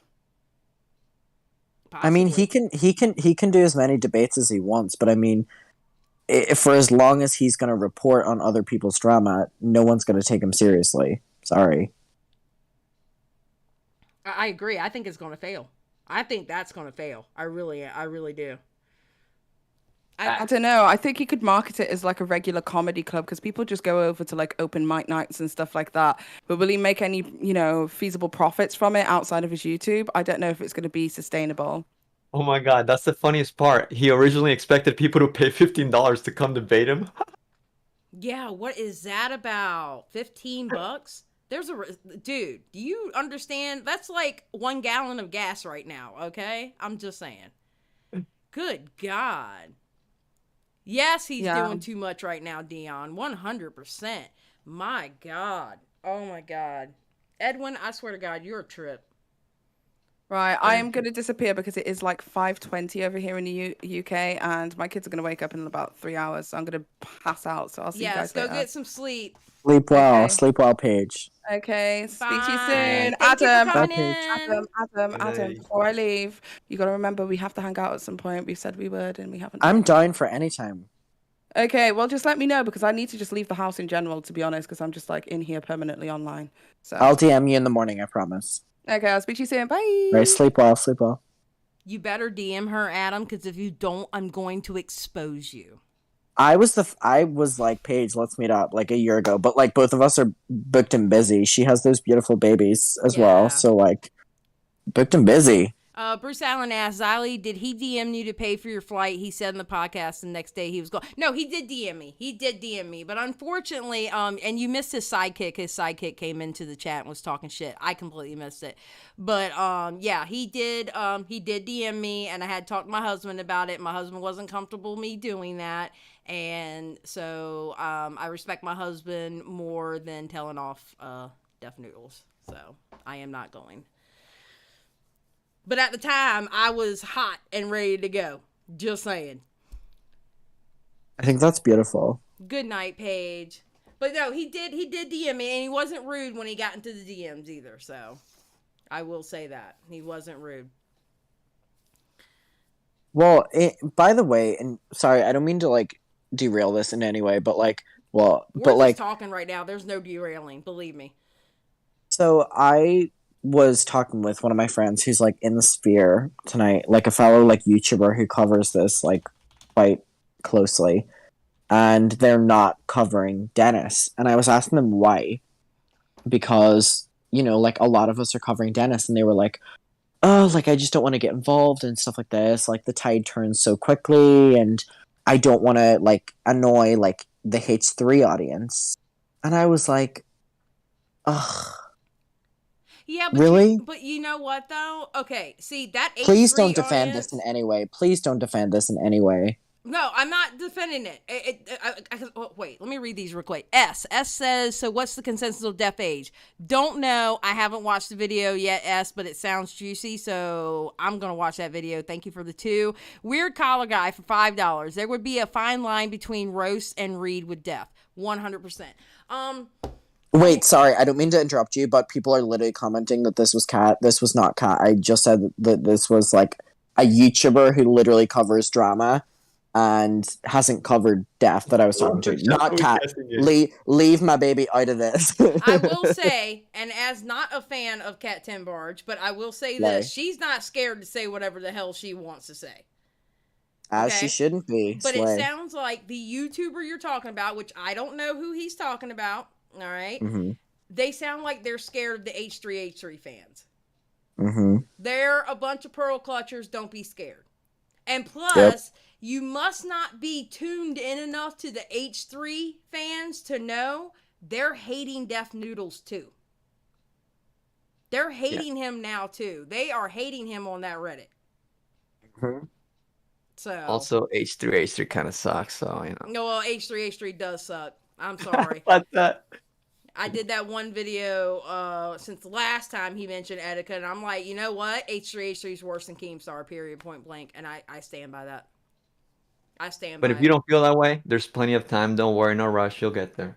Thoughts said H3 fans are the worst, but they can't actually hurt you. Exactly. They're just annoying. They're annoying little bugs.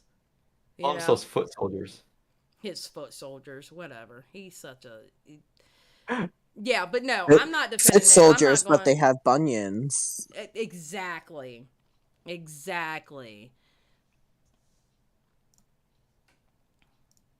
So... But no, that's something I find very Jinx, interesting tonight. Jinkies, I'm not saying Keem doesn't have his flaws, but H3, woo. And I'm sorry, if you keep bringing up a dead man that you won't let him rest when his own mother has told people and asked people to stop talking about him, you're the worst to me. I'm sorry. I respect the dead. Just saying.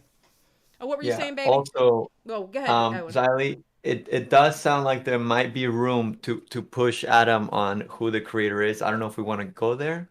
Well, I'm not gonna say anything. That doesn't work on me. Well, I just felt there. Adam is not. I trying to play Adam 10 is questions not again. going to fall for your bullshit, Edwin. Well, the 10 questions game worked with Paige. It worked. She said the same thing, and then you said 10 questions, and then okay. Okay, what were you going to say, Adam?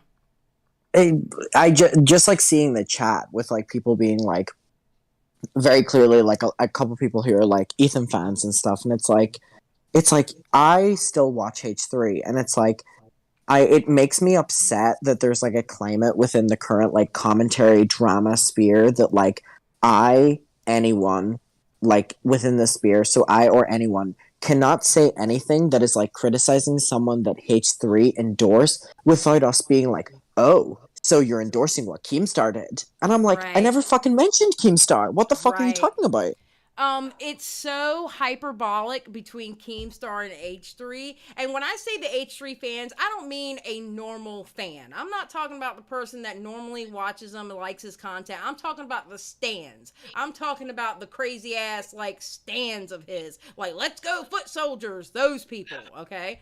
There is such a divide that if you take Keemstar's side on something, then you automatically hate H3. If you take H3's side on something, you automatically hate Keem. It's so amazing. fucking annoying. It's very annoying. It's very So annoying. much worse. It used to be so much worse when they were actually beefing and like people were paying attention. Like it was insane. Like when Keemstar first like called into my channel, like the chat was like throwing a fit like crazy. And like nowadays, he's a little bit more like, people don't freak out as much, but like, yeah, now it's definitely more H3 fans. Before it was like everybody hated Keem, Yeah. I agree with Lisa here. Keem and Ethan are one and the same. I can definitely get that. The only thing about Ethan, this is what I will say about Ethan. Ethan tries to be a snake and he panders. And that's how he got the audience that he got. He pandered. But now, y'all are starting to see the real H3 come out. And that's why his own fan base cancels him. It's messy. Messy. I am so sick of that. I wish H3 and Keemstar would just literally get in a call, yell at each other, and get it over with. I used to think about that, but now I don't care. And also, like, every time I think about H3 now, I always think back about that clip where he says, like, anal blasters. Like, why does he talk about that? I can't forget that, Well, what pissed me off is all of a sudden Rich Lux is going down the alt-right pipeline and calling... Having his anus blasted? No, because him and Adam both, because I did a live stream on it, him and Adam both had something to say about what H3 and that fucking Dan had to say to that one caller. Dan, boo. Yeah, Dan is a piece of shit. Yeah, okay? That was so weird. Yeah. Like, how do you have a caller come in and you're like, do you take it in the front or the back? Or like, whatever, it was so weird. Yes. So, Adam McIntyre here and Rich Lux, they both made videos about it. They both said, I don't think you're homophobic, but all of a sudden you got Dan on an H3 podcast going, they're calling me homophobic. Kicks Rich Lux out of the live, and then both of them had to deal with H3 stands. It was ridiculous. You're going to tell two gay men they can't talk about what you did and what you said to a caller? Trying to figure out if he's a bottom or not? Xylie, are you assuming that I am gay? Baby boy, I've seen your Twitter and I've seen what you said. And let me tell you something. As an old bitter bitch, I don't want to see you half naked on Twitter anymore, okay? Oh. But if I look good in the picture, then you deserve to see it. Oh my God, I hate you. With your half-naked ass. With your half-naked ass. When I saw that, I was like, Adam, what are you doing? All right. I was about to DM Mama. I really was. All right. I was like, all right. But seriously though, I mean, the way they reacted and then the fans, how they went off on you on the Reddit, I was like, come on, dude. Seriously. Oh, I love when they go off on me on the Reddit. It kind of like, it gives me, it literally like whenever the H3 fans go off on me in the Reddit, it's almost like the greatest thing that can ever happen to me because I kind of load it up on my phone and then I go about my day and it's like reading the morning news. I find it so endearing. It's all right. The Eugenia Cooney haters, they've come up with some crazy shit about Willie and Tipster, and they always call me that woman. It's hilarious. Yeah. I love the Eugenia Finney, not Eugenia Finney. Fuck me, my 10 double vodka cranberries are speaking. I love the Eugenia Cooney fans. Oh man, that fucking Reddit, they're so nasty. I mean, they're literally talking about how Congress got Willie to infiltrate them. So, Adam, you met her, right? Yep. How was she in person? Well, let's fucking get into that. Oh, shit! Yes! Wait. Have you seen Edwin's video on you about that?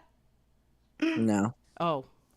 I'm I sorry. just posted a few days ago. I didn't What's up, watch. Keemstar? I didn't watch any videos on me and the Eugenia thing because I didn't make a big deal about it because it wasn't that big a deal to me. And then it blew up to this thing, and I was like, oh. And even Keemstar, who's in the fucking audience right now, sent me a DM that was like, just prove it. Like, show your picture. Keemstar, who's in the audience right now. And I was like, I've already fucking explicitly said that she said, don't take a picture of me. And I was like, and even more so, okay, let's say it wasn't her, and it's a crazed fan who literally is cosplaying as her. Why didn't they speak up? Why didn't they speak up and say that it was her? Hold on 1 second, baby. Keem, do you want to call in? I would have to DM you the invite on Twitter. Can I DM you on Twitter, sir?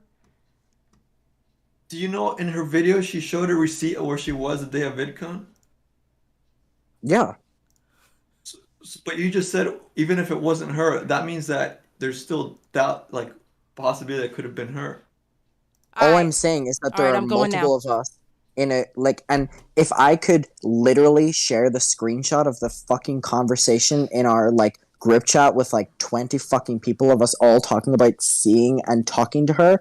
And here's the thing, after watching her video, after hearing her, do I think Eugenia Kunu would lie? Absolutely not. Abso-fucking-lutely not. What does she have to lie about? But at the same stage, what do all of us have to lie about? There was a girl there, if we're saying that it wasn't her, that literally looks exactly like her, spoke to all of us as if it was her, spoke to Kat about articles that Kat had written about her. So you're telling me that girl is as much a fan Hold about... on 1 second, baby. I'm sorry. I just don't want to cut you off, but I kind of can see this. I just tweeted at you right now, Keemstar. Oh my god, Keemstar's gonna fucking come in here like Papa Gut. Just Jesus. All right, I just added you This on is a Twitter. good conversation though. Yeah, it is. Okay, go ahead, Adam. I'm sorry. Go ahead. Yeah, continue. I just want to finish this part because I genuinely don't believe that Eugenia was lying. I genuinely don't. I don't think she's a bad girl at all. But all I'm going to say is that none of us were lying. So if it's a fan who's a big enough fan about her, then if a fan is that big and literally cosplaying as you and lying about you, why wouldn't that fan have spoken up and being like, oh, sorry, this was me and I overstepped my boundary? Well, that's a weird person. But that's my thing, because I don't believe that Eugenia Cooney is lying in that situation. Right. But I also know what all of us spoke to. So I think the weirder story is like, what the fuck? Like, what happened, guys? It's almost an alien. So that's my thing. That's why we all stopped addressing it, because I don't think she's lying, but we also spoke to and saw what we saw. So it's like the worst thing, because it was the first ever controversy I was involved in that I really actually couldn't do anything. Okay, so yeah, from your video, it kind of came off like you still didn't want to accept that it could have not been her. So felt like you insisted it was her. I'm gonna promise, it's a very weird situation. Yeah. I see where you're coming from now, though, because I guess it felt more downplayed in your video, like your presentation, but no, I get you. Well, Adam McIntyre is a liar. Keemstar, hi. Okay, here, first of all, Keemstar, welcome. Welcome to the show, and now go. By the way, Adam, I like you. I really do. Swearsies. All right. Is this you flirting with me, Keemstar? Oh. No, I'm just playing. I like women, but your story just doesn't seem believable. It just doesn't. I'm sorry. Mm-hmm. I saw your DMs. I know you're thinking about this, but go on, yeah. It might be the shittiest, situation that you were in that made it seem so unbelievable. I'm not saying that you're lying, but it seems like you're lying just based on everything. Like, what the hell? Who the hell is cosplaying as Eugenia Cooney? How many people look like Eugenia Cooney? Are you kidding me? Yeah, on Keemstar, there were so many people that were in my comments being like, 20? There were so many people that were like, oh, so that her wearing a mask was the most characteristic thing about her. You think I'm gonna sit in my video and be like, the true reasons on why we all believed that this was Eugenia before we even spoke a word to her? No, because that's disrespectful. It's just not adding up. Yeah, Keem, and that's exactly what I said before this. Do I believe, after watching her video and after her being genuinely sweet and following me on Twitter, do I believe she was lying? Abso-fucking-lutely not. And I promise you that. Well, I know. Okay, I know. hey, Eugenia real quick, guys. I'm gonna go grab a drink. Edwin, your moderator. I'll be back. Okay. Yeah. Well, I know for a fact Eugenia Cooney's not lying because she just wouldn't lie about something like that. If she was at like VidCon or whatever, she would have said, "I'm at VidCon." People would have taken pictures of her. It just seems so weird that you'd be like, nobody else has pictures of her. Also, Keem, she showed a receipt of her buying a Louis Vuitton bag that day on VidCon. Yeah, absolutely. But here's my thing. So everyone said, oh, well, Adam blew this up because there was no drama and he made a video. If you watch my video, I was responding to her stream, which started from my tweet. This is not a situation that I went into being like, here's my video, here's my expose. It was one tweet, and she says it wasn't her. We all know what we spoke to, and even if we weren't there, because everyone in her Discord was like, oh, there's exactly. Adam, if you don't mind me asking, who is You're like, I can count you the amount in the group chat, but I'm not going to tell you exactly who, because that's obviously going to start. Like that it helps was your story. Yeah, and it would. And the thing was, I took the fucking fall of the entire situation, because if I had shared the actual fucking group chat messages, which I've shared with a couple people, if I had shared that, it would have been the names of people who were talking about it in the moment. And honestly, at that stage, this was not something I wanted to fight Eugenia Cooney over, because this started as a tweet of me being like, met her and her mom was rude to me.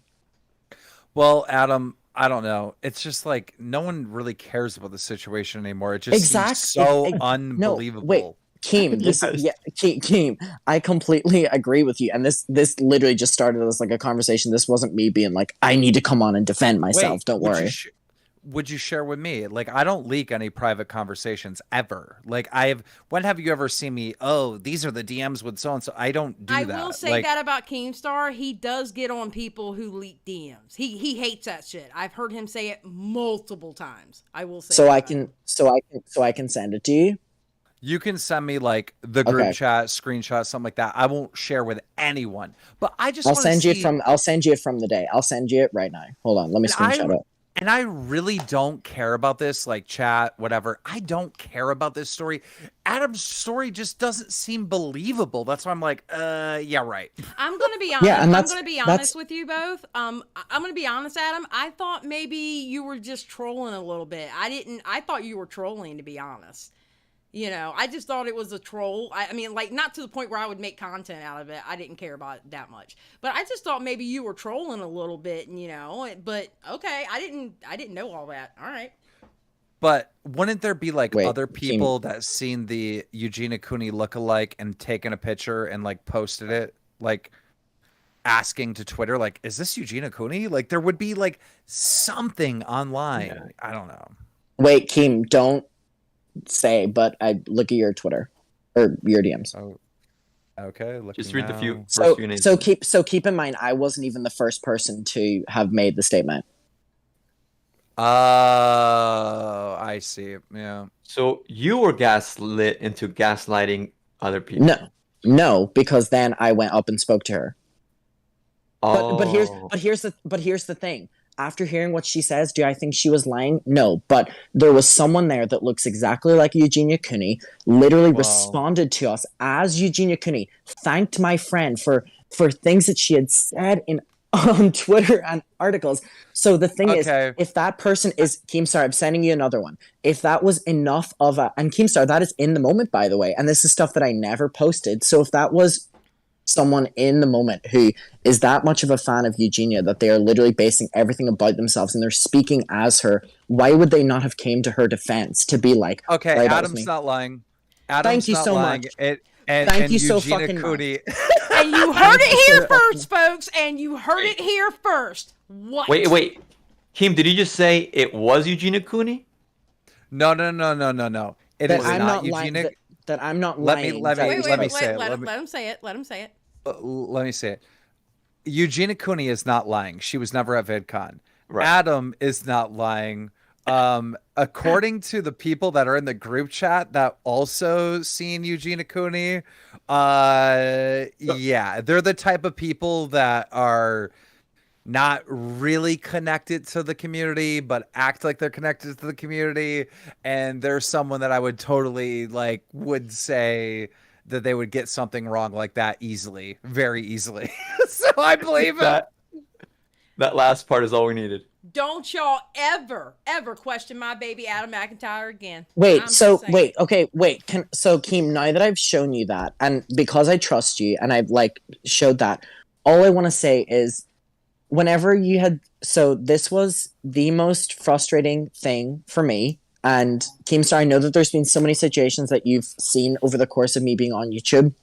This was the one that was the most frustrating for me because this was not something I made a big deal about. Someone literally alerted us of her being there. I then went up and spoke to her. I was with a group of people. Do I believe that it was her after what she says? I do not believe she would lie. But there was someone there that was cosplaying. Why did you take the fall for someone else, though? Because that other person... Because I spoke to the person. Because I spoke to the person as well, and they responded to me as Eugenia. Yeah. So Keemstar, Adam's this is not lying. Adam's not lying. Thank you so fucking much. Okay, Thank you so fucking much. Okay, and I am Adam. I am so happy for you right now. But I have a question. Do you think were they cosplaying Eugenia Cooney? Well, okay. Do you actually want to So this person. So I went up first, and I basically said, "Hi, it's nice to see you here. I'm surprised to see you here." And they responded and they were like, oh, they didn't really say much. The person that was with them spoke up for them. And I went, it's nice to see you. I was like, I won't bother you much. I was like, would it be possible to get a picture? And the person that was with them literally moved forward and was like, no, this full thing, whatever. So then I was like, oh, no problem. So I walked back. And then the person that I sent Keem the message of went up next and said about that they had interacted with Eugenia. And that person responded as Eugenia Cooney. So after that, we took it as Eugenia Cooney. And then I took the fucking fall of everyone because no one wanted to speak up for me. But that was fine. You didn't snitch. I'll give you that. You didn't snitch. You just said a group of people. You didn't say who the other people were. I'll give you that. You didn't snitch. And here's the thing. Do I have respect for Eugenia Cooney? Abso-fucking-lutely, because she was nothing but polite and sweet to me online. Right. However, at the same stage, this was not a case of me trying to blow this up whatsoever. This was not a case of me. Do you think I wouldn't have put these fucking... Adam, sorry. Do you know how bad it looks from the outside looking in without showing me what you showed me? Just from the outside looking in at this situation, it just looks so much like you are fucking lying. I know you're not, but it looks so bad. I can tell. And listen, anybody in my audience who doesn't know Keemstar, I'm gonna be. I believe Keemstar because if he thought what Adam showed him was bullshit, he would be roasting the fuck out of him right now. No, it's wait. real. So Keem, this is the thing. So again, I don't mean to harp on about the same point. But the amount of people who try to discredit me or call me a liar, I will take that fucking fall because you know what the thing is? If something has happened to me, I'm not gonna and I truly believe it, I'm gonna respond a couple times. I don't need to prove it over and over again. And that Eugenia situation was the number fucking one. The amount of hate videos that were made, and I don't mean to be hate videos, but the amount of proper I made one. I was like, you're full of shit. Yes, and Keemstar at the airport, you also had DM'd me and you were like, prove it then, show a picture after I had already said that I wasn't going to, take a picture after she said no. But I'm so glad to have sent you them and finally to have some sort of oh my god, closure. I feel so some sort of way right now. Oh my god, I'm gonna get down and cry. Thank you. This seriously has been one of the worst things that I went through online because, and that sounds so dramatic, I get it, but this was something that I just couldn't defend myself over whatsoever because I can't show those DMs. I think somebody in the chat said Keemstar update video to clear your name. Dude, no, it's not necessary. It's dead. No. It's dead. If I could finish my point. Sorry. It's that is such a problem with the news cycle in news, right? You'll get one little update on a story that changes the information, but it's like something else is going on. And it's like, how do you go back and bring something up and update it? Like, I try to do it all the time, but sometimes things just get mixed, like, you know, lost in the mix or whatever I'm trying to say. Like, so this story is like, what, 3 months old? Like, if I were still uploading on YouTube where I covered multiple stories, I could do a quick update and I could correct that thing. But I can see why, like, some content creators can't update stories just because there's just so much other stuff going on and the story's like long dead, you know? Yeah, and also I don't even think this is like that even worth correcting. Like, honestly, That, yeah. Like what he said. Since I heard you on Deaf Noodles, I was like, oh, vindication arc. Like, I already forgot about the fucking Eugenia Cooney shit. You know, like it wasn't that major.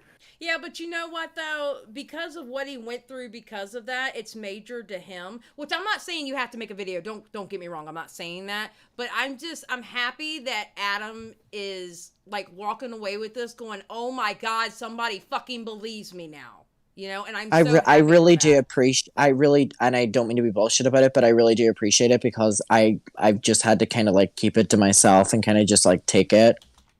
See, and the thing is though, like, see, I like talked about this in a live stream and I posted a video, and I think it's just the way you kind of presented like the tweets and everything. It seemed like you were gaslighting her into thinking that she was at VidCon, you know, the way you responded to her. So that's kind of like the laugh, but it wasn't that serious either way. I thought it was hilarious when you confronted Deaf Noodles. He did so good, did he not? No, I was talking about you. Oh, me?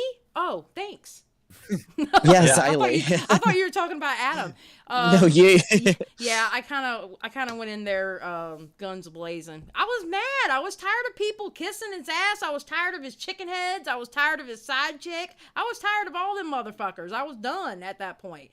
So I said this on another stream. I'm like, dude, this is not against women. This is not an attack on women. But there were 5 annoying women on the panel the entire time, and they were just so annoying. All right. Like, just stupid ass, like, annoying. Shut up. There were a lot of smart women there. There were a lot of women making a lot of great points.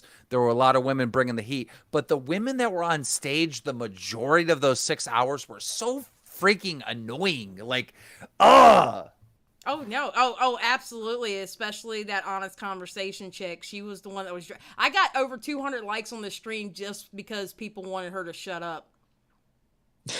They were so dumb. They were all the kids in class that would raise their hand and ask the stupid questions. It was all of them. All of them. It was so annoying. Oh, they were chicken heads. I called them chicken heads because they kept clucking like chickens, like anybody wanted to hear what the fuck they had to say. And then his sidekick was, he can kick rocks too. He actually came into the stream. He didn't call in. He ran away, but he came in here the white shit. tears guy? Yeah, the white tears guy. Yeah. He came in here talking shit. I didn't even notice him. That's how fucking irrelevant he is. But he came in here talking shit. And then when I was like, hey, do you want the link to come up here? You can talk to him. It's when I had Paige and Edwin up here. And he ran away. He left. So... Yeah, I don't know what's going on with the community.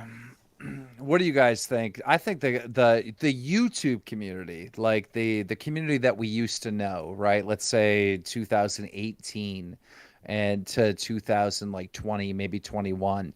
Like, I feel like that community is dying. I feel like it's all kind of like dying. Something's going on in the YouTube community. Like, there's a strong tea and commentary community that's interacting with each other more than ever, like, you know, with the Papa Gut and this Deaf Noodles thing kind of brought everyone together to talking to each other. But as far as the view numbers, right, I feel like, and even like the people that we talk about, right, I feel like everyone's like kind of off on their own, you know, and the YouTube thing is dying. TikTok is blowing up. Instagram is blowing up.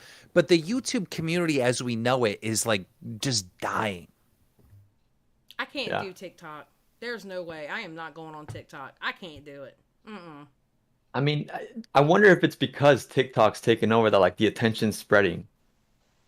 That's what I'm thinking that's happening right now. It seems like to me, like, people's attention are starting to get swayed to not just YouTube anymore. That they're like, oh, let me go sit on the toilet and look at TikTok right now. You know what I mean? That's what I think is happening. I mean, because right now people are loving long content.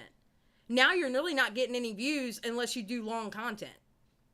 That's true. That's true. So people still are coming to YouTube. It's right now the algorithm is for long content. So, I wouldn't Short say that it's content. dying. I think it's changing. I think it's evolving. So that's what I think. I don't think the views in general for like community type content is there. There used to be certain things that would like connect us all together, right? Like, so when Jeffree Star and Shane Dawson had that collab, right? Like that kind of like everybody was talking about that. Everyone's talking Or about the stuff with James Charles and Toddy Westbrook, or there's all these stories that kind of like go everywhere from the past, and they hit every demographic. I don't think that really happens anymore. Like, I don't think that exists anymore. I think the YouTube suggestion sucks. I hate it when I go on YouTube and the suggestion, I'm like, I don't want to see this shit. I don't even watch this shit. Why are you suggesting this to me? And then here I am, I'm not getting alerts of the people that I have the bell rung on. I want to see their content and I can't see their content. I'm not getting the alerts. I'm not getting them shown on my suggestion or anything. That's what's pissing me off. Yeah, me and Papa Gut were just talking about this, and I've been a YouTuber for 14 years, and little by little, YouTube has like kind of, in my opinion, taken the power away from the actual viewer, and they are just spamming each individual person when they go onto YouTube with recommend it.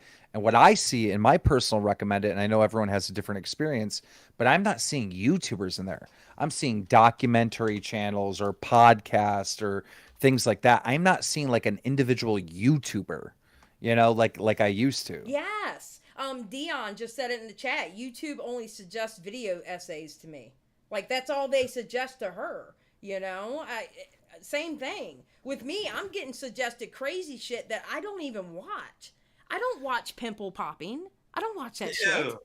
I mean, I don't watch, I don't, it's crazy to me what they're suggesting, and creators that I've told them 1,000 times, I don't want to see their shit, Yeah, it's like, I know the term is like so vague, the term YouTuber, but like when I think of YouTuber, I think of all of us, like individual people, we're on camera, we're talking to an audience. When I go to recommend it, I don't see those types of YouTubers. I see people making educational content or, like I said, podcasts, TV shows, re-uploads, stuff like that. I don't see YouTubers. Yeah. Hold on. Irish is asking me why. Irish, I'm probably so low right now because I'm not screaming. I'm actually talking like a normal person right now. I can't help it. Sorry, guys. Sorry for talking normal. Now you can't hear me. But no, it's that YouTube recommended, it pisses me off so bad. Listen, I am subscribed to people for a reason. I am subscribed and I have a bell on for a reason. That's who I want. That I don't watch that kind of shit. Why are you suggesting it to me? It makes no damn sense. Yeah, On my recommended, there's multiple videos saying scientists just discovered this volcano is going to destroy the world or something like that. There's like so many videos, all the same thumbnail. They're like pointing at Yellowstone, that scientists just like detected that the volcano's waking up and stuff. And so I keep seeing this thumbnail over and over again, and I know it's BS, because if it was like legit, it'd be like trending on Twitter and people would be talking about it, and nobody's talking about it. So for the hell of it, I click on this video. The video is an hour long. The video starts off, Yellowstone, one of the national parks that was invented by this president, but all these stupid facts about buffalo and all this other stuff. And they talk about the volcanoes, but there's no new information. So it's like, because YouTube is promoting these documentary type stuff, people are using clickbait and scaring people into thinking that the world is going to end, throwing a 45-minute to an hour video at you where that information is not in the video at all, but people are skimming through the video to try to find that information. Now the watch time is cranked up, so now it's getting thrown into recommended. So what we're seeing is the lower quality of content, and we're just basically seeing a lot of people out there that are really smart with the algorithm, and they're manipulating it, and they're getting thrown in recommended, and they're hogging up all the views, and the site is becoming less trusted than ever, in my opinion, based on the content that I'm seeing. It's all bullshit, the videos that are getting put out there educational wise because of the clickbait. Well, clickbait. We already went through this with Rich Clickbait and Lux. conspiracy is at all-time high. I believe it. I see it. It is. I mean, I get it. I definitely get it. It's just that, I don't know. It seems like to me YouTube isn't catering to what people actually watch. Like, I have a couple of people in here that they love watching beauty videos, and they're not even getting recommended anybody's beauty videos. But that's what they like to watch. Why aren't they recommending more of that, knowing that they watch that? You know what I'm saying? There's a show that I watch for news, because I'm not Republican, I'm not Democratic, or Democrat. I'm like not left, I'm not right. I'm in the middle. Right. All right. And so a show that I really like for news is called Breaking Points, and it's basically just a guy and a girl. One's Republican, one's Democrat, and they just cover the news in the most fair, balanced way I've seen anyone cover news over the last couple of years. So I love that show. I watch it every day. I have to manually search it to get the videos. They won't show up in recommended, but you know what's in my recommended? Fox News, CNN, like MS. Like, dude, I'm being spammed this stuff, and it's like I watch Breaking Points every day.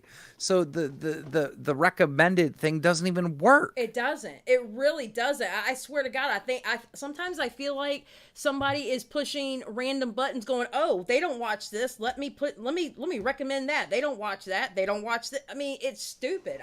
It used to work. It used to. I remember when it used to work. It doesn't work now. Somebody said YouTube rarely recommends your subs. I don't even sub to people anymore. I don't subscribe to other channels anymore because it doesn't work. I manually search them up, or I follow them on Twitter and wait for a new upload. Right. Well, then how did you find my live stream then? You searched you up?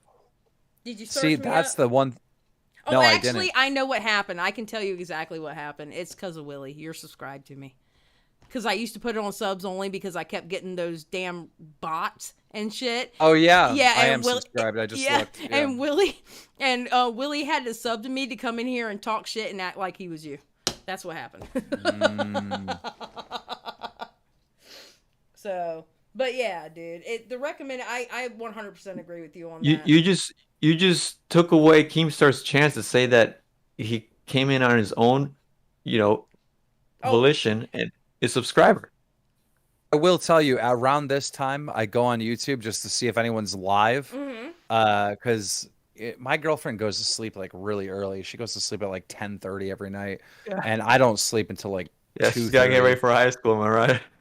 Haha, good one. I'm sorry, I had to do it. That's what they like to do. Edwin, She's not. Shut the fuck up. You know she is not in fucking high school. You ass. Even I know. I wouldn't have made that joke. I know, but like, I'm so- laughing at the people that make those jokes. I I mean, can't what believe is it. what is the difference between you and Deaf Noodles? Like, No, that's a joke. I Here don't we think go. that. Let's go. Get him, Keemstar. Get him. If Deaf Noodles is going to get so much hate for this community for saying that Papa Gut looks like a pedo, I mean, Well, the difference shouldn't you get hate for making? I mean, I'm immediately acknowledging that I'm joking and laughing at it, making these jokes. And I'm not challenging your girlfriend on a fight, that's for sure. Oh yeah, please don't. You know what? Him and Ethan and a few others, they have like they say shit like that too, but they like try to convince their audience that it's real, like they really do. And so I get shit from people who really think that I'm like dating minors or some weird shit. Oh. Wait. Okay. That whole. Listen, Keemstar. I mean, there was one point where I had you on here when I was really, really small, and we had a confrontation. You know, it is what it is. I'm over it. That is one thing that I have to admit I've always defended you on. If they're of age, I don't give a fuck if you're dating them or not. I don't care. I don't care, and I don't understand where people have this such a fucking hard time you dating. How old is Brantley? She's like 20 or 21, right? She's 21. Okay, she's 21. I don't care.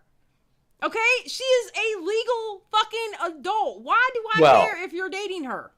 If he was buying her alcohol and she was under 21, that might have been an issue. Yeah, but I wasn't. So okay, then we're good. We're good. Boom.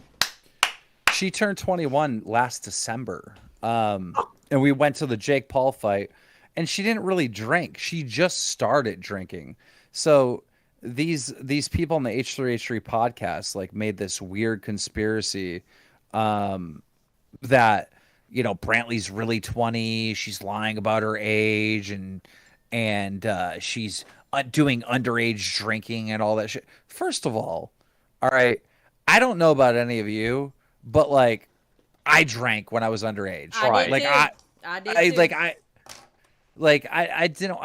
don't understand why this is like such a huge deal. But she didn't. She legitimately didn't.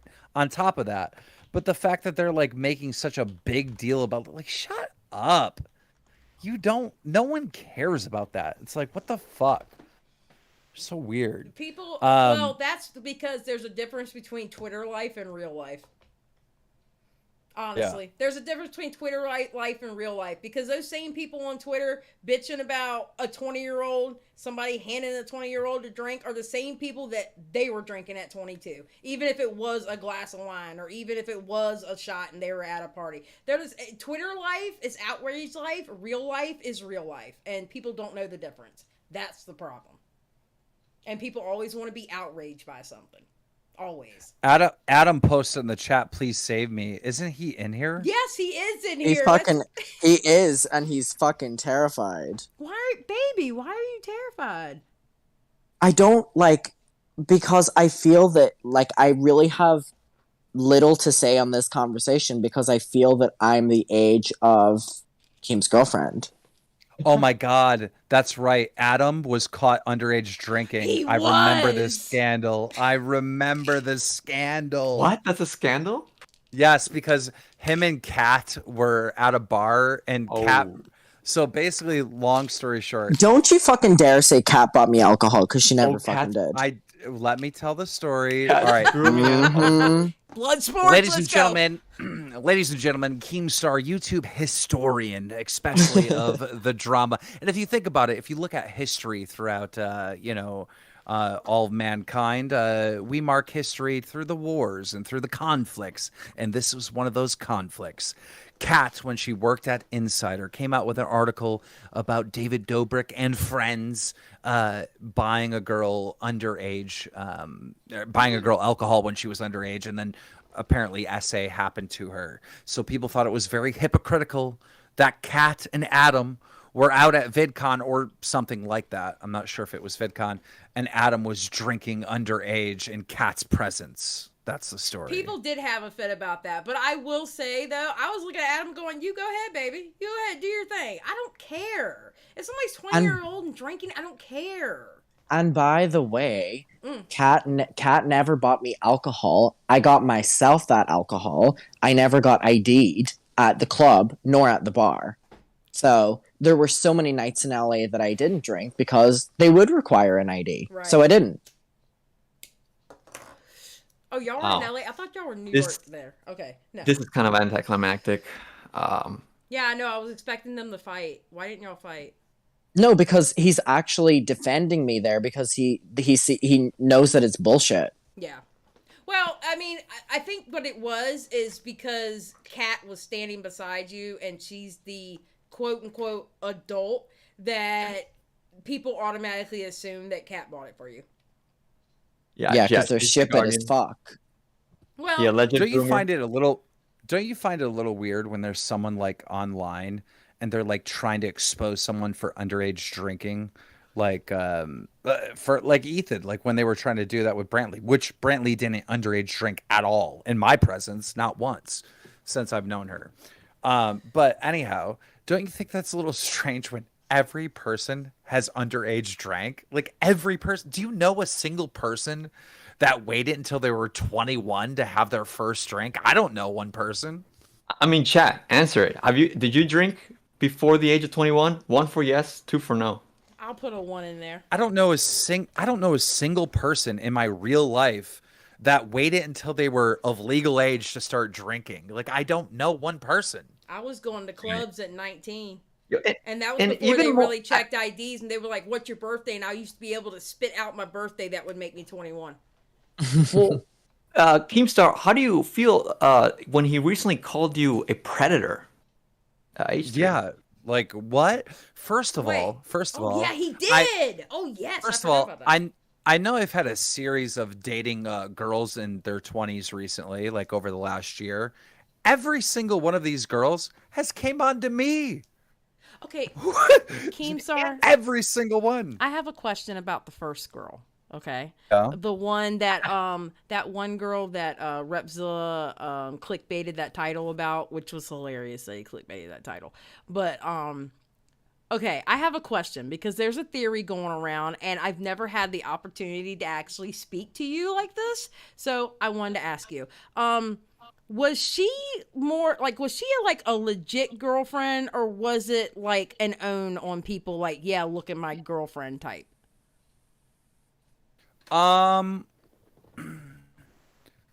Relationship was weird. There wasn't any like it wasn't a joke. It wasn't a joke. It was like a real relationship. Okay. But I think we've all had those relationships where, last like a month, which isn't really a relationship, you know what I mean? Yeah. Type of thing. It's like you're just seeing each other, and that's kind of what that was.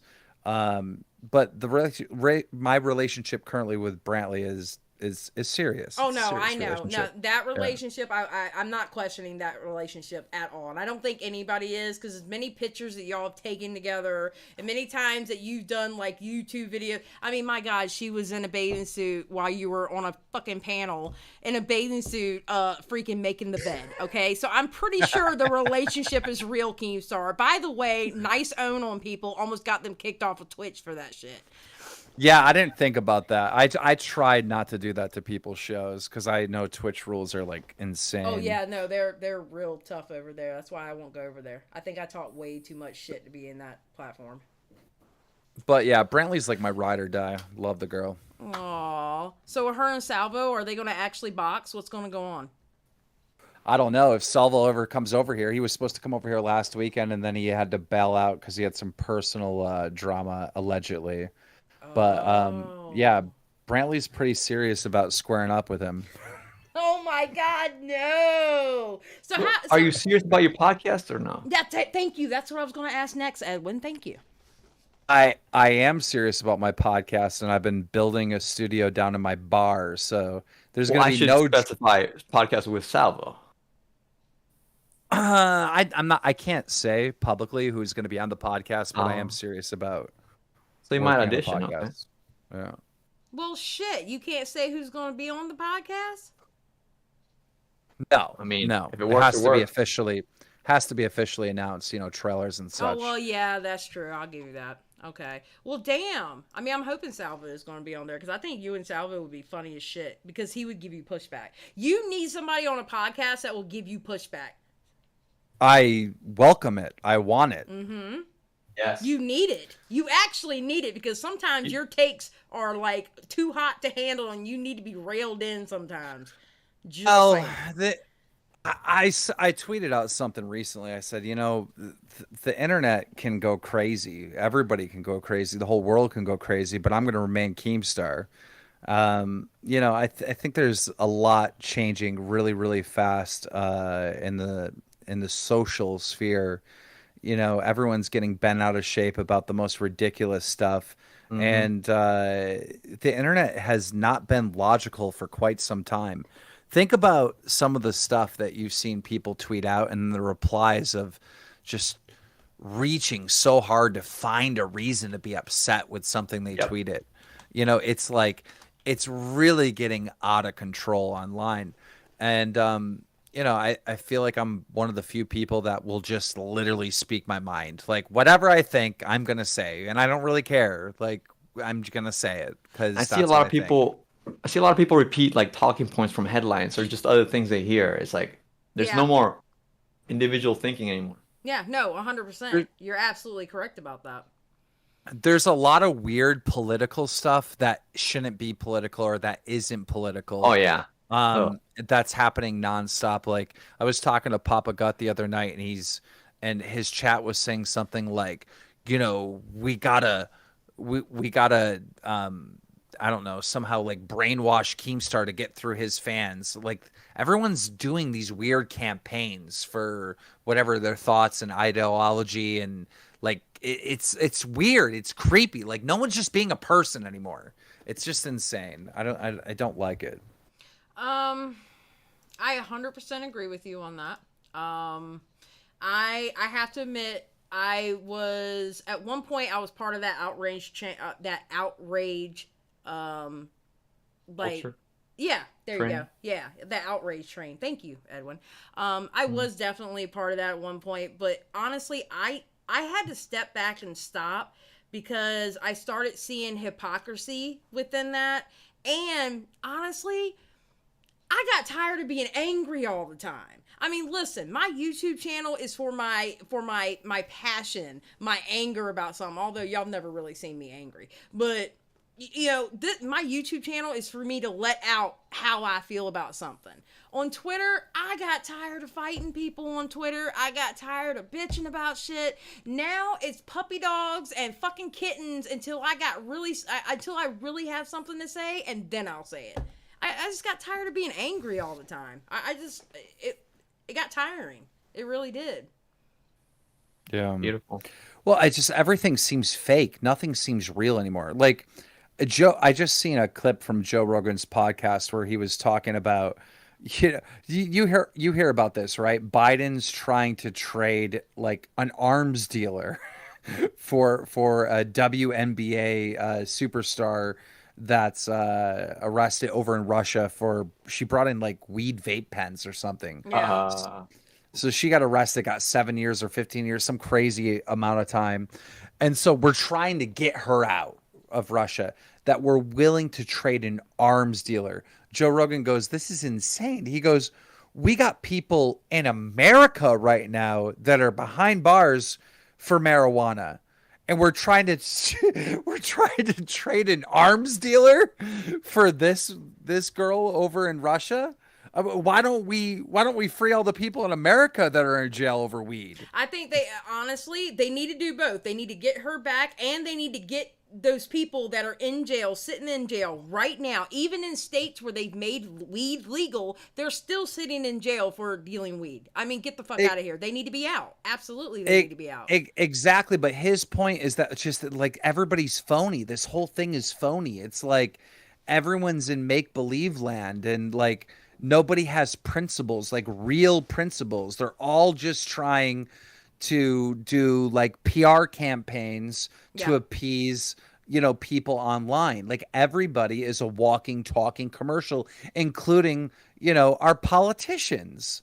Like there's no logic behind this. Our politicians don't give a fuck about us. I mean, they don't care about us. They don't give a fuck. All they care about is the money listen, they're not supposed to come out when they go to Capitol Hill and do what they're supposed to be doing up there. They're not supposed to come out millionaires. They're not supposed to do that. They actually work for us. They're not supposed to come out richer and worry about the money that they're making. They're supposed to be worried about passing shit that helps us, that helps the society, you know? And they don't give a shit. They don't give a shit about us. They just give a shit about the money that they're making. There you go. I was on my soapbox about that shit. Period. I hate that shit. The guy on Def's stream was the guy running for Kansas. Oh my God. Is that a politician? Oh my God. That dude, Smaggle got him so good. Smaggle got him so good with that shit. Oh my God. That was amazing. Like, dude, why are you even here? This is YouTube drama. You're running for Senate in Kansas, and your election is 3 days away or 2 days away. Why are you here? Seriously. Oh. He was nice to me, but that's because I had followers. He said it himself. Keem, he kept calling you Kim. I know. I had my chat put Kim in the chat in your honor because he kept calling you Kim. Oh my God. It was so funny. It was hilarious. That dude was getting on my damn nerves when I heard his part. I was like, come on. That shit's crazy. How do you think Def Noodles is his little roast battle is going to turn out? I think it's going to fail. I really do. Because he's going to prove to everyone he's not funny. And I think his little sidekick is also going to fail because he's not funny either. And I think the both of them being friends makes total sense. One non-funny comic to another. Just saying. I asked my attorneys if I could go. They said no. Oh, I bet your attorneys had a lot of fun going over that 6 hour Twitter Spaces. Oh yeah, on Friday we will be filing our motion in response to the lawsuit, and it's going to be a good one. I think the internet's going to get a kick out of it. We have a pretty good argument to make. Oh, Keem, are you aware that like since the start of that lawsuit, like this was like weeks and weeks ago, I was like still, and this was before any of this Dennis shit happened with even people in like the T-sphere being like, fuck Dennis. I was still, and I got so much hate for it, but it was so truly what I felt. I was like, this is such bullshit, and like I'm rooting for Keemstar in this lawsuit. Yeah, it was. I don't think. Shit, I can't say anything. I'm aware of that, but I'm just saying it as like it was a very apparent thing that like even me weeks and weeks ago before any of this had happened, I was like, wow, as someone who has regularly been on Dennis's side, this is fucking bullshit. I can't talk about the lawsuit at all, and I have so much to say, but I'm sure you do. Friday this week, I'm going to get to say a statement. I'm going to make a Twitter video because basically we're filing a motion. The motion's going to be pretty lengthy, right? We have a really long, great response. And I've asked my lawyers to write me out a statement that I can read. So it's basically in layman's terms, right? Right. So we'll be able, the lawyers like Emily Baker, and stuff, they can go through the actual motion, but I wanted like a Twitter video in layman's terms to explain what our motion was. So we're going to get both of them out there. Better include a play button. I was about to say it better include a play button because oh my God, if you get that play button, I will be tickled pink. I'm telling you. I think the realistic like chance of me getting the play button will be slim because, you know, let's say Def Noodles in the end of this owes me like $100,000 or $200,000, some crazy amount of money. I don't think Def Noodles would ever give me the play button. I think he would pay me what he owes me. Oh my because I really do. I really do. Do you think he would? I don't think he would. I don't think he would give it up. I feel like he'd avoid paying you still, though, somehow. Well, that's how I'm saying. I'm thinking that instead of paying you money, because, well, then again, he's talking about flying people out, so apparently he has some kind of money. But I would think that instead of paying you, he would rather just give you the play button. Nah, he will not give it up. That's... Oh. No, that's too big of an L. I don't think he'll ever give it up. But, you know, we'll try. And that's true, Dion. He can just order another one. I mean, just saying. It's not like he can't replace it. Oh my God, that would be so. Oh man, I was hoping. Well, for that's the play what. button. I was hoping. That's what. Who's the other guy that sued me? Romeo Lacoste did. So we got his play button, and then he ordered another one, and he like tried to brag like online that he ordered another one. I'm like, no. You ordered another one. That's not your play button. Right. That's you. That's you ordering another one. I have your play button. All right. You didn't order this one that I have. YouTube said, congratulations, you have 1 million subs. The play button you have now is like, oh, I'm going to pay for another one. Yeah, I want a spare one. That's earned. not the legit one. Like, if we were to go into Pawn Stars right now, whose Romeo Lacoste play button would be worth more? The one I have, which was his original one, or the second one he ordered? Yours. Exactly. Yeah. So it's like, yeah, you can order another one, but that is not your play button. That's a copy of your play button. Oh my God. When you opened that up and when you showed that you got that play button, I was laughing my ass off. I thought that was the most wonderful thing. I really did. I thought that was the most wonderful thing. That was funny as fuck. Well, there was a reason why I went that way, is because I said to my lawyers at the very beginning, once we won and he owed me a lot of money, I said, look, I go, this is not about money. This is about making a point. If you're going to mess around with underage kids, all right, you don't deserve to be a YouTuber. I want his award. I want to take his 1 million sub plaque away from him. That's what I want more than anything. And of course, Romeo, I don't know if he's dumb or what, or didn't understand why I wanted it, but he was like, okay, if I'm going to save thousands of dollars, okay. You know, but that was the whole point. Like, I want to strip him of this. You know, the reason why we have commentary and do commentary is to not just cover the news, but to hold those that put the community in danger accountable. And Romeo was one of those people. This was not up for debate. Like, No, he was did these disgusting. things. He was absolutely disgusting. 100%. Yes. He was a piece of shit. Absolute piece of shit. He was a predator. Yes. Just like Keemstar allegedly is now, according oh my to God, Edwin, why are you trying to start shit? full circle. Do you know how frustrating that is when I've like worked so hard to like get a lot of these creeps like out of this community, expose them, and like I work so hard to get a lot of these bad people out of here that would danger children, or danger women or whatever. I have a whole career of exposing a lot of these people, and then to have like, you know, other people, competitors of me, put out false allegations on YouTubers without even doing any research at all, without even looking into it at all. It's alarming. It's alarming how casual he just says it. Like, I don't think Keemstar's a pedophile, but he's definitely a predator, something like that. Or shit. having. Wait a minute. Salvo Pancakes is in the chat going, Keem sounds like Papa Gut talking about how hard he works exposing creeps. But I did. But listen, Savile Pancakes, you've never been a fan. Never once been a fan of Papa Gut, right?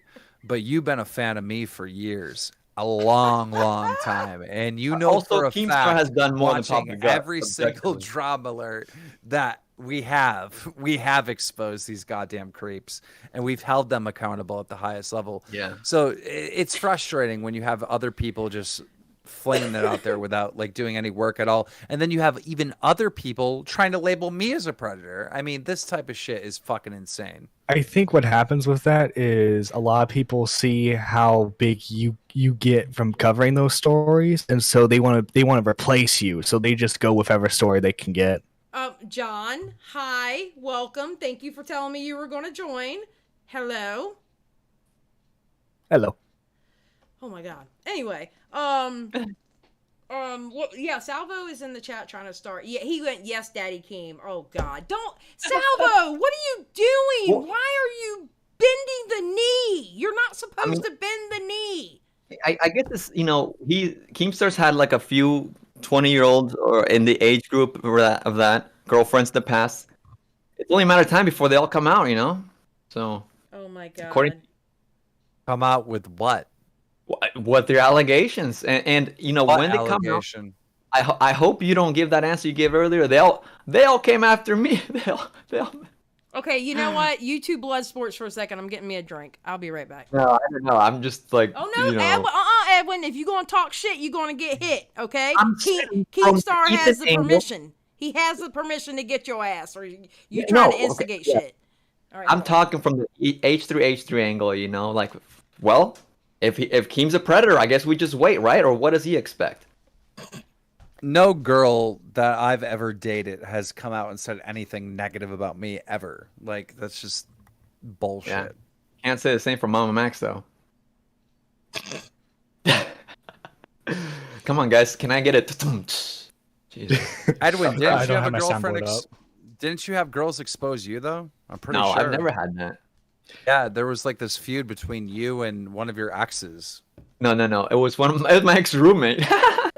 No, like all the Edwin exposed videos are like from girls in their 20s who used to be fans of his. Salvo wants me to ask you about your secret second girlfriend, Keemstar. Okay.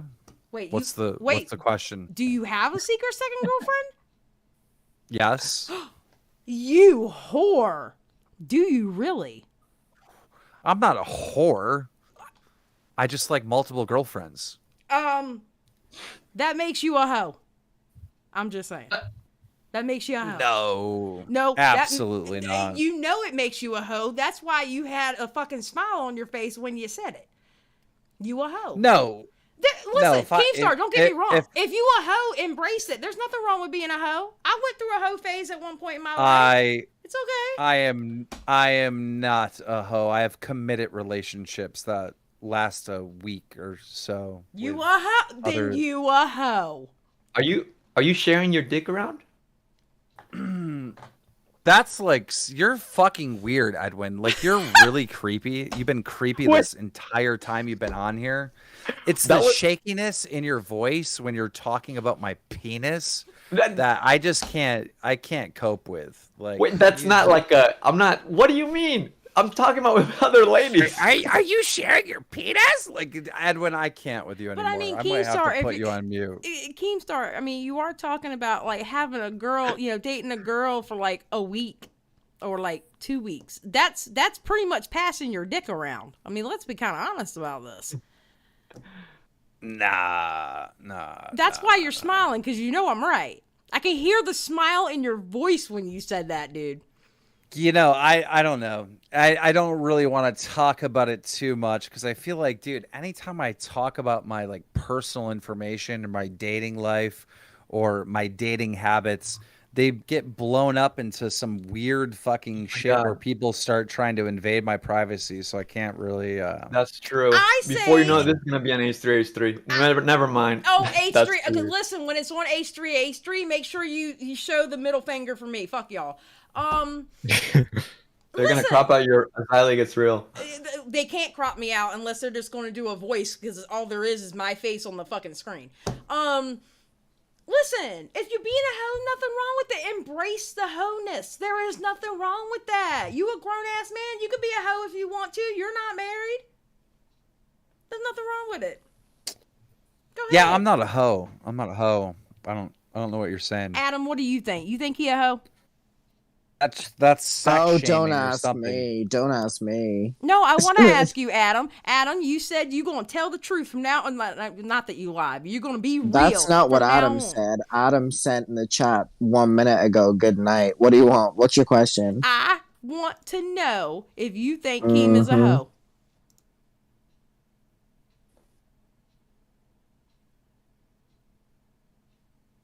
He said no. He didn't answer. I think you've fallen asleep. It's 7 a.m. He said. Well, go to bed, baby. Oh no. He All said I'm gonna say, absolutely not. all I'm gonna say is that y'all are having the conversation from your age, and I have very little experience, and I've never been in a relationship, and I have absolutely. I'm not even gonna bullshit an answer. I have absolutely nothing to say. Ooh, James Charles vibes. That's what he always said. James Charles Never vibes. had a Fuck boyfriend. off. Okay, no, wait a minute. I've never had a boyfriend. You will not. You can go fuck yourself, baby. I got this.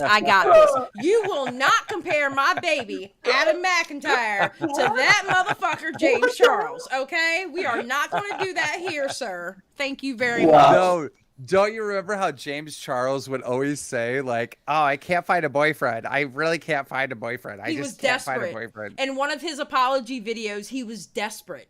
That's why he Yeah. did what he did. He was desperate.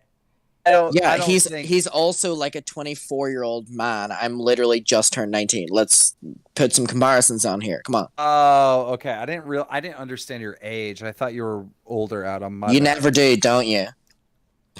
Good joke. shit. Good joke. Good joke, Sorry. bro. Come on, I had to. You called me James Charles. Come on. That was a good That's swing. true. That's true. He does have a point joke. there. You did compare him to I'm only James saying Charles. it. No, okay, but For some reason, I thought you said that you were the same age as my girlfriend. My girlfriend's 21. You're 19. Like, that's... Keem, this doesn't help your case. Well, I don't have a case. I don't know if you Wow. know this, but I do not have a case. I didn't mean court case. I have weird. I meant case have, in general. I have weird judgment from people online. Like, I don't judge people's relationships. I'm not like, oh, I don't know. Like, dude, that's y'all thing. Like, I don't do that. Like, that's fucking wrong. I mean, I don't judge relationships. I just, when it's funny, it's funny. Hey, listen, Keem, I defended you when everybody said you were dating a child, and I was like, look, I am not covering this shit because this is stupid. Okay? If they're 20, they're old enough. I don't give a fuck. They're legal age. I don't care what they do. Okay? So. Damn right. And there's nothing wrong with sharing your dick around. Apparently, But Sal is and willing with to date that, Adam. with that, I'm gonna say goodnight, y'all. Thank you for having me on, Adam, and thank you, chat. Adam, I love you. Goodbye, baby. I love you guys. Thank you for having me on. Have a great night, everyone, and chat you too. Good night. Thanks, Nice guys. to meet you. Bye, baby. I feel like Nice I to meet you. like Salvo that pancakes. exit made me feel like he's like a kid. But he's not a kid. But like, jeez. Salvo pancakes. I refuse to make sure you get that Adam gets your number. I refuse. I will not let that happen, sir. I will not let that happen. You will not corrupt Adam McIntyre. Thank you very much. God damn it, crazy ass. I'm not Adam getting done with it. Adam McIntyre was telling the truth about Eugene Cooney. Okay, I'm not saying I don't want you to put it out there on what you saw, and as far as giving details. I don't want anybody busted because but like he wasn't like, well, I mean, obviously he wasn't lying, because I'm telling you right now, I know for a fact if you thought he was lying, you would have roasted his ass right then and there. Basically, him and Other a people. group of people were like just in a little group gossiping, like, oh, I see this person, oh, I see that person type of shit. And I can tell just by this chat that like he's telling the truth. They really thought they saw Eugene Cooney, which doesn't make any sense whatsoever at all still, because like, how is there a Eugene Cooney lookalike? Like, how? Like, I don't mean to get like crude or anything, but like, I've never seen another person like Eugene Cooney. Ever. I understand what you're saying, because I was like, that's why Like, I ever. thought, no, and I get it. I definitely get that. I honestly thought at first that Adam was just being kind of like catty, just trying to stir the pot a little bit. I thought he was trolling. I didn't think it was a big deal either, And don't forget, he said that Eugenia was with her mom as well at the VidCon. So there's a mom lookalike too? I mean, yeah, but okay, look. All I right, don't the even know what mom's Eugenie moms look like. I don't know okay. what she looks like. Eugenia Cooney's mom is like middle-aged, overweight. That's like almost every woman in America. Yeah, true. Like, come on. Like, have you ever been to the local Walmart? That's like every woman could be Eugenia Cooney's mother lookalike. Just go to Walmart and hire a mom. You know what I'm saying? Like, come on. So, like, the mom isn't really the dead giveaway. It's Eugenia. Like, there is not a lookalike of Eugenia. I'm feeling kind of the funny attacked. part is that- Wait. Hold on. I'm feeling kind of attacked right now as a middle-aged woman, that frequents Walmart, because that's like the closest store to me, and I feel attacked right now, Keemstar. Edwin, do you hear that? Is that Eugenia Cooney's mother? Oh my god! You bastard! That's why. And you know what? That's why you a hoe. Okay, Keemstar? That's why your ass is a hoe. And I'm going to continue to call you a hoe. Eugenia Cooney's mom, what'd you think of Shane Dawson's documentary? Oh my god. Hey, Keem learned that sharing is caring, okay? He's just showing that he cares. Shut up, John. Wow. Shut up, John. No, but I mean, I'm glad that Adam was vindicated that he wasn't lying. Because I didn't know that it bothered him that much, and I actually thought he was trolling. I didn't think he was being serious. And then I started seeing that he was taking the shit serious, and I was like, whoa. I meant to DM him and ask him about it, but I didn't. I mean, let's be real. His damage control was just terrible. Like, he was telling Eugenia to her face that it was her. It was really awkward to witness. I know. Wait a minute. It's like Eugenia's pulling up. Okay, didn't you find it like hilarious that Eugenia was also being like over the top defensive, where she's bringing up receipts of her like at a Target or whatever it was? It was like so insane. Yeah. It took her like 25 minutes to get to that part in her own video, though. It's like, Jesus, how much explanation you got to do? She's like, and by the way, I didn't see the video, but I think I saw it on Twitter. She's like, and by the way, at the time I was at a local Target. Here's my receipt. Here's the day. Oh my god. Yeah. What? Here's my alibi, officer. I thought that was such a crazy app. I mean, it was kind of fun to watch, but I was like, I'm not gonna make a video about this. Homegirl had receipts for sure. I'll clip this and put it on my channel since I report on the story. That can be it. Oh, well, congratulations, content farm for you. You know. I mean, no, I am donating my time here. I've been donating my time. Let me tell you something, Edwin, Mr. Edwin Costa. Okay. Let me tell you something. Go ahead. The simple fact that you are graced with my presence on a live stream is payment enough. Look, thanks to me and everybody else, your live stream is now 5 hours. That's pretty epic. Yes, thank you, Edwin. It is because of you. And everybody else. Adam said Adam didn't delete shit. Don't disquote me, chat. Do you guys want to hear about the most messed up thing I ever did that no one ever tried to cancel me for? Oh What's god, that? I'm scared. What? All right. No one ever tried to cancel me for this, but it was pretty messed up. So me and Scarce had a weight loss challenge against each other, right? Mm-hmm. Yeah. I was overweight at the time, he was overweight at the time, and we like decided that we are gonna challenge each other to see who could lose the most pounds, right? I reached out to Eugenia Cooney and she agreed to be my fitness coach. Oh my god. And I announced her as my fitness coach and everybody laughed. Not one person got offended. Not one person. She played into it though, didn't she? I remember. Yeah, she played into it. She was like, "Yeah, I'm coaching Keemstar to lose weight." Yeah, I think I quote tweeted you. It was so fucking funny. There was literally not one person mad at me. It was insane. I don't know how I got away with that. And she played into it, like she rolled right with it with you. 100%. Yeah. Oh my god, good for her. I mean, good for her. Good for her. I've completely forgot about that. Wait, and Keemstar, didn't you also hire her to do a boxing match at some point? No, that was an April Fool's joke. I remember that. I do remember that. And I'm like, okay, he's trolling. I know for a fact he's trolling. With because Deji, KSI's little brother, he's lost every single boxing match. So on April Fool's, I announced that he was fighting Eugenia Cooney, and the entire internet was like, "Oh, Deji's gonna lose again." I remember that. You were Keem, you were such a dick. I swear to God, you were such a dick. What? Oh my God, you were a hoe. And you know what?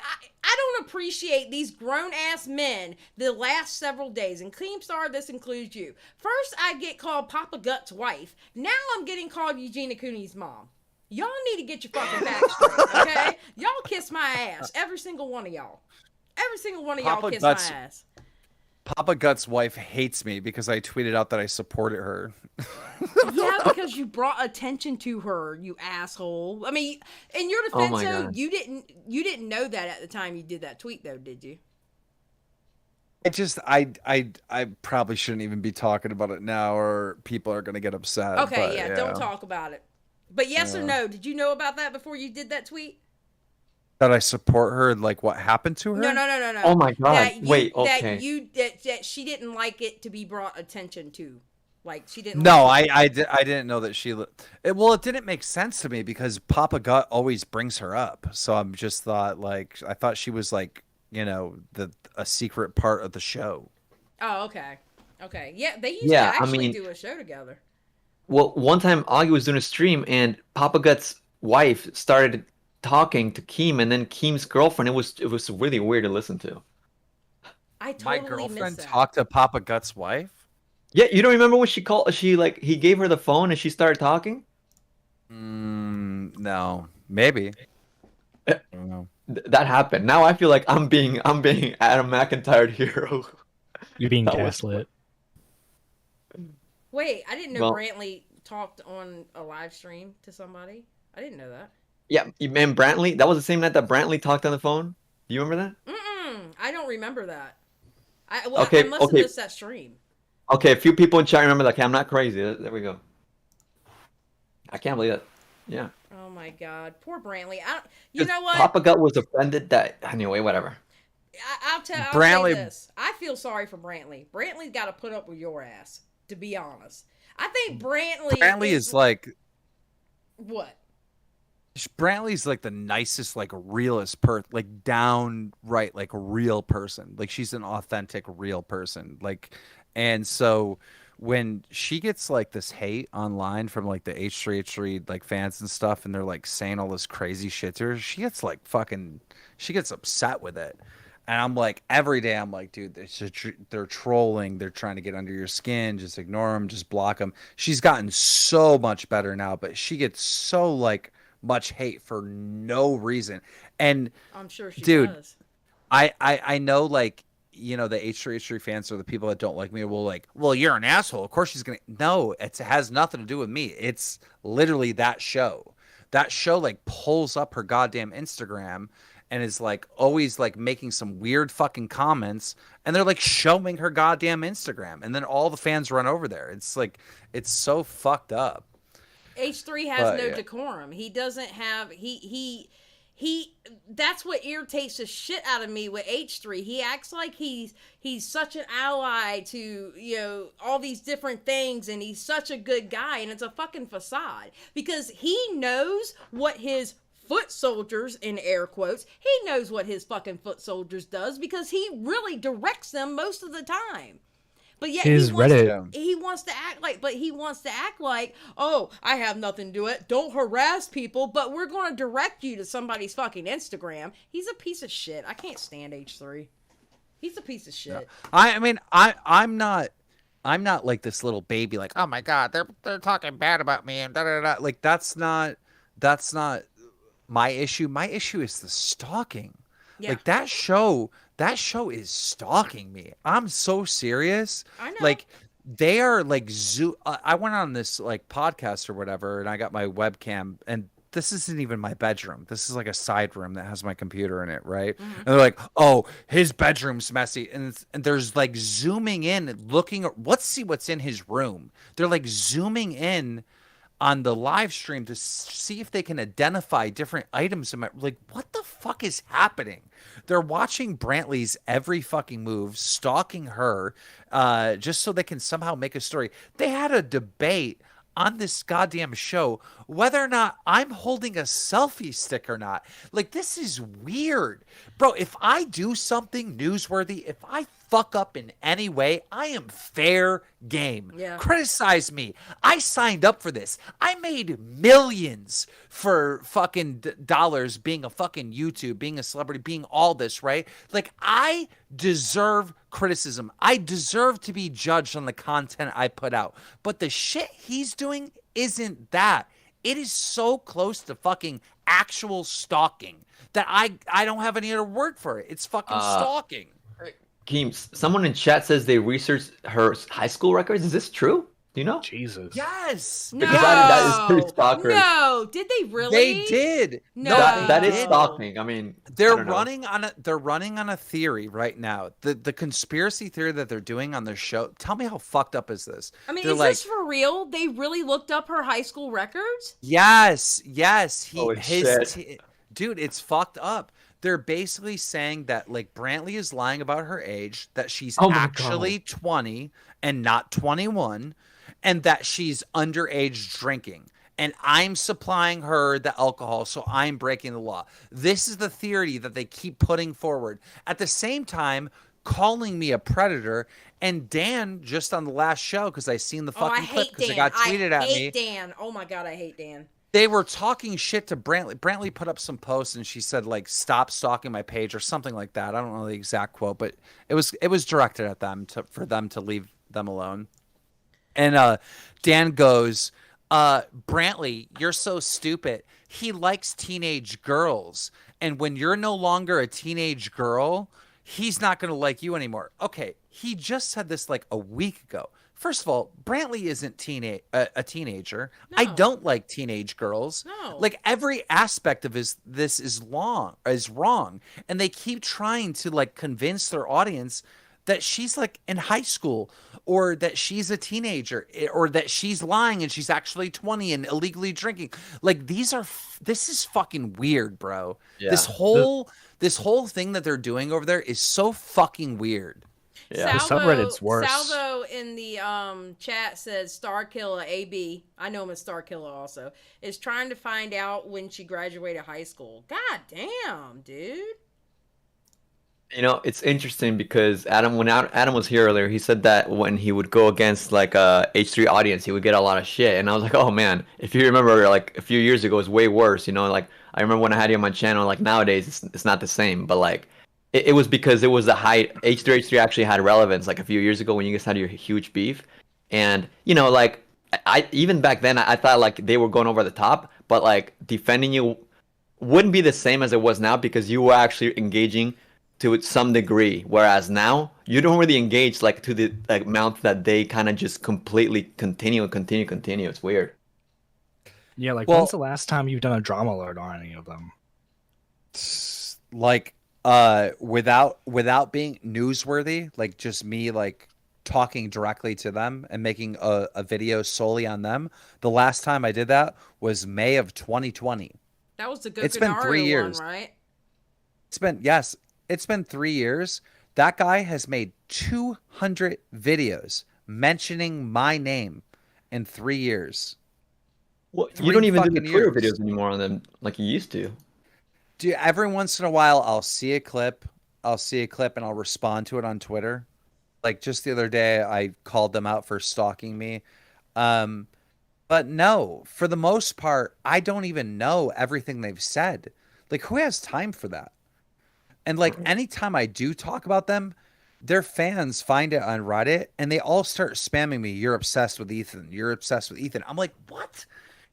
This guy made 200 videos on me in 3 fucking years. Yeah. Like, what are you talking about? Yeah. The fact that they're like looking for you in a Stardust panel and like recording you there. Not to mention, you have to think of the context of these are live podcasts majority of the time. So he dedicates 2 to 3 hours to you. Yeah, it's fucking weird. It's fucking weird. And like Salvo Pancakes, here's the other weird thing. Oh, they banned Salvo apparently. Oh shit. Salvo Pancakes created an amazing thread that showed throughout the years, like Teddy Fresh allegedly has stolen designs. Right. And if you see the thread, it's like jaw dropping. It's like, holy shit. Like I came to the conclusion based on the evidence I seen that their company has been stealing designs, you know? That's my personal opinion.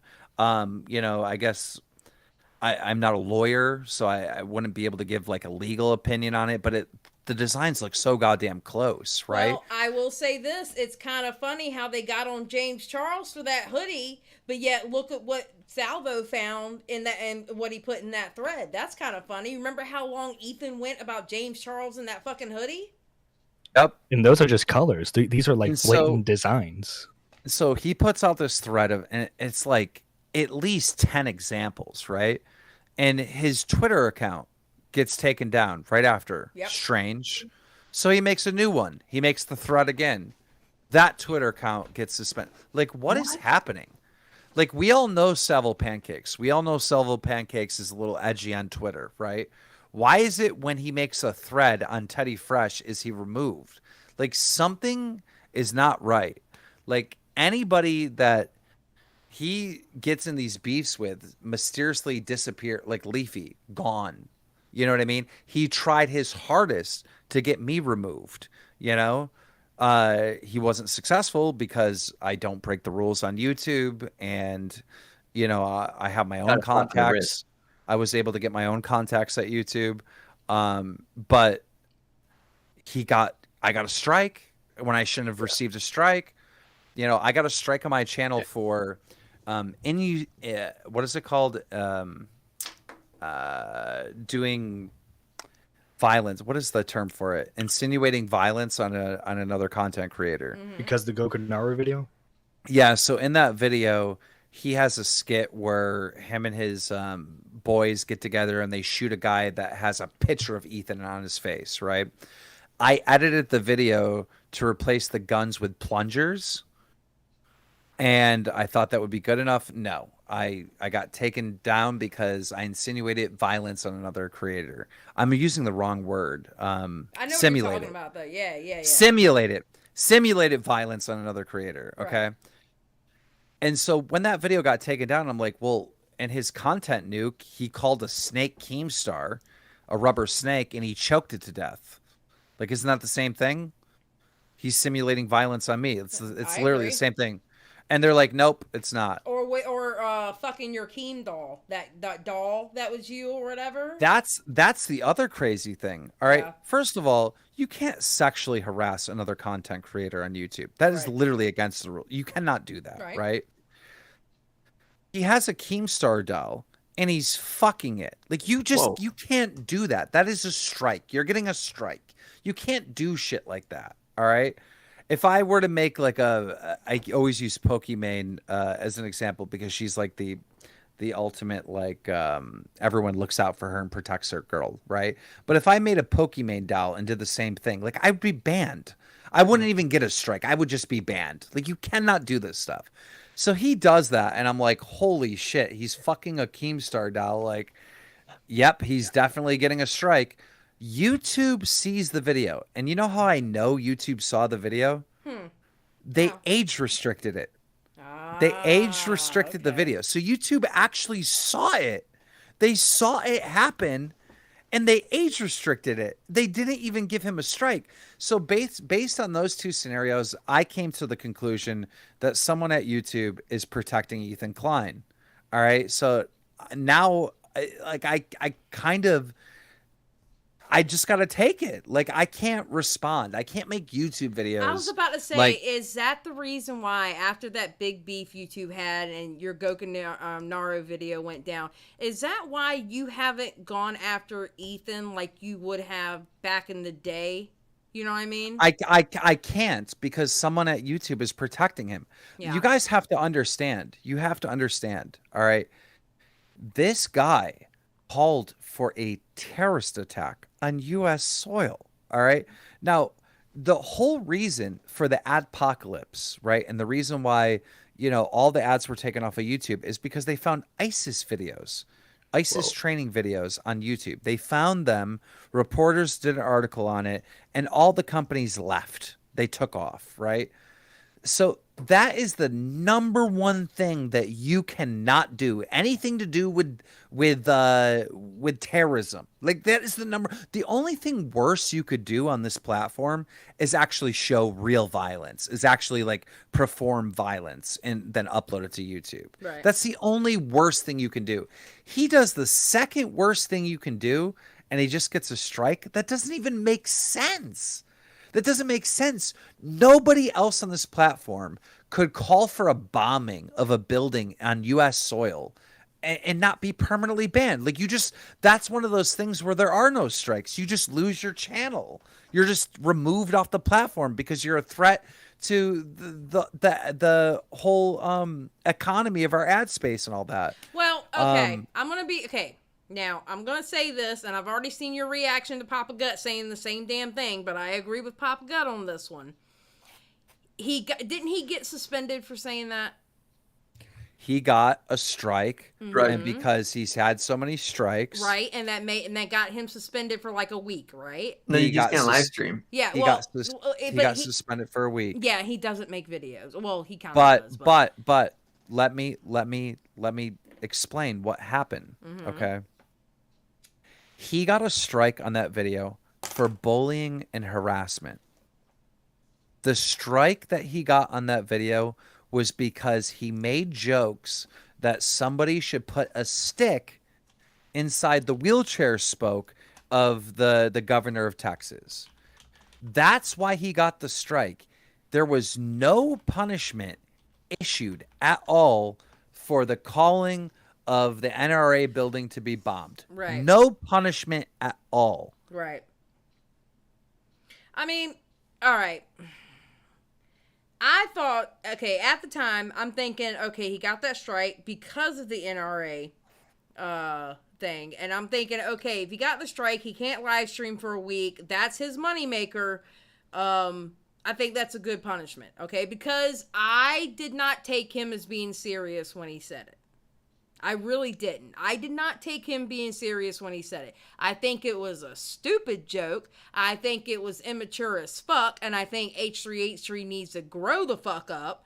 But I still took it as a joke. I don't think he was serious. Let me ask you a question. If I made that joke, would DramaAlert still exist? It wasn't a joke, by the way. It was a statement. But if I said what he said, exactly what he said, on DramaAlert, would my channel exist on YouTube? I mean, that's actually a really good question. It would. I'd be banned. Because I would be banned. They have disproportionately punished you over shit and not Ethan. Well, no, but I mean, I'm pretty sure those kinds of jokes are the reason why Joe Rogan isn't on YouTube. Joe Rogan didn't get kicked off of YouTube. Well, okay, I guess I'm not telling YouTube, you but right like now, if you said that, you would be gone. Any one of us, Nicholas DeOrio, anyone, PewDiePie, anyone who said that. If Mr. Beast said that, he'd be gone. Yeah. Like, this is like so bad. Like, this is what I've been trying to convey to people. Like, this is not a conspiracy that someone at YouTube is protecting Ethan Klein. Look at what he's done.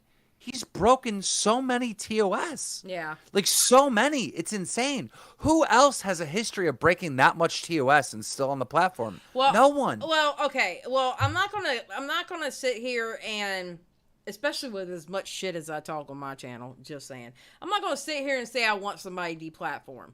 But I will say, it seems like as of late, Ethan is constantly getting a strike and getting punished for something. Like, it seems like it's almost like at least on a monthly basis now that he is constantly getting in trouble.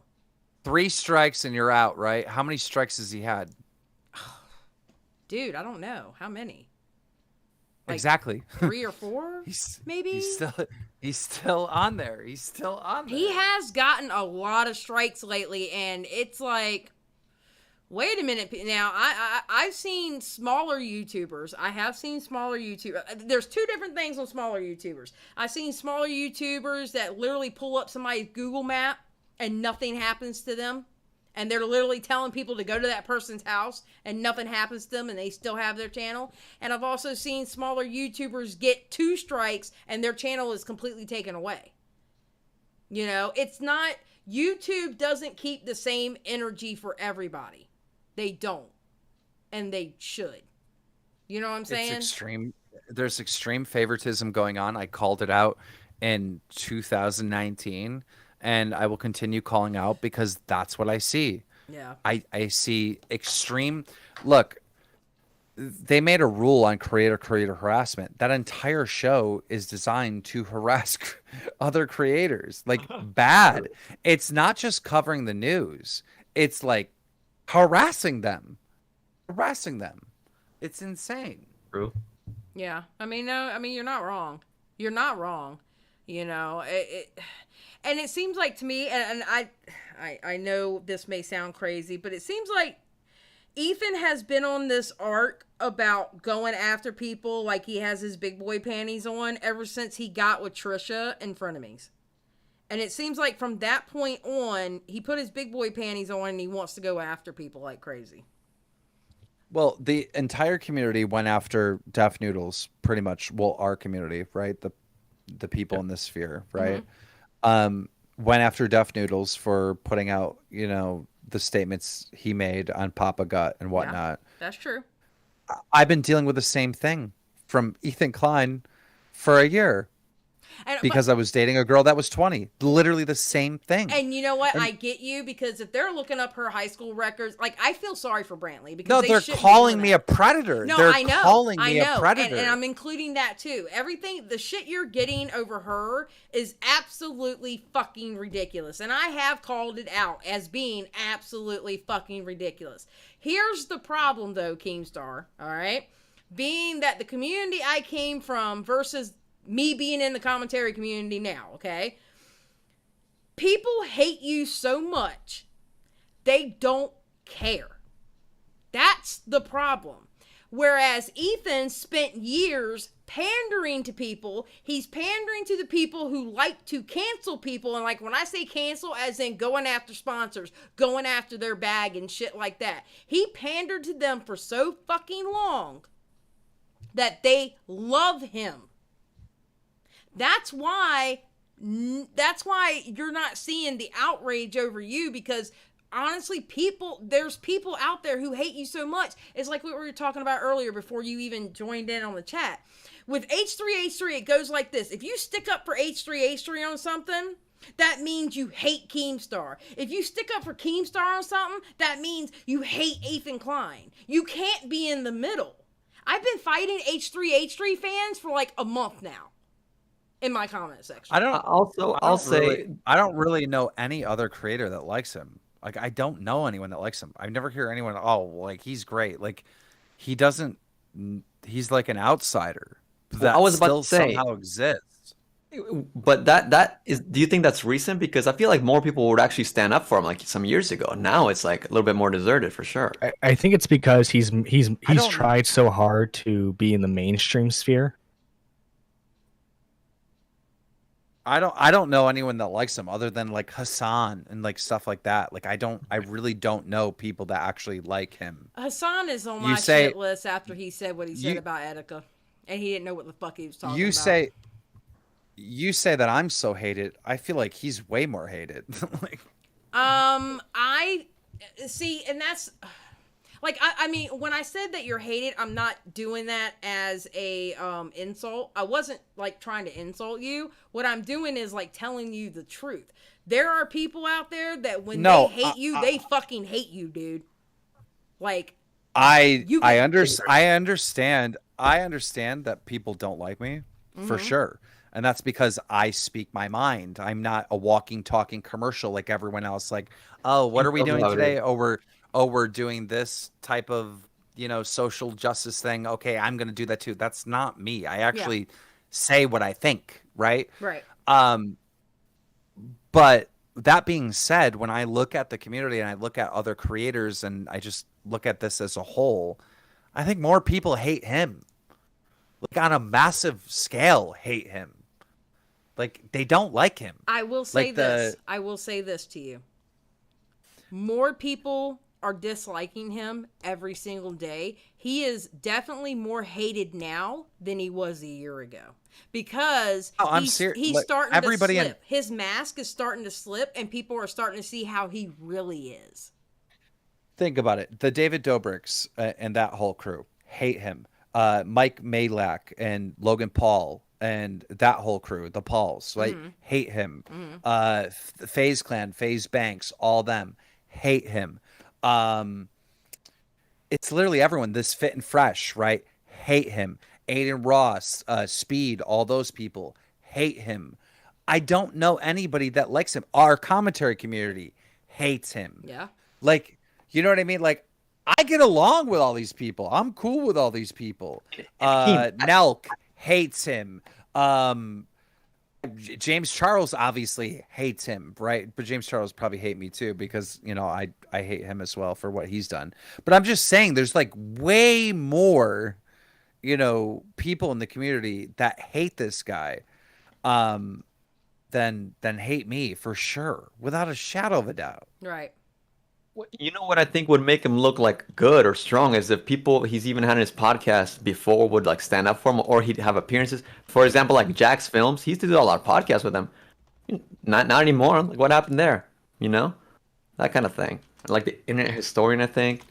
Actually, that was a podcast. No. Somebody said in the chat, and they're like, no, I think more audience hates Keemstar than audience hates. No, dude, people hate this guy. Like, absolutely hate. Do you guys go to Twitter?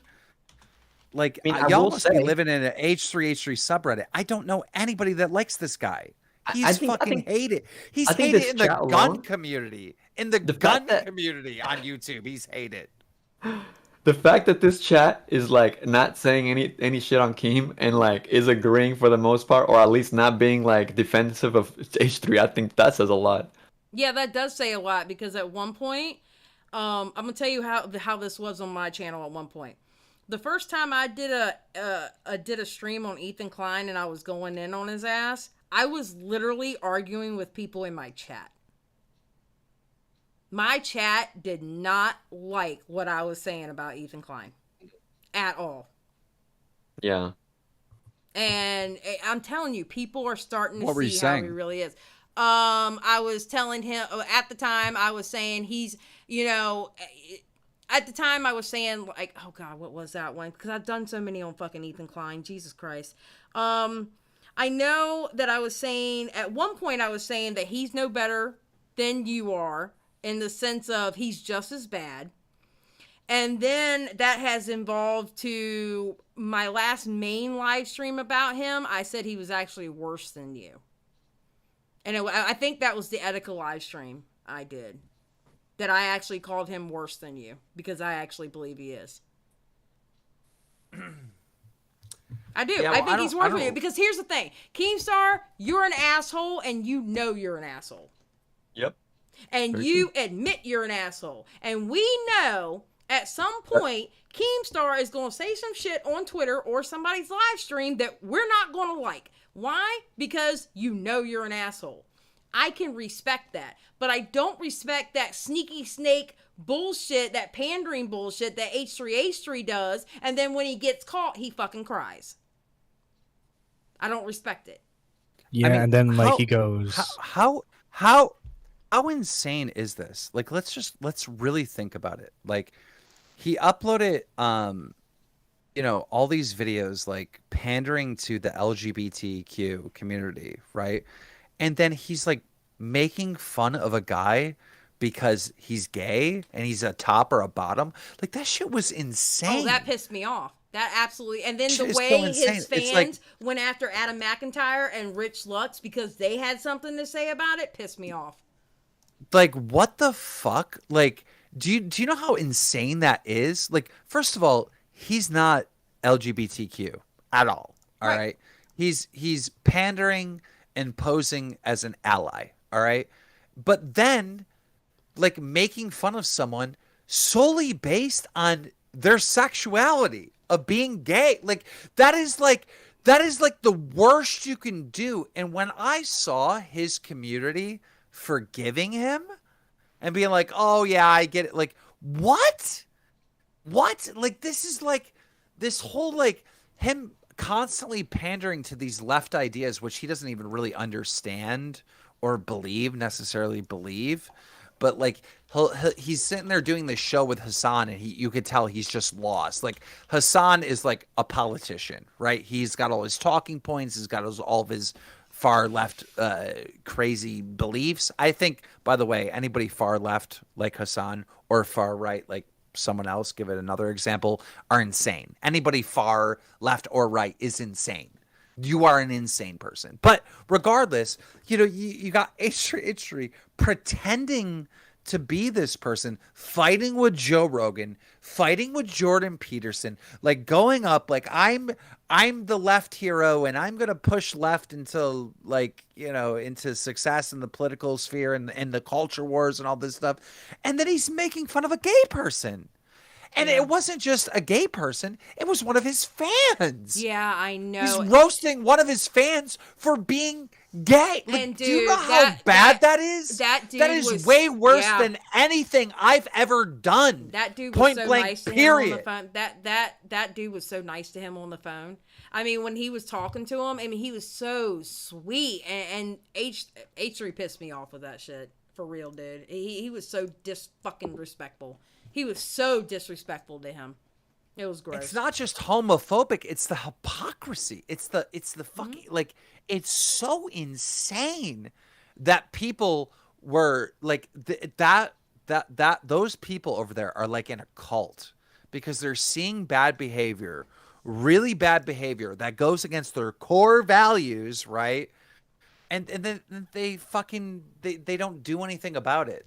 You know, it's insane. No, it's if you remember the original context of that joke, he was saying that James Charles needed diapers because he was a bottom, right?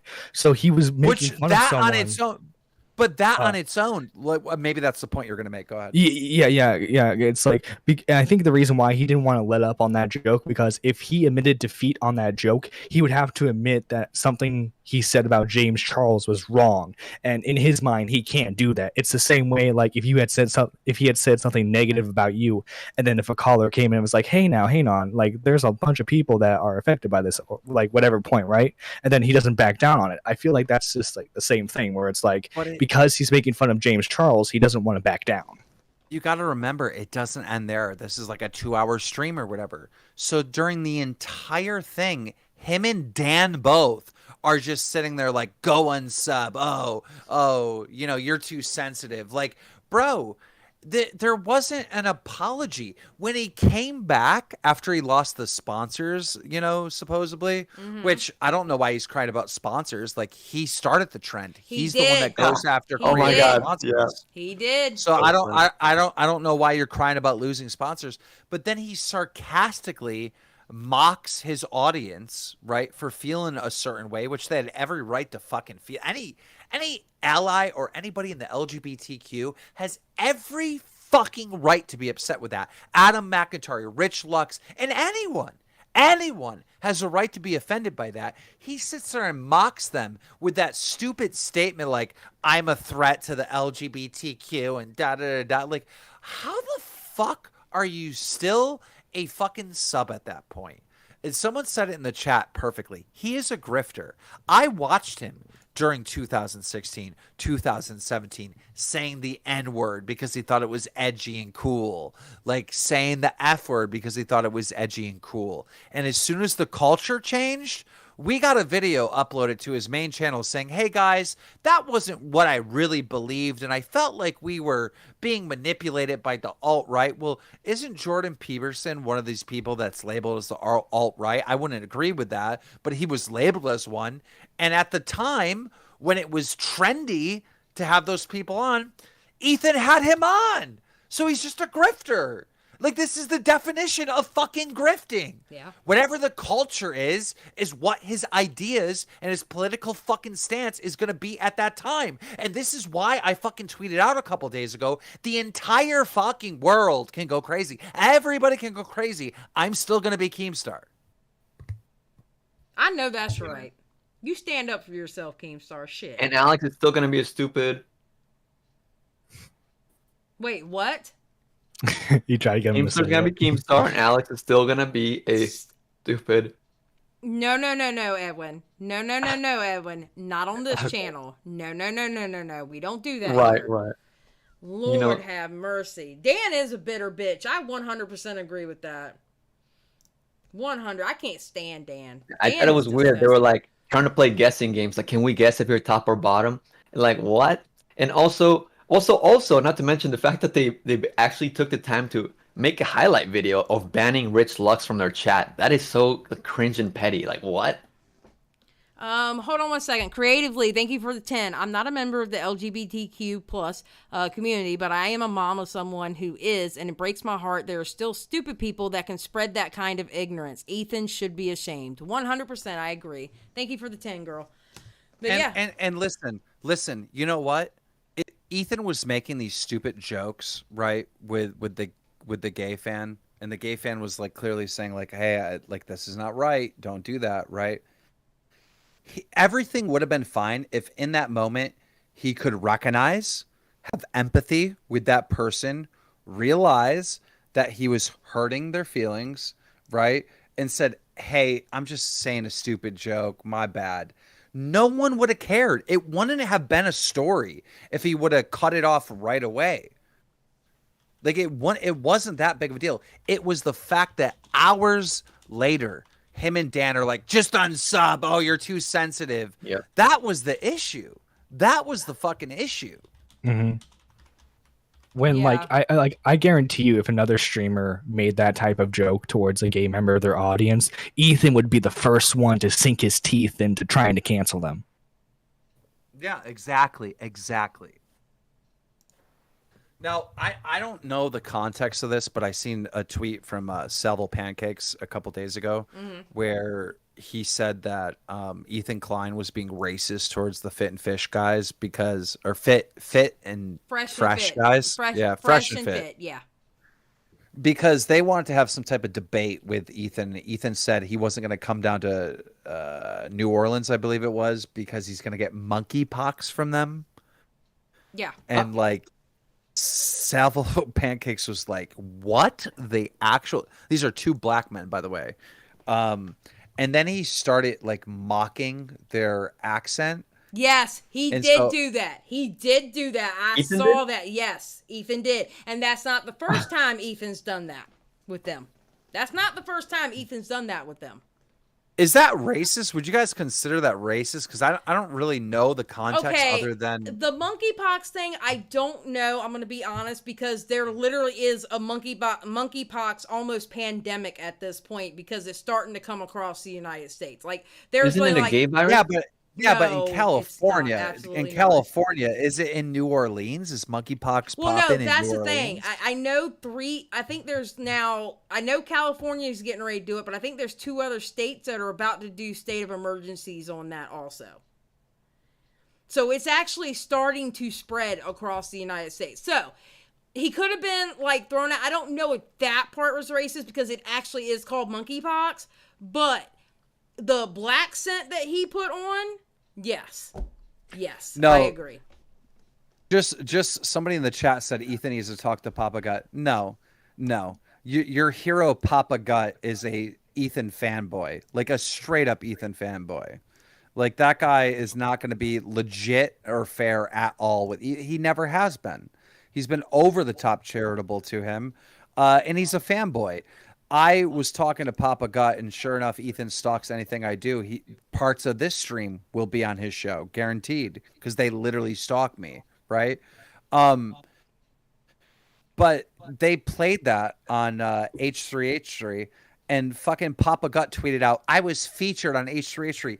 I said, I responded to him. I go, "Papa Gut, you were featured?" No, more like I was on your show, so they covered it. What? Fucking what? Papa Gut's a fucking fanboy, dude. He wants to meet Ethan's kids. Several Pancakes just said in the chat. That's true. Papa Gut would probably go there and have one of Ethan's kids sign one of his man boobs or something. Papa Gut is not the guy.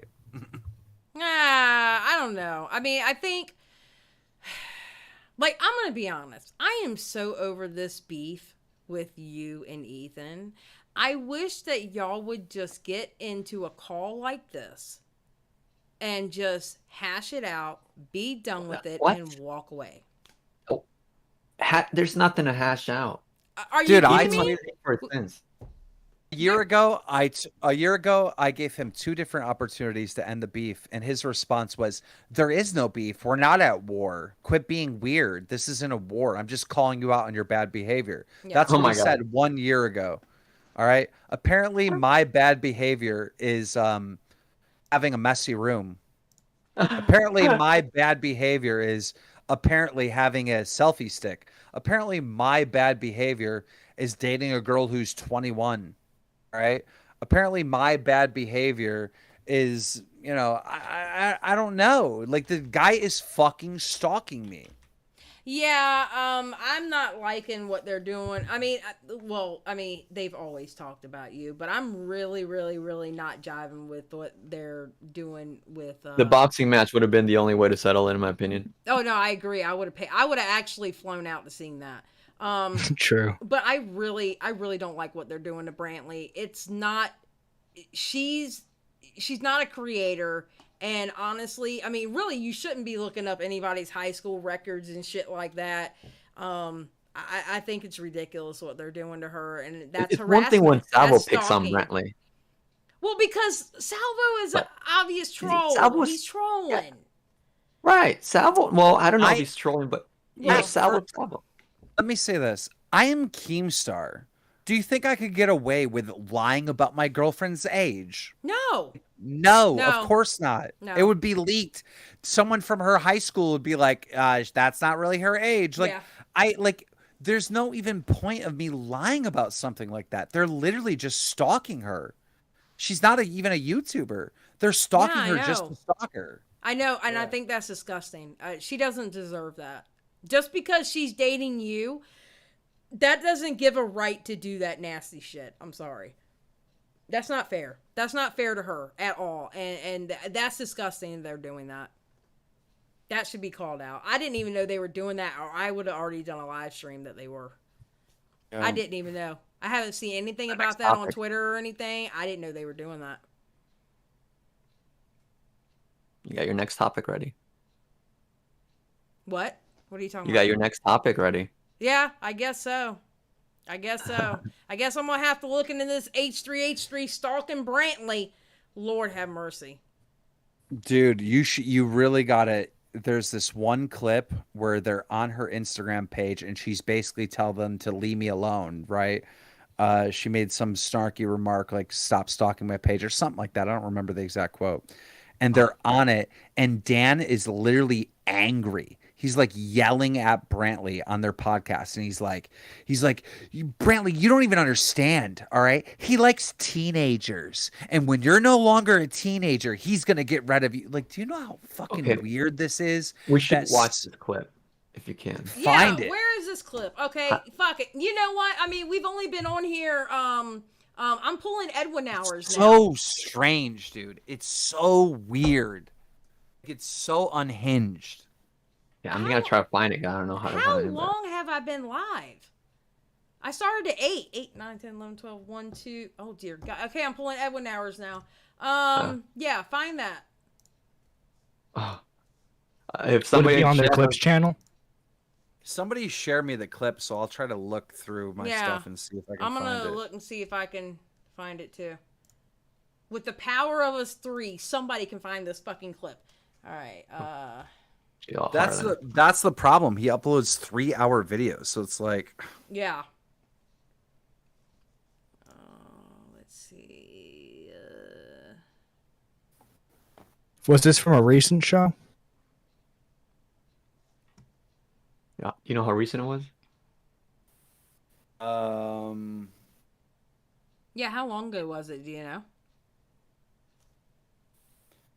I think it's called this one. 1 minute.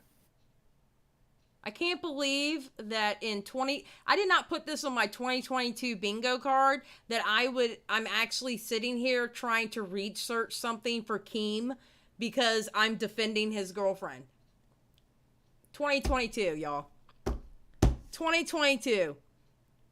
Oh, I think I found it. Is it the one where it's like a picture of her kissing on you, or no?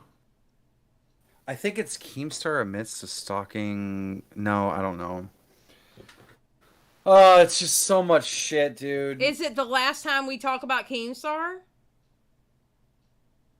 Yeah, I think that looks like the one. It shows wait. Dan in the corner. Okay, fuck it. You know what? We're going to do a react, guys. Let's go. Hold on. Is exactly the point. You won't be young for long. Wait, what are you doing? I'm about to play that. What are you doing? Oh, Right? Like You found it? I think so. Or do you have it? Yeah, it's something about you won't be young for long or something. I Oh don't know. shit, Okay. I don't know that one. Is it on the clips? Wait. I don't know. See, I have a screen recording of the live. Yeah, that's the one. At around 11 minutes, he says that of that last time we talked about Keemstar. Okay, so you know what? is exactly the point. Oh, there it is. I see it. All right, hold on. All right, I'm gonna start Screen at share? 10:46. I'm getting ready to screen share. Hold on, guys. I'm under a lot of pressure. Are you gonna make What the us fuck are like you counting down or something? You know what, Edwin? Shut the hell up.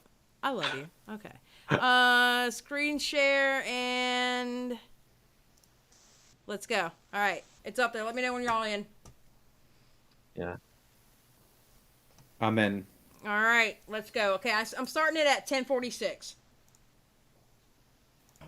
Yeah, I mean, it's literally his bread and butter to harass people on the internet. Yeah, that's why it's so funny. Like what happened to the good old days? Xbox Live shit talking on the internet. I thought this was your game, dude. I thought you loved doing. I'm not the even bants, the listen. back and forth. Listen.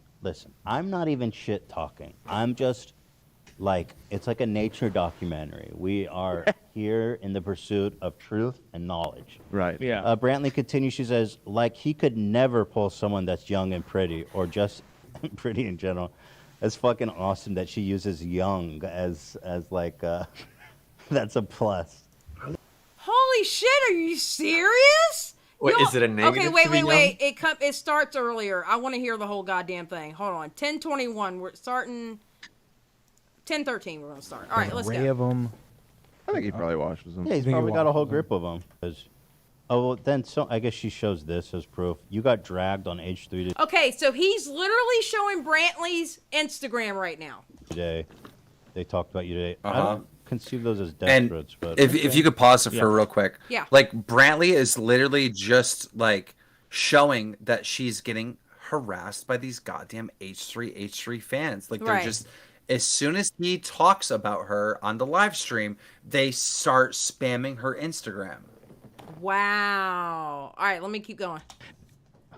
at all. But also, they would definitely show the worst of the worst If they there had. was a death threat, yeah, he would Unlike when they were attacking Lena when we didn't even work for you, and other people who don't have any following who he went after. Yeah, I mean, it's literally his bread and butter to harass people on the internet. Yeah, that's why it's so funny. Like what happened to the good old days? Xbox Live shit talking on the internet. I thought this was your game, dude. I thought you loved doing. I hate Dan so Dude, much. Dan like gives such vicious energy. Like he comes off a little too serious. It's not like that. He's fucking hateful, dude. He's fucking hateful. I'm not even, bants, listen, back and I'm- forth? Listen. I'm not even shit talking. I'm just like it's like a nature documentary. We are here in the pursuit of truth and knowledge. Right. Yeah. Brantley continues. She says, like he could never pull someone that's young and pretty, or just pretty in general. It's fucking awesome that she uses young as like that's a plus. For Keemstar, it is. Well, again, I don't want to. I don't even want to make young. But that really says it all. He doesn't even She doesn't realize what she's saying is exactly the point. You won't be young for long, and then you will be gone. Dan, hopefully she'll never be a hateful bitch like you. God damn, he's so hateful. I hate this dude. What the fuck? Also, right? he's talking about like what happened to the Xbox days. Like, this isn't about Keem. This is about his girlfriend. That's not an internet personality. They're literally including her into their drama with Keemstar. Right. Oh my god. Y'all, we got a lot. This one's going to be live streamed about it at some point, best believe. That he likes teenage girls. You're not going to be a teenager. You guys got to remember, if you could pause for real quick. That's the clip right there. If you could rewind when we come back, but you got to remember, she is posting this because they are talking about her and they're on her Instagram and they've been on her Instagram for a year ever since I've known Brantley. Okay, me and Brantley, she came out here. It was like kind of like a date. There was no romantic thing between me and Brantley at all. All right, without giving up too much private information. She had a shitty situation. And when I went to the DramaAlert studios to make a DramaAlert and I came back, she cleaned my entire house. And I was like, so grateful. And I was like, look, all right, I could probably get you a job because like me and baby mama recently broke up. I'm in a completely different house. Like I don't have anyone around here, like just doing normal stuff, like cleaning and like cooking and stuff like that. And I was like, you can do that type of stuff and I'll teach you how to be my assistant and handle emails and shit like that. Mm-hmm. And because me and Brantley weren't like romantic at all. Like she had a crush on me, but I was not into her at the time. Right. Oh, so she wore you down. Good girl. She wore you down. Yeah. She hustled me for my heart. Oh my But God. anyhow, so she started working for me and we were like homies, like day one homies. Like we were friends, like right off the fucking bat. And so when she was just my assistant and stuff, and by the way, like he was like making all these rumors that I'm dating her and all this stuff. So she was getting harassment from the very fucking beginning. Like way before we even started dating, she was getting harassment nonstop just because she was my assistant. And then one thing led to another, and we ended up dating. And everything that they were speculating ended up to be the fucking truth, because they were like, "Oh, they're really dating." Well, we ended up dating, so they kind of get a W there. But the amount of harassment that was sent towards Brantley in the very, very like, you don't understand. Those fans would be like messaging her on Instagram, being like, "Dude, here's my number. Call me if you need any help. Is he keeping you there? Are you a prisoner?" Like, dude, blank. Like, dude, so much shit, dude. They were trying to make it a hostage situation. It was so fucked up, the shit that we've dealt with and that this girl has dealt with. Again, she's never been on the internet before like that. Like, she didn't know how to fucking deal with all this weird shit. These people saying all this weird shit. But go ahead. Okay, so somebody has a question in here. This person asked, he made fun of Lena and Gila, so this is hypocritical, no? No. First of all, when he says Lena, I think he's talking about AB's wife. Is that right? Yeah, because somebody else here said, wait, was Keemstar on Lena's Instagrams and stalking her old high school to get her number? Wait, I was stalking. First of all, I don't know who Lena is. All right. Okay, but I did who's not Lena? stalk. I don't know who Lena is. I would assume that's AB's wife. Okay. I don't know. But I did not. I don't even know who she is. All right. Okay. Yeah, it is AB's AB's wife. Yeah. All right. This is what happened. All right. I started tweeting pictures of horses at H3H3 at Ethan Klein. No words, nothing, just horses. All right. He came up in his own mind that I was making fun of his wife. Keemstar, right. You know those horses you were talking about, Hila. You know that. How? Based on what? So what? Because Ethan told you that. Ethan told you that. You can all say cap all you want, but how do you know this? Because Ethan said it. Where does it come from? I mean, is there an example of Keemstar saying it in words? No, never. I tweeted pictures of horses at him, and he started comparing his own wife to a horse. He said that. He said so that. Ethan created the context then. I never once called her a horse. Ever. Not in a live stream or anything? Not where? I don't know. Me. I know. I don't. I'm asking you. It doesn't exist anywhere on the internet. It doesn't. All right. Now why were you tweeting horses then? I heard he liked horses. You guys can say stop. You guys can say that, I'm a liar. You can say all these things, but where does it come from? Where does it come from that Hila is a horse? Where does it come from? It comes from Ethan Klein. I never said it. But I will say this, though. I will say this, all right? I can understand if people think, okay, so this is I'm a troll. I've always been a troll. Yes. And I trolled this guy into calling his own wife a horse. Okay. Now, listen. I did. Okay. I successfully did. I get it. But let me talk. Hold on. Let me talk real quick. You know what the major difference between Brantley and Gila is? Gila's also, I'm not saying the horse jokes or making him call his wife a horse was good, okay? And I do not agree with that. But Gila's also on a podcast every week in front of a camera with a microphone in front of her face. Brantley's not. Right. I didn't say, listen, you can't even go there. If you want to talk about facts, all right? If you want to be authentic to truth, if you care about truth, I never said anything about Gila. Well, okay. I didn't tweet at Gila. There was no mention of Gila. That was my question. If there you was didn't no tweet mention of... No, I didn't. And there was no mention of wife. There was no mention of any of this. I tweeted directly at Ethan Klein. the man of the I don't know. H3H3 podcast. I have to find the man innocent, guys. Hold on. Can you stop talking when I'm talking?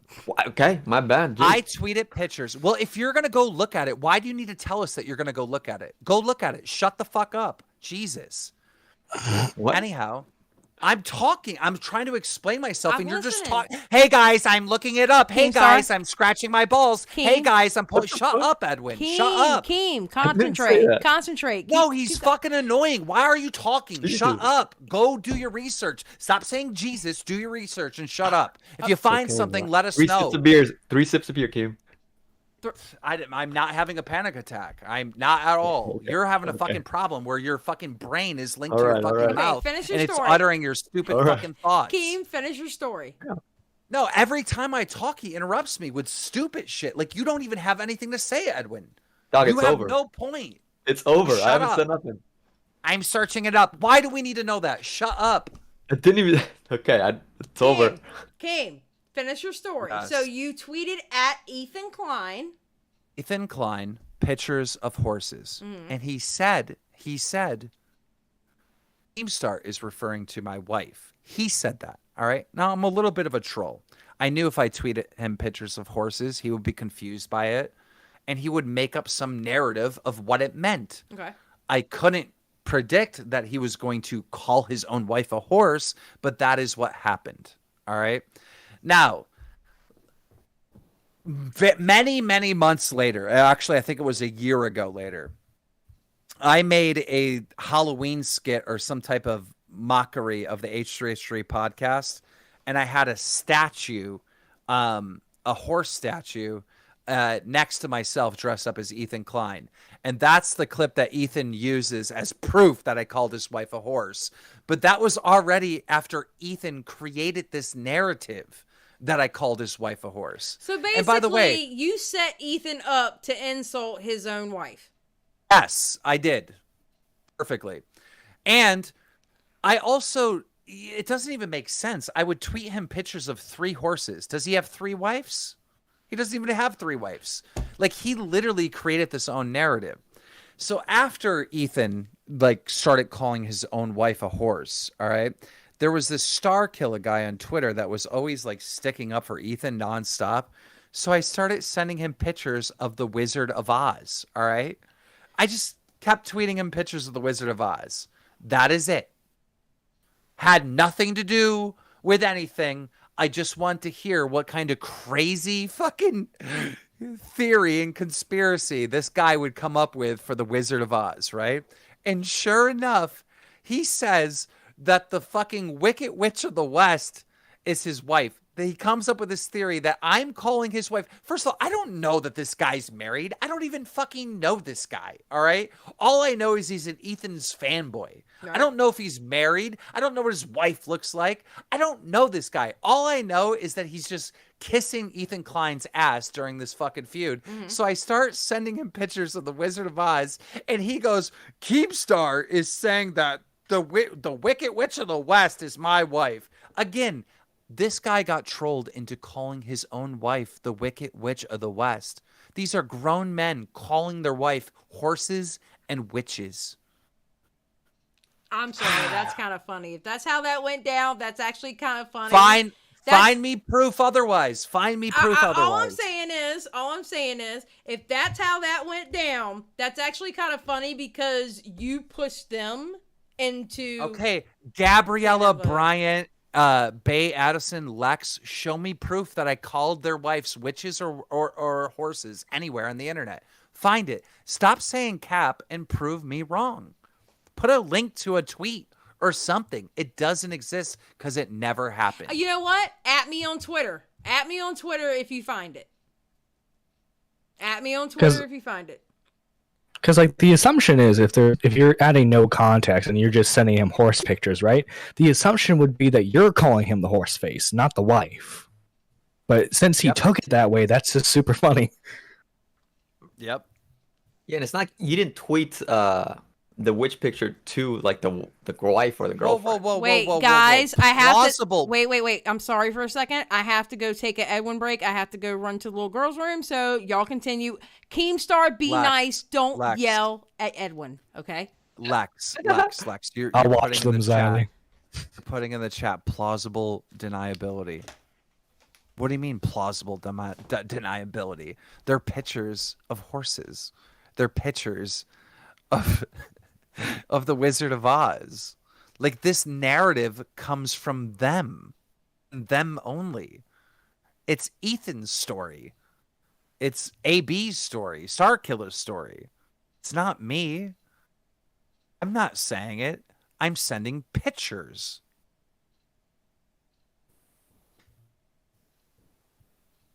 Yeah, it's like you're sending like you were talking about the rollerblade thing with a certain creator. That doesn't mean you're calling their significant other a rollerblader, are you? No, you're just sending pictures, man, and it's up to them to interpret what that means. Yeah. But I hear all the time, you called Ethan what? No, where? Prove it. Prove it. Keemstar, you are the worst at making excuses for yourself. I don't need an excuse. I just told you the truth. There is no excuse. That is the truth. Didn't we just go over stuff where Ethan constantly calls himself an ally to causes he doesn't even understand? Like, who's making excuses more? Bro, I'm a troll. I've always been a troll, and I just knew if I like tweeted him pictures of horses that he would get confused by it and he would try to figure it out, and then he would make up some conspiracy, because at that time he was trying to get me banned. He was going to YouTube trying to get me banned. He just got a strike on my channel, so immediately he was like, he's calling my wife a horse. Like, it was brilliant.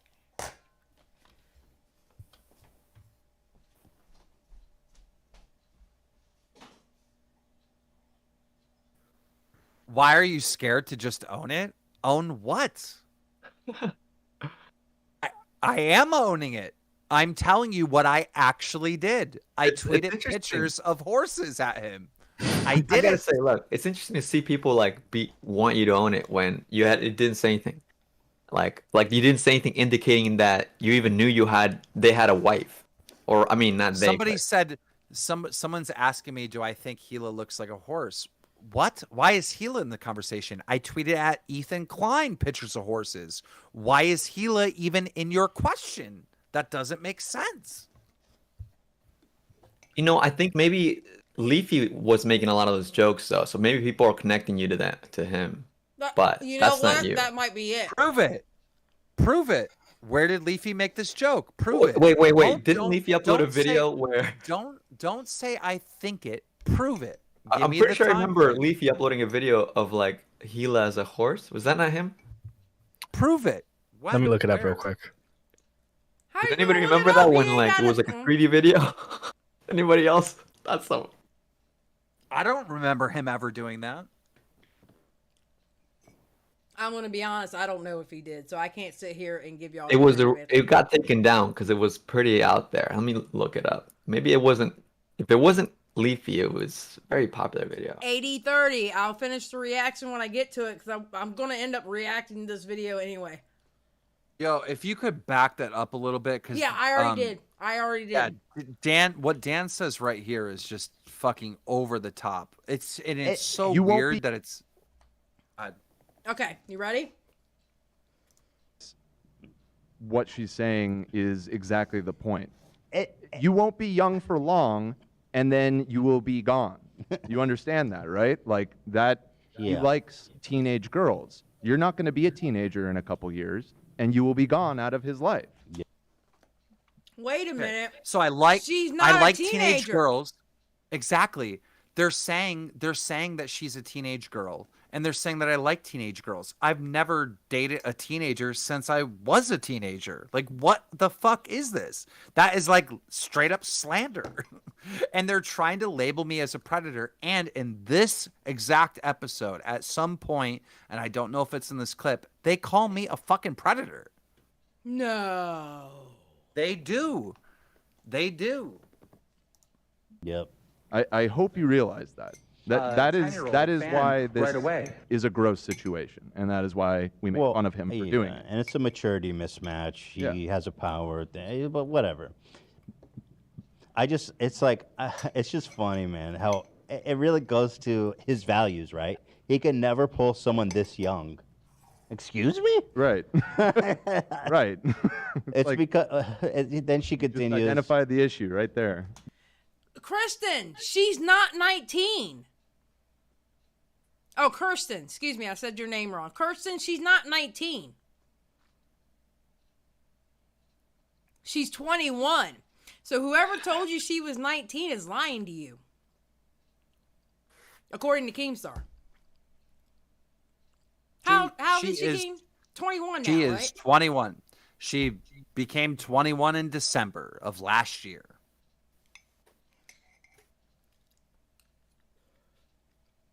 So,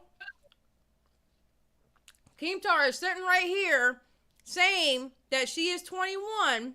If they're telling you 19, Kirsten, they're lying to you, boo.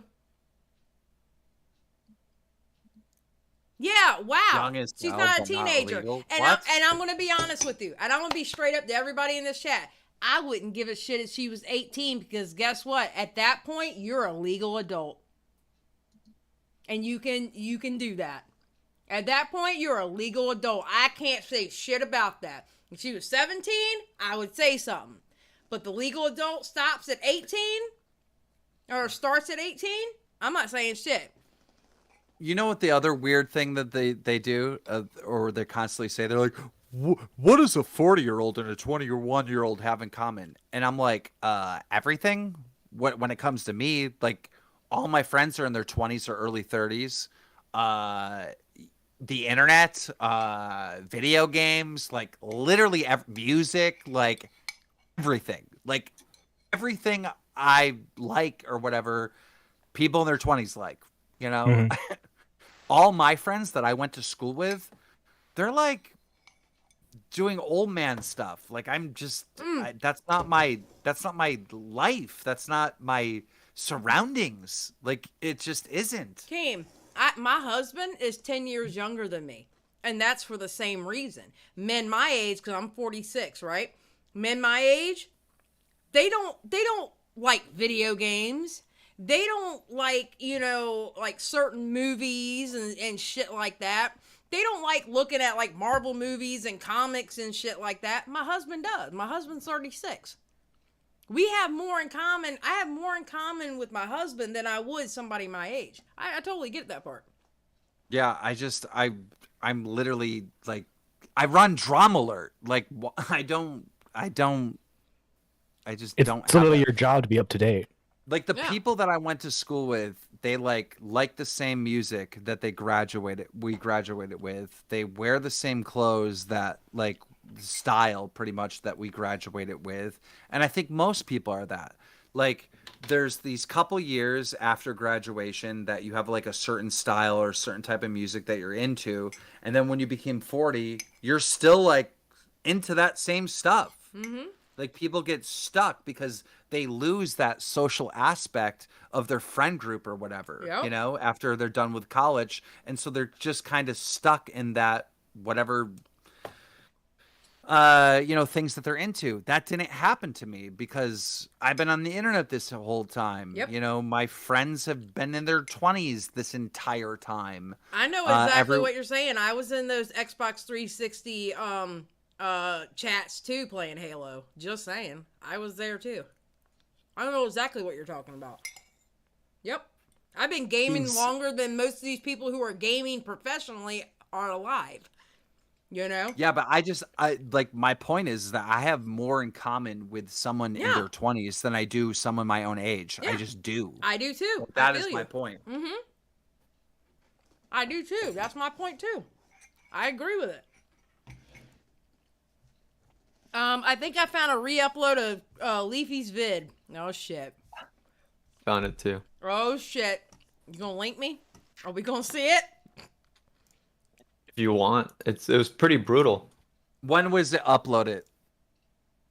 2020. Is the date when 2020? The date is important. I'm not sure. This is a re-upload, so it doesn't say.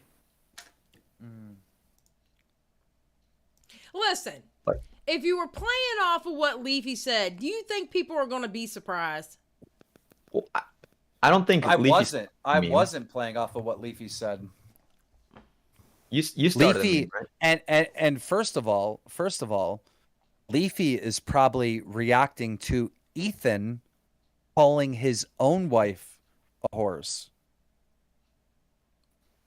That's what Leafy's probably reacting to. That's why the date is the dates are important. Like, we have to see Unstoppable the Hope. dates. Thank you for the 999. I agree. The narrative they are pushing gives them predator mindset. It's all BS to stalk Keemstar. Well, also you. H3 reacted Thank to Keemstar like right away, as soon as like shortly after the tweet too. So like the narrative was right then and there about the horse. So Leafy's then reacting to Ethan making up this false narrative that I'm calling his wife a horse. Well, damn. Why are y'all always getting in these damn sticky ass situations where it makes it hard for people like me? It's a funny situation, but it's like you can't really nail Keemstar 100% on this at all. You can't. I tweeted. What do you mean 100% at all? I tweeted him pictures of horses with no words. Yeah, I'm on your side. I'm saying you can't nail you. He created.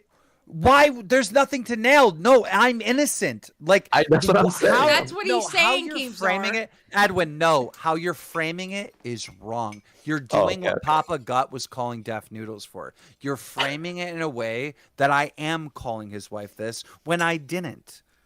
Just say that I am innocent and that Ethan Klein created the narrative. Stop saying you can't pin Keemstar. Last time I literally was saying Keem is innocent, and you thought I said something else, and you started flipping out. He did. When you yelled at him, he actually said you were innocent, and then you I started said, yelling all right, at him. Keem is innocent, because I was trying to say, if you didn't even tweet to Gila that picture, I don't see anything wrong. But then, like, you heard something Even if else I on there. tweeted a picture of horses at Gila, which I did not, how does that mean I'm calling her a horse?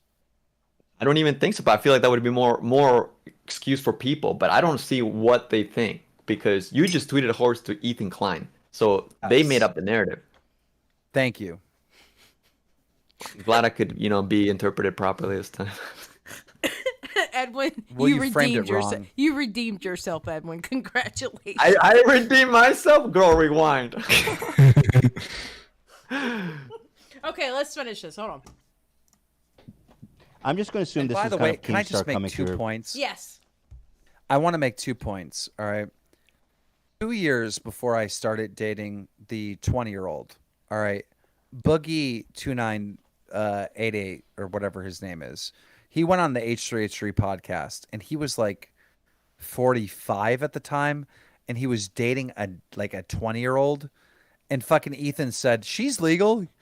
Go get it, dog." Like, he was real supportive.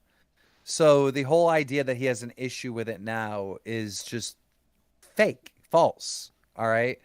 The idea that him and Dan are sitting there saying that it's creepy and all this other stuff.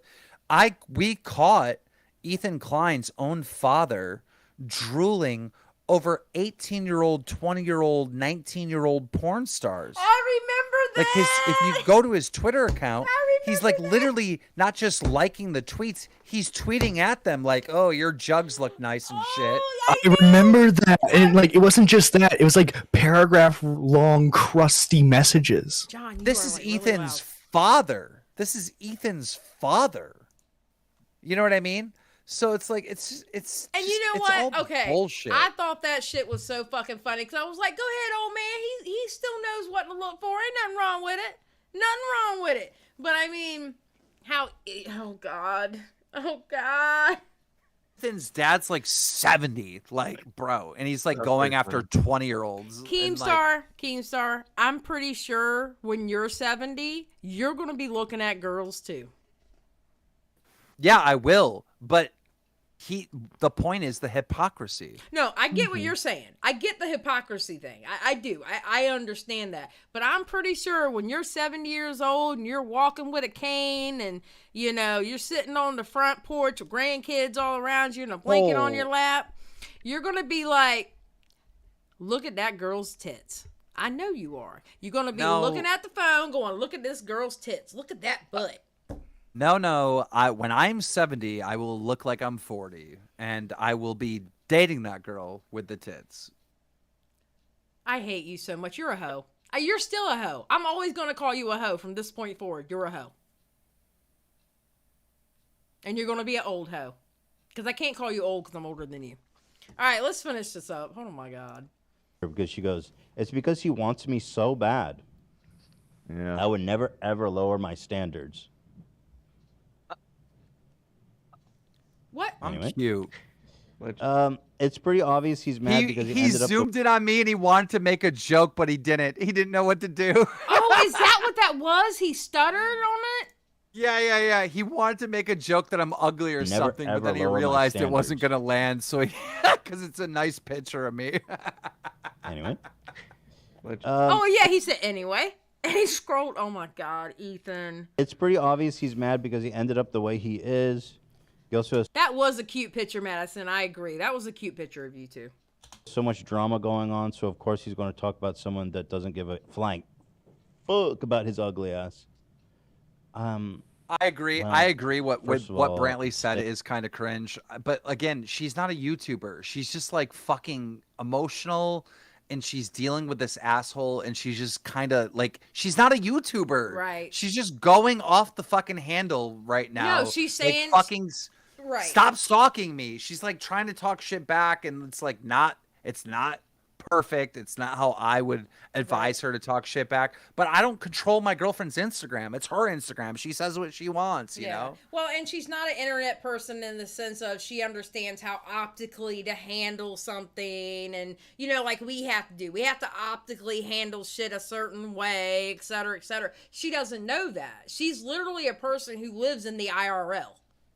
You know, she's not a YouTuber. She's not, you know, a social influencer. Teresa in the chat, Keemstar, you harassed AB's wife when she wasn't online. Proof. Back it up. Back it up. Back it up. Proof. What was the harassment, Teresa? Proof. Teresa, what was the harassment? We got him. We got him here. This is what they do. They just lie. They literally lie. That's all they got is lies. Back it up.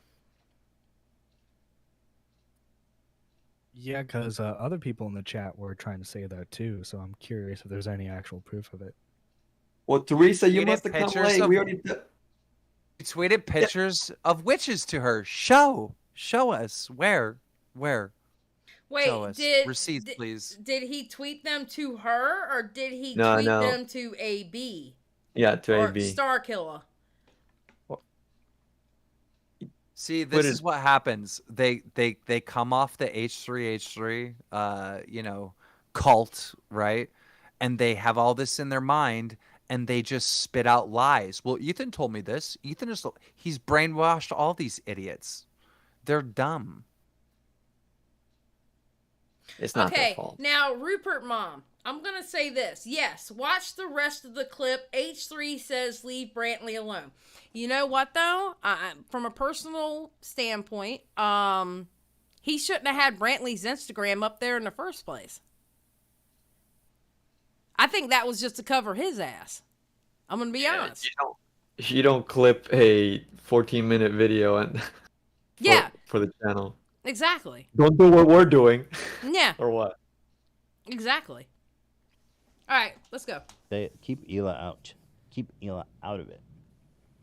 Okay? But anyway, you're a good girl. You do your thing. Just we're here for you if you need us. Blink twice. What the fuck? Blink twice if you need help. And it's We're a savior yellow thing. in the next video. Yeah, wear yellow in your next video, girl. Is that the Britney thing? Yeah. Yep. Oh yeah. Wait, so going back to the Britney thing, she was actually wearing yellow. Yeah. She And wore we now yellow. know that was real. Yeah. Mhm. That's so epic. Yeah, man. And now she's showing her tits. That's outcome for Britney. Okay, what? Gila was talking about Brantley, like this is like many months ago, in a very negative way. And I don't remember the exact context because, dude, this shit happens like once a week. They're saying something, so I just forgot. But Brantley challenged Gila to a boxing match. And so ever since then, they've been like trying to push this narrative that Brantley's talking bad about Gila. Like what? Like it's like it's just it's literally nonstop lies over there. Like there's no like legitimacy to anything being said. It's like you're over there in a fucking propaganda cult fucking campaign nonstop. Not gonna lie, I'd pay to see that boxing match too. Yeah, Brantley would win. Brantley's a scrapper. Well, you have to say Brantley's gonna win, Keemstar. She would win. People are like, oh well, Gila was in the military. You were just about to say that, right? Well, Gila was in the military. Okay. Well, Gila hasn't been in the military in a long time, and just so you know, like if you know anything about this world at all, over in Israel, they have a mandatory military sign up. Like, so when you're 18, guy, girl, it doesn't matter. You are in the military. Okay. Point blank, period. Point blank, period. She still got taught how to kill. She was a secretary. All right. Yeah, but in training, you still get taught how to kill. Yeah, well, Brantley would win. I'm telling you that right now. You have to say that, Cam.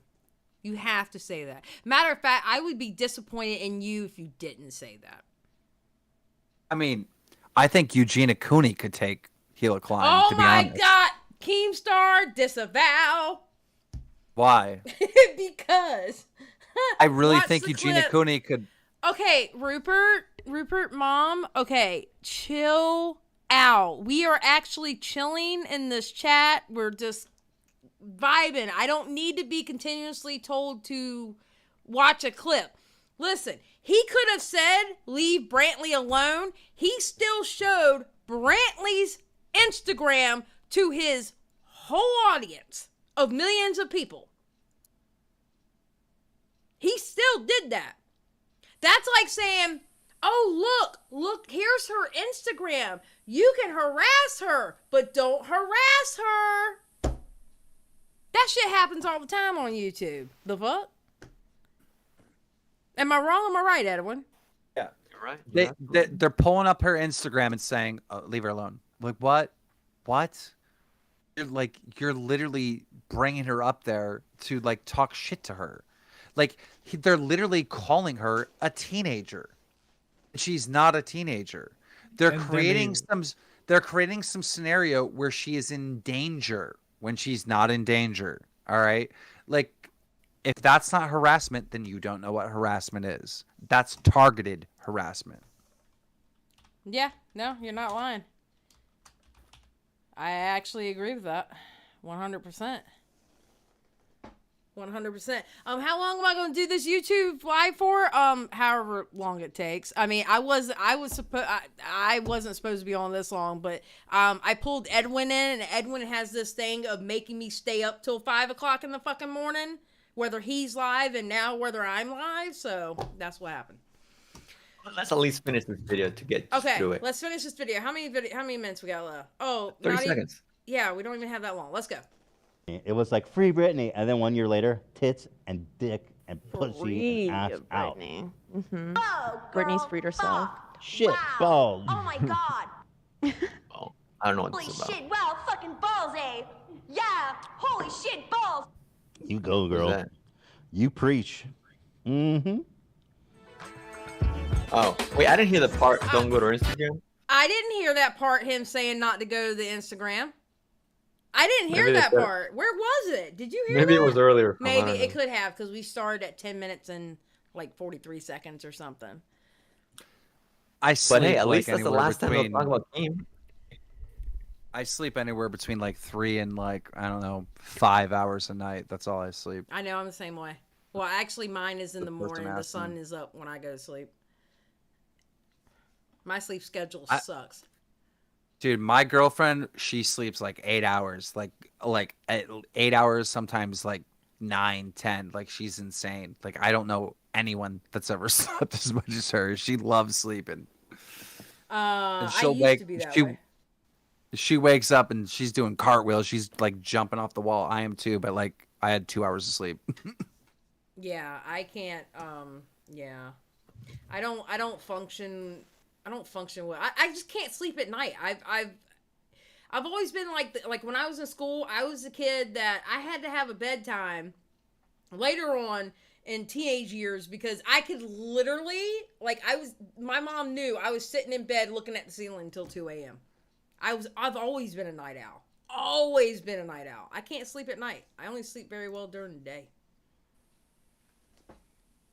I don't know who that is. I've even when I was a kid, I didn't sleep 8 hours. I don't know. Yeah, I don't know how you do it at your age, Keem. Not getting 8 hours. But then again, I'll turn around and crash for 13 sometimes. Okay, so who's complaining in my chat? I'm pregnant as fuck. I should be sleeping, but I'm now invested. I don't blame you, bae. Chat kills me. Chat's killing me too. No matter how hard I try, I can only sleep at sunrise. I feel you. Okay, no. All right. So I guess that one stopped. Miss what was the name? Rupert Mom or something. Yeah, they must have stopped because H3 didn't say it. Anything else, Keemstar? I am going to cover that. I mean, I am going to cover that. That's pretty much it. That show sucks. They're being favored by YouTube. Otherwise, it would have been removed a long time ago for the ridiculous harassment. They're stalking me. Have they talked about Duff her Noodles, any like other time on the show? My God, ever since I've known her. Really? Literally ever since I've known her. Okay. Yeah. All right, so it might be next week then, because I want to get a few more clips out. There was a clip. She was here for a couple months, maybe. I don't know. She was definitely my assistant at the time, and she was dancing around in the kitchen, listening to music with her headphones on, and like, I was recording her, and then she saw I was recording her, and she just like laughed or whatever, and I must have posted the video somewhere. Maybe on my story or something because it was just hilarious. It was like this innocent nothing video. And like he reacted to that video and was like, this is so creepy. This is so wrong. This is so like there was nothing in the video at all. I got so many messages from his fans when he did that. And they were like, I'm on your side. This guy's like weirding me out. Like just shit like that, dude. It's like, I don't know, dude. Has his views gone down? Let me go look. Like, is he getting any... Okay, so you're saying all these people hate him now, which I am seeing an uptick of people hating him. I mean, but he's still getting views. Yeah. 1.2. Yeah, he's got his fan base, but outside of that fan base, people hate him. Well, that's why they're, to me personally, they're cult-like. And they're going to be ride or dies till the very end. You can't change their mind. You can't. I had one person, I did a stream by H3. I had one person going, why don't you just mind your own business and stop worrying about other YouTubers? I'm like, excuse me, you watch H3. What the fuck does he do? Like seriously? I mean, people are crazy, man. Yeah, they make no sense. No, they don't. I'm trying to see what people... Keem, Ethan ever invited you to go on a vid or talk, would you? Figuratively speaking, be the next frenemies. Did you hear that question?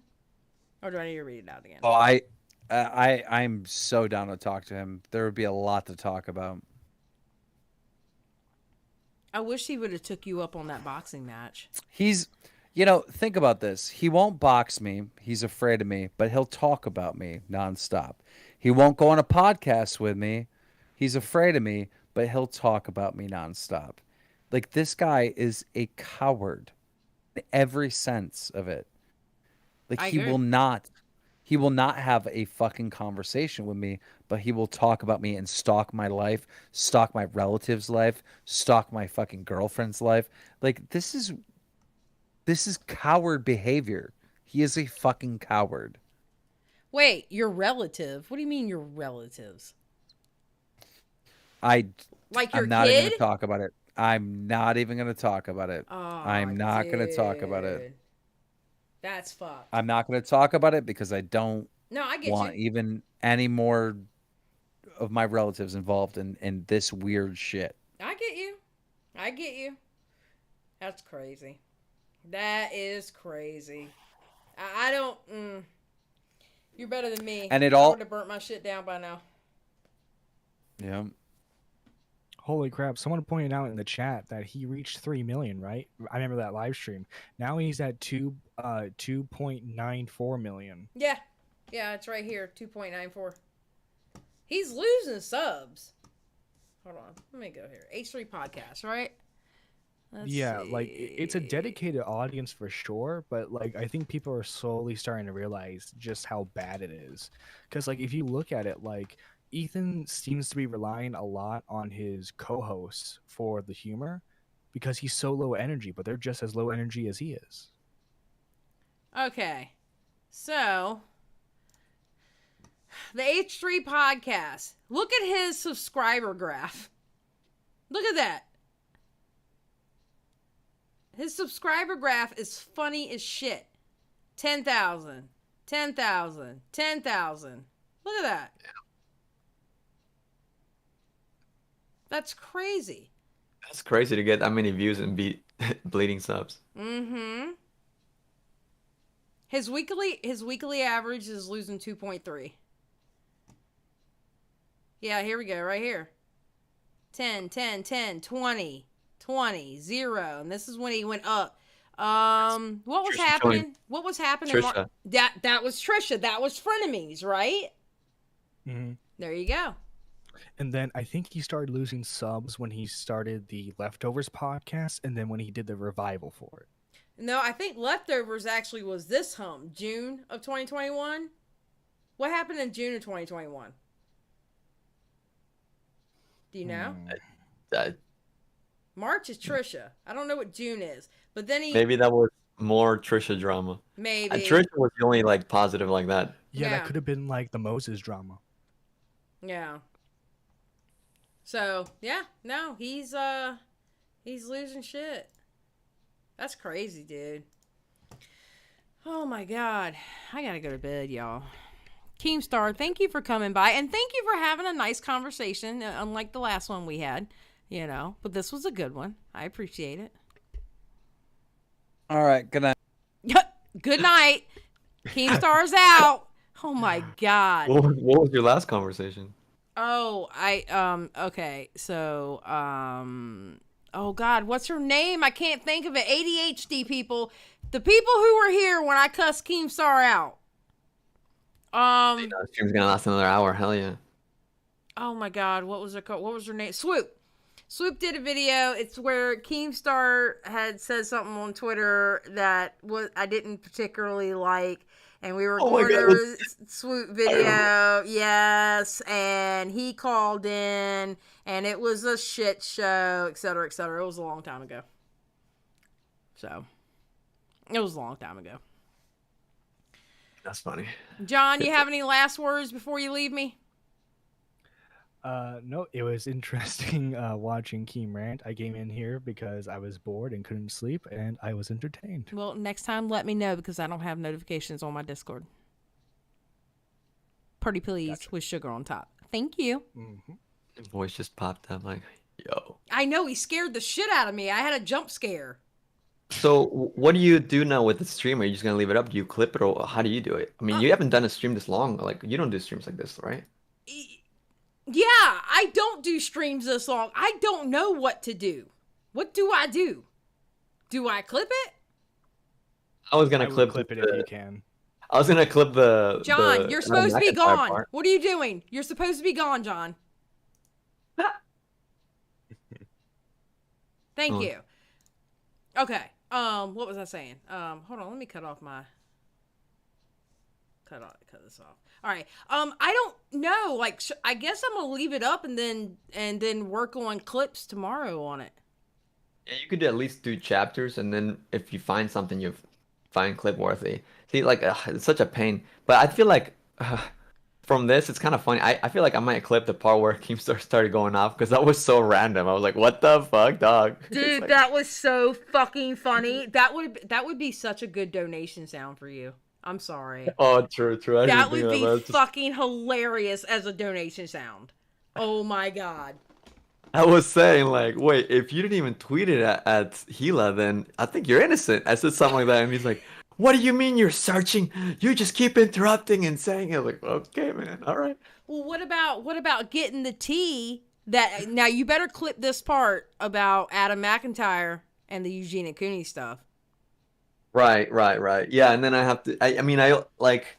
Yes, Vindicate. I feel like people didn't really get what he got on here. I think that's good because the way he expressed himself on here was much different than his video. Because Right. you know, I saw all his tweets, I saw his videos, but because he did 2 videos, and in his videos he just came across like different, and now here he came across more real. Maybe it was, you know, coming off the drunk, or I don't know, but it was good.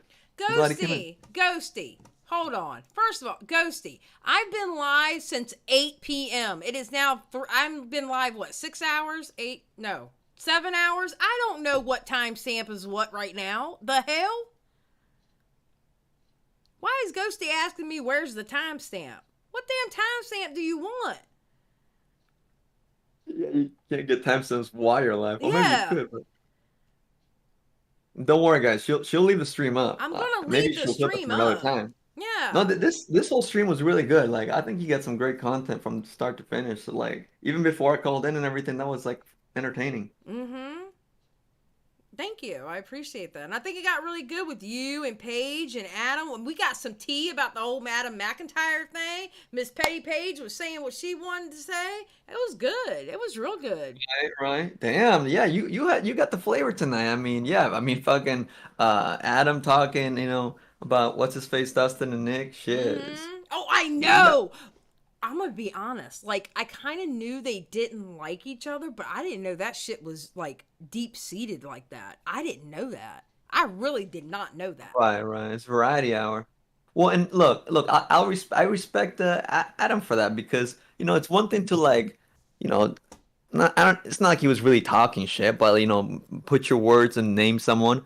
But like he said he'd be down. He don't care to like express himself when I was making the, you know, kind of joking remarks about blood sports. Right. Because when you talk shit on someone, I feel like you should be able to kind of talk it out if they challenge you or something like that, you know? Well, and okay, let's be honest. Can we talk about how kind of sweet it was when he didn't know? Because we hear blood sports all the time where we're at, right?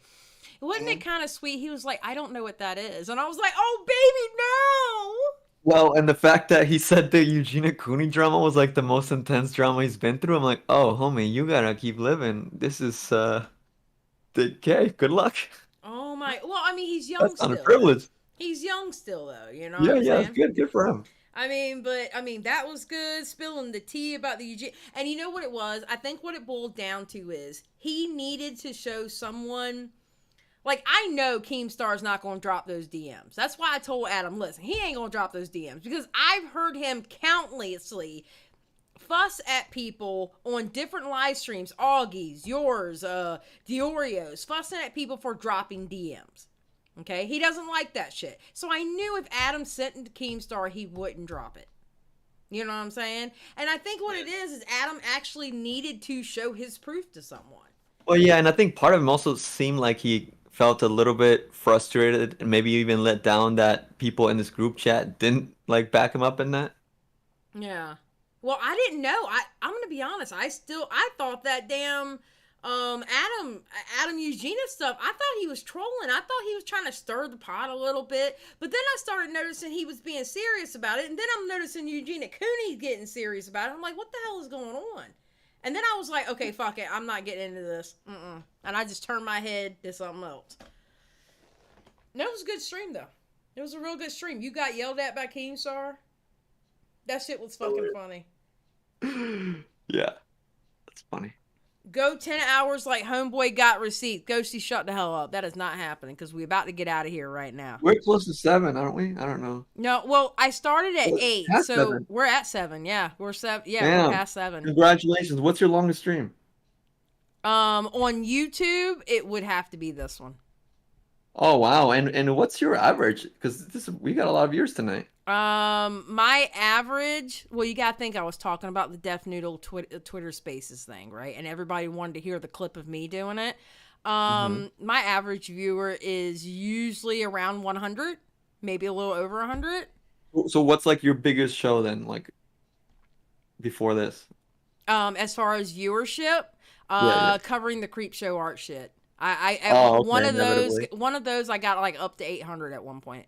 Oh, okay. Well, it's been a while, so this is a pretty good show. I mean, you had fucking, people calling in fucking all over the place, so that's good shit. Yeah. I mean, Creep Show Art was literally the biggest drama that there's been, I think, Dude, that creep show art draw, and you were gone for the whole shit. Weren't you gone, or did you just come back? I was gone in the beginning, and then I came back in on my second channel for like part of it. Yeah. I guess.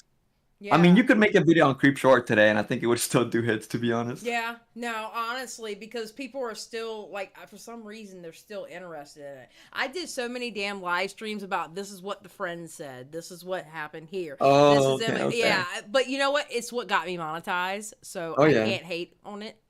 No, of course not. I mean, that was definitely that was a breeding ground for people wanting to tune in. Well, it's crazy. Well, because of who it was, you had nothing but smaller creators really covering it at first. Well, and not only that, it's super interesting because she was very good at networking. Like she had friends in like every community, So it was very confusing and just like she affected a lot of people and a lot of audiences were interested. Yeah. And the story itself, even beyond the people that she networked with, the story itself with Emily Artful was fucking whack. Yeah. Yeah. That shit was crazy. But Lord have mercy. But thank you for being part of it. Yeah, no problem. This is And good. I provided you some content. Hell yeah. It's a win-win Hell yeah. situation. It's a win-win. And now you're a mod in my chat. It's a win-win Hell yeah. situation. Yo, you know what? I mean, it's the least I could do. You chilled on my streams when I was chilling, so why not chill here? Sure. Yeah, fuck Whenever. yeah. Well, you're And you know what? Your chat was pretty lovely, except for two people that shat on me earlier. But I don't know why but they're gone now, so it's okay. Suck it. Wait, somebody was shitting on you? Really? They were just like, "Oh, Edwin's here." Like, okay, well, sorry. Yes, I am. Oh, poor. Well, I mean, you can't win everybody over. Listen, I you're know. talking to the loud old bitch, country bumpkin bitch. So, I mean, Yeah. No. Shout out to the chat. Thank y'all for being chill. Yes, absolutely. All right, well, I'm going to leave this call. You have a great night, sir. Thank you so Cool. much for coming on. I Thanks appreciate for having you. me. Everyone, if you haven't liked the show yet, go ahead and do it. Hell Peace out. yeah. Like that shit. All right, bye, man. Bye. Yeah, this live stream happened. I thought we were just gonna watch the VOD of the Twitter space. Didn't think that Edwin would call in, or Paige, or Adam, and lo and behold, Keemstar. And John joined too, and Keemstar. What? Like shit, dude. And I appreciate y'all hanging out with me. We've kept over 200 strong this whole time, so holy shit. Well, we had a productive night. We were supposed to watch that Petty Page video tomorrow. I'll keep y'all updated if we're still watching it tomorrow because my old ass is tired. I'm just saying. Who's next? But what's up, Seraphim? But yeah, I'm gonna get out of here, guys. Thank you so much for being here. Thank you to everyone who joined in to the chat and talk with me on this. Thank you everybody who watched. We had a great night. I can't even, this is one of my live streams I can't even be pissed off at. I'm actually leaving this live stream nice, calm, cool, and collected and happy. So you know what that means? Y'all, keep that shit real. And don't let dumbasses named Steven come into your chat and talk shit and then run. Bye.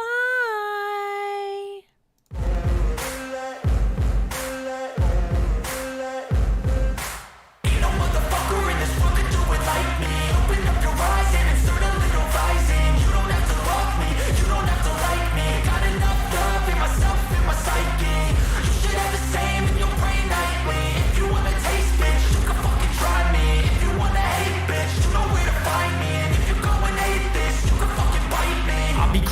my lane fast, call it high speed. I've been working hard, yeah, I've been working nightly. If you think you'll win, ha, not fucking likely. I be taking shots, yeah, cold-blooded, icy. Watching numbers grow is what I call sightseeing. In the front row, run it up when they hype me. The following grows, they know how to ignite me. Call me CEO, I've been running shit right, see.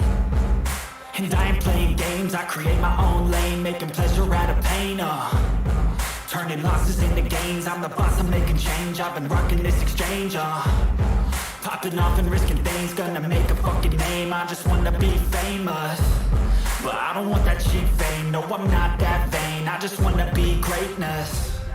I just wanna be greatness. I just wanna be greatness. I just wanna be greatness. Ain't no motherfucker in this world can do it like me. Open up your eyes and insert a little rising. You don't have to love me, you don't have to like me. Got enough love in myself and my psyche. You should have the same in your brain nightly. If you wanna taste, bitch, you can fucking try me. If you wanna hate, bitch, you know where to find me. And if you're going hate this, you can fucking bite me. Okay, I'm going off every chance I get.